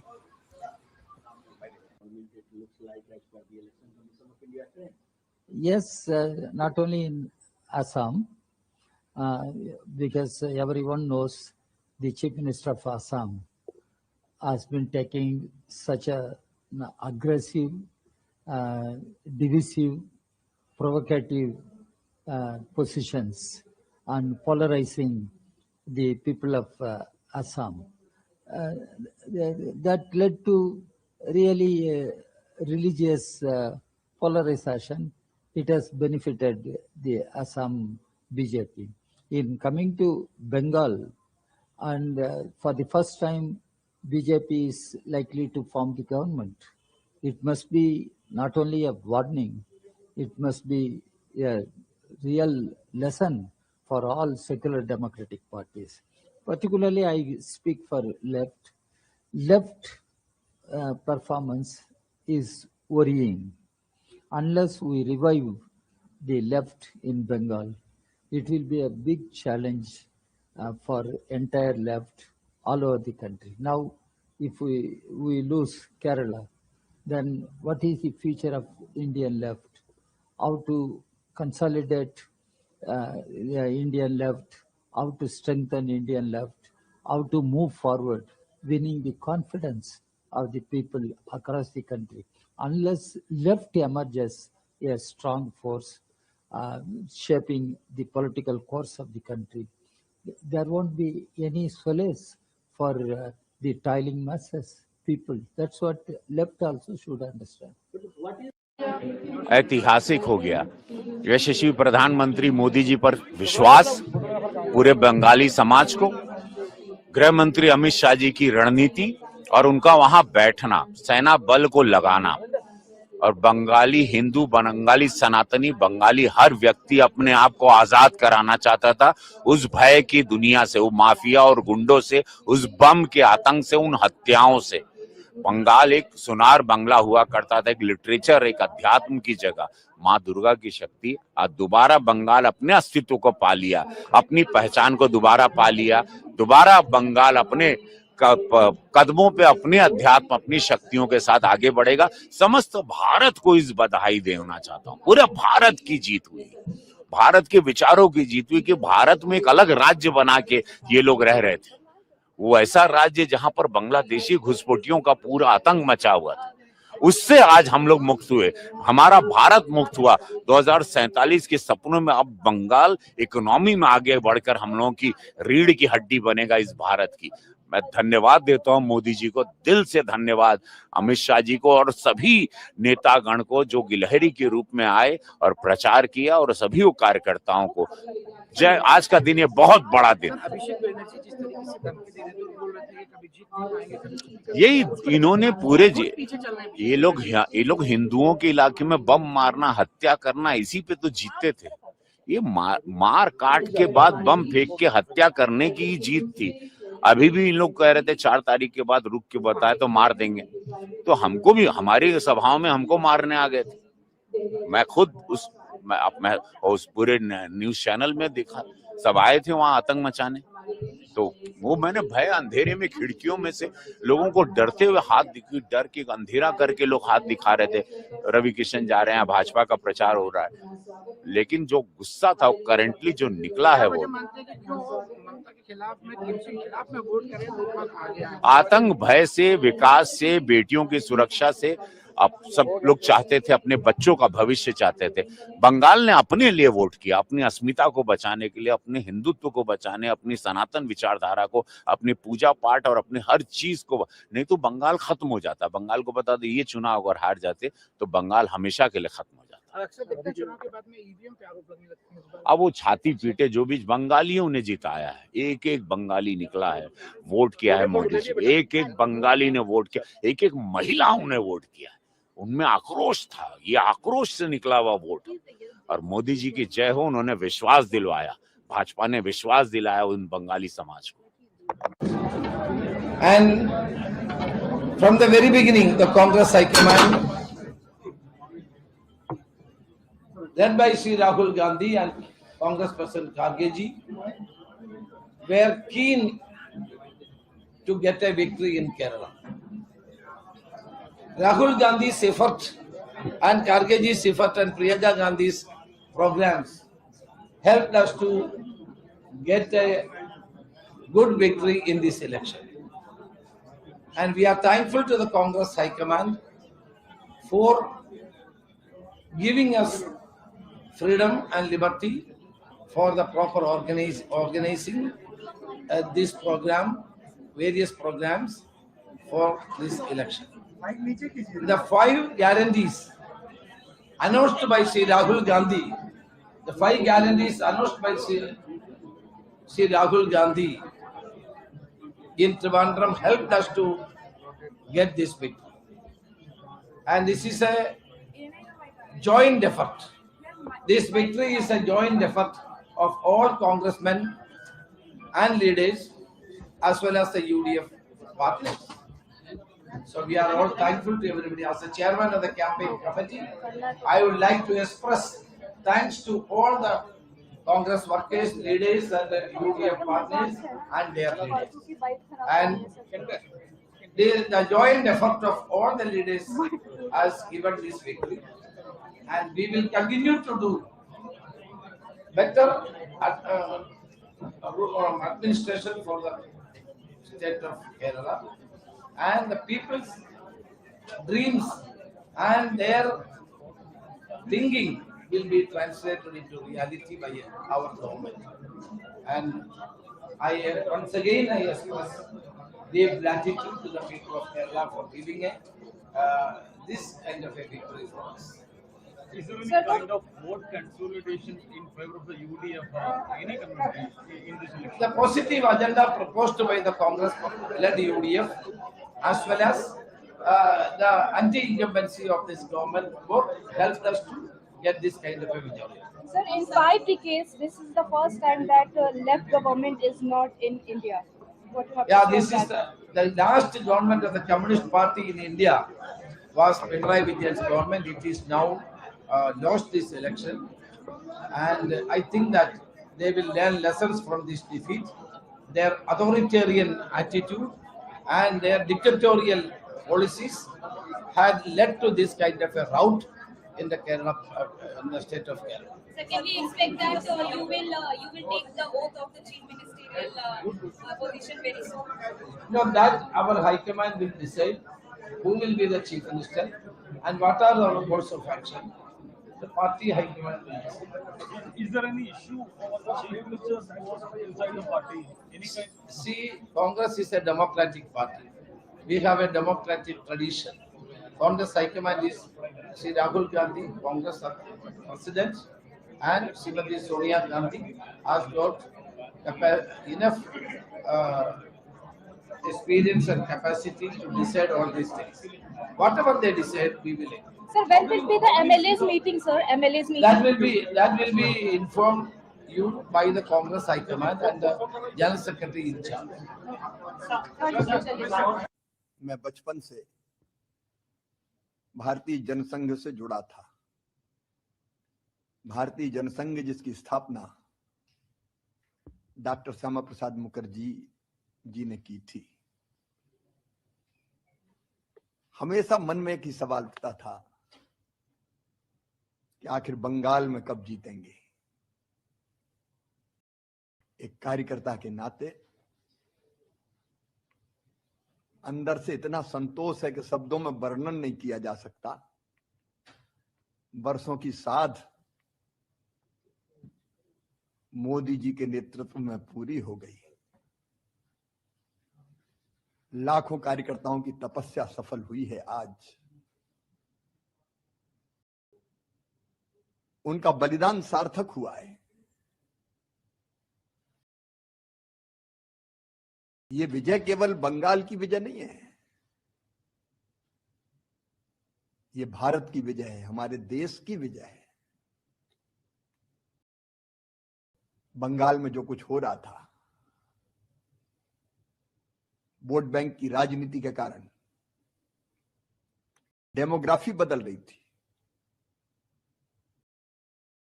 अवैध घुसपैठ ने बंगाल को तबाह करके रख दिया था। गुंडे खुल के खेल रहे थे, अराजकता का राज था और इन सब की सरगना वहां की सरकार थी, टीएमसी की। जनता ने बंगाल के लिए, देश के लिए मोदी जी पर अगाध विश्वास किया है। ऐसी श्रद्धा कि उनके मन में विश्वास है कि मोदी जी ही विकसित बनाएंगे बंगाल को और मोदी जी ही सुरक्षित करेंगे बंगाल को। मोदी जी भारत के लिए भगवान का वरदान है और इसलिए इन चुनाव में जनता का ये भाव प्रकट हुआ है और एक कार्यकर्ता के नाते आज बंग विजय से मैं भी बहुत भावुक हूं और अब पूरा विश्वास है कि मोदी जी के नेतृत्व में,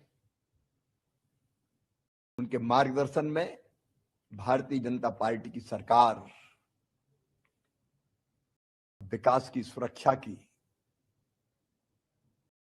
क्योंकि हमें सुरक्षा भी जरूरी है देश के लिए, एक नया अध्याय लिखेगी। मन संतुष्ट है और संतोष से भरा हुआ है। मोदी जी का अभिनंदन। अमित शाह जी ने जबरदस्त परिश्रम किया, रणनीति बनाई। लाखों लाख कार्यकर्ता पार्टी के अध्यक्ष नितिन जी सहित अभियान में जुटे रहे। सब कार्यकर्ताओं को प्रणाम और जनता का आभार। देखिए, जो रुझान राष्ट्रवाद की तरंग को बंग भूमि में उठते हुए दिखा रहे थे, वो अब ज्वार से तब्दील होकर सुनामी में जा रहे हैं। मैं कह सकता हूं प्रधानमंत्री ने जो झाल मुड़ी का झार दिखाया था, वो अब ज्वार बनकर बंगाल में राष्ट्रवाद का नया सूर्य और नया कमल खिलाने के लिए आगे बढ़ रहा है। ये वही झालमुड़ी है जिसके लिए ममता बनर्जी ने बोला था कि ये पॉलिटिक्स कर रहे हैं, पीएम मोदी ने जानबूझ के जो है। देखिए, प्रधानमंत्री जी का एक आत्मीय संबंध रहा है पश्चिम बंगाल से और उन्होंने जन जन के साथ जुड़े रहते हैं, उसका उन्होंने एक स्वाभाविक सहज अभिव्यक्ति की थी। और वहां तो बेलूर मठ के साथ उनका आध्यात्मिक संबंध भी रहा है। मुझे लगता है उसे न समझने के कारण यह स्थिति होती है। भारत और भारतीयता के तत्व को समझना चाहिए और क्षेत्र, भाषा, वर्ग, जाति में लड़ाने के अपनी टेम्पलेट से विपक्ष को बाज आने का प्रयास करना चाहिए। अब ये बहुत सारे फैक्टर्स हैं और 10 साल के जो ये सरकार की कमियां थी, नेचुरली उसके खिलाफ एक एंटी इनकम्बेंसी वोट भी थे। लेकिन मेरे ख्याल में अब तो अभी आगे देखने का वक्त आ गया है। अभी केरल के भविष्य, अब देखिए कि केरल में क्या हो रहा है। आप अगर देखेंगे, हमारे युवा मलयाली सब इस राज्य को छोड़ के दूसरे राज्यों दूसरे देश जा रहे हैं, क्योंकि यहाँ उनको अवसर नहीं मिल रहा है काम के लिए, दूसरी चीजों करने के लिए।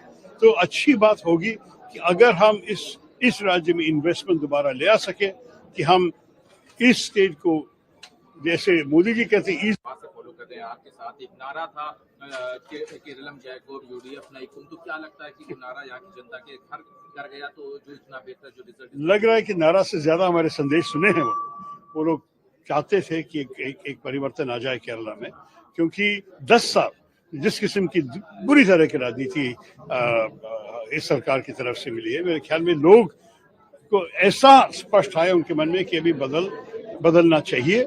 और जब कांग्रेस आए, यूडीएफ का संदेश इतना अच्छा था कि हम इस देश की भलाई के लिए, इस प्रदेश के भलाई के लिए हम सारे जो कुछ जरूरी है हम करने के लिए तैयार हैं, और हम ईमानदारी से जनता के साथ संपर्क करते हुए हम काम करेंगे। मेरे ख्याल में इस संदेश वो लोग स्वीकार करने के लिए तैयार हैं। आप लोगों ने जो इंदिरा गारंटीज रही हुई है, जो तमाम आपके कैंपेन हैं, ये सारी चीजें आज काम कर गई हैं, तो जनता का जो विश्वास अब यूडीएफ को लंबे समय के बाद मिला है,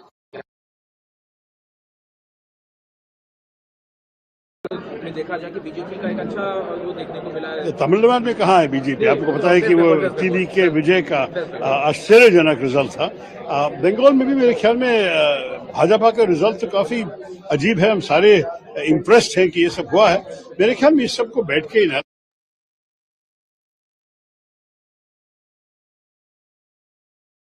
If exit polls confused everybody, the results are clearing that confusion up.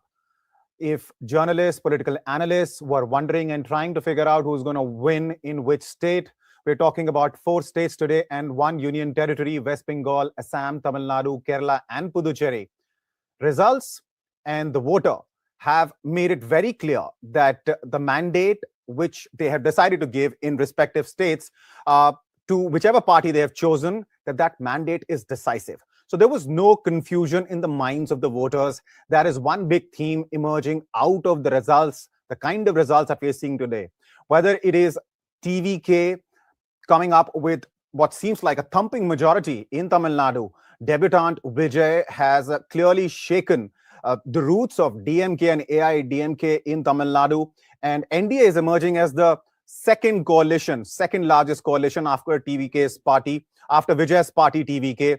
Third, of course, is Congress DMK alliance. That is what the numbers are throwing up. But that said, the theme in Tamil Nadu is absolutely clear, and that is that the young people of Tamil Nadu have chosen Vijay as their chief minister. Now, moving to Kerala, there too, the theme is very clear. Very decisively, the voters of Kerala have chosen to vote in favor of UDF. LDF is far, far behind in terms of numbers. This was expected, but the quantum of seats that UDF is expected to finally get, that is something which was perhaps not expected.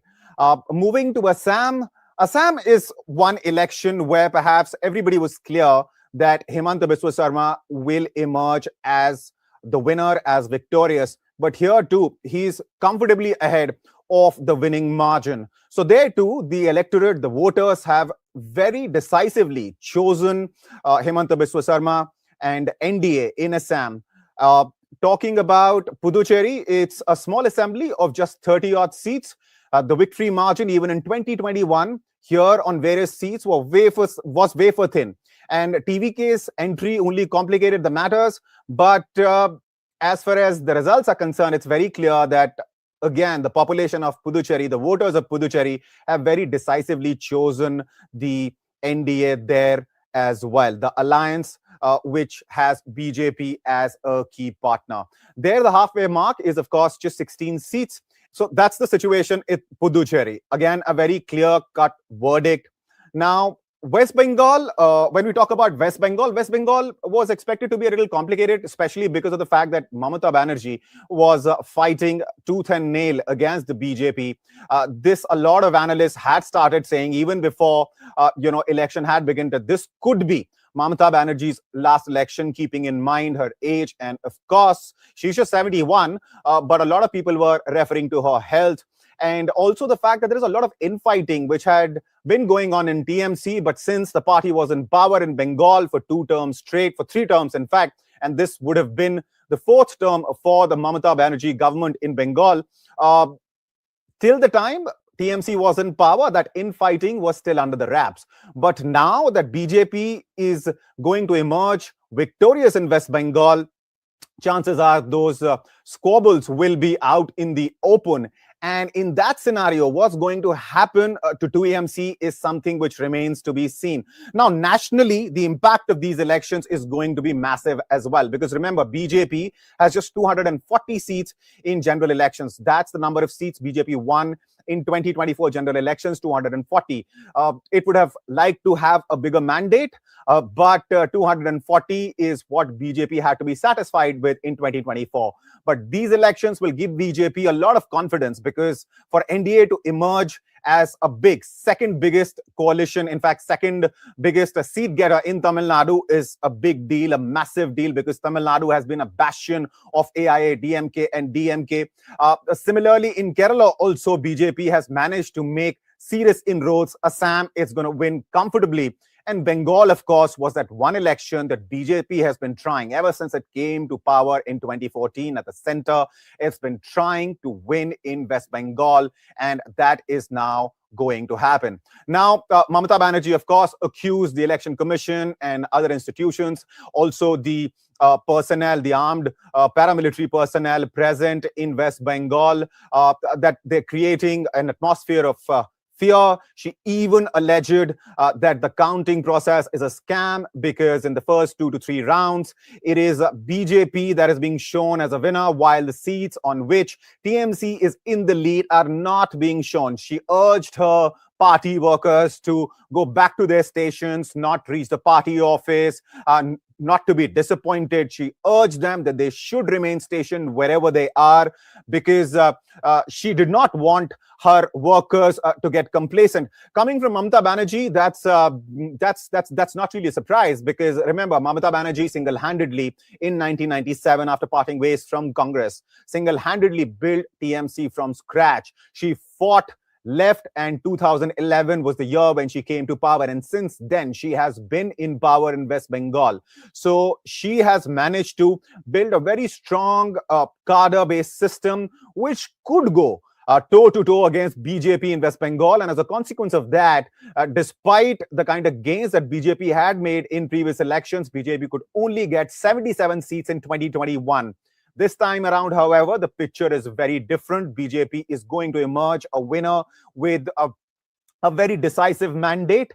And that is something which everybody across the country is looking at, because West Bengal was that one election which everybody had their eyes set on. Now, with West Bengal lost and Tamil Nadu as well, the question that is in front of the opposition in the country is what's going to be the future of opposition in India, because BJP has emerged strong out of these elections in these 4 states, and UT Puducherry, where BJP will continue to be in power, because it is going to win one more time in Puducherry. So surely these elections have been the most consequential since the 2024 general elections, in which BJP got 240 seats, a mandate which it did not expect but had to be satisfied with. Now, the big question is, because there was a lot of speculation what's going to happen in West Bengal. If TMC wins, speculation was Abhishek Banerjee perhaps would end up being appointed in charge of West Bengal. As it is, he handles a lot of responsibilities for the party, and Mamata Banerjee perhaps would head to Delhi and would do her politics from Delhi and do the politics at the center.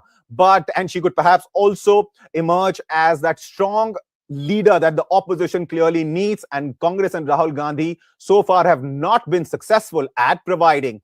But with that not being a possibility anymore, now the big question, another speculation which started before the elections, that in case BJP ends up winning a decisive mandate in these states and Puducherry, then perhaps BJP might want to go in for midterm polls. Why was that being speculated? That was speculated for the simple reason that BJP likes to be in power with a decisive mandate, the kind of bold moves, politically speaking, it's been making, the kind of bills it has been introducing.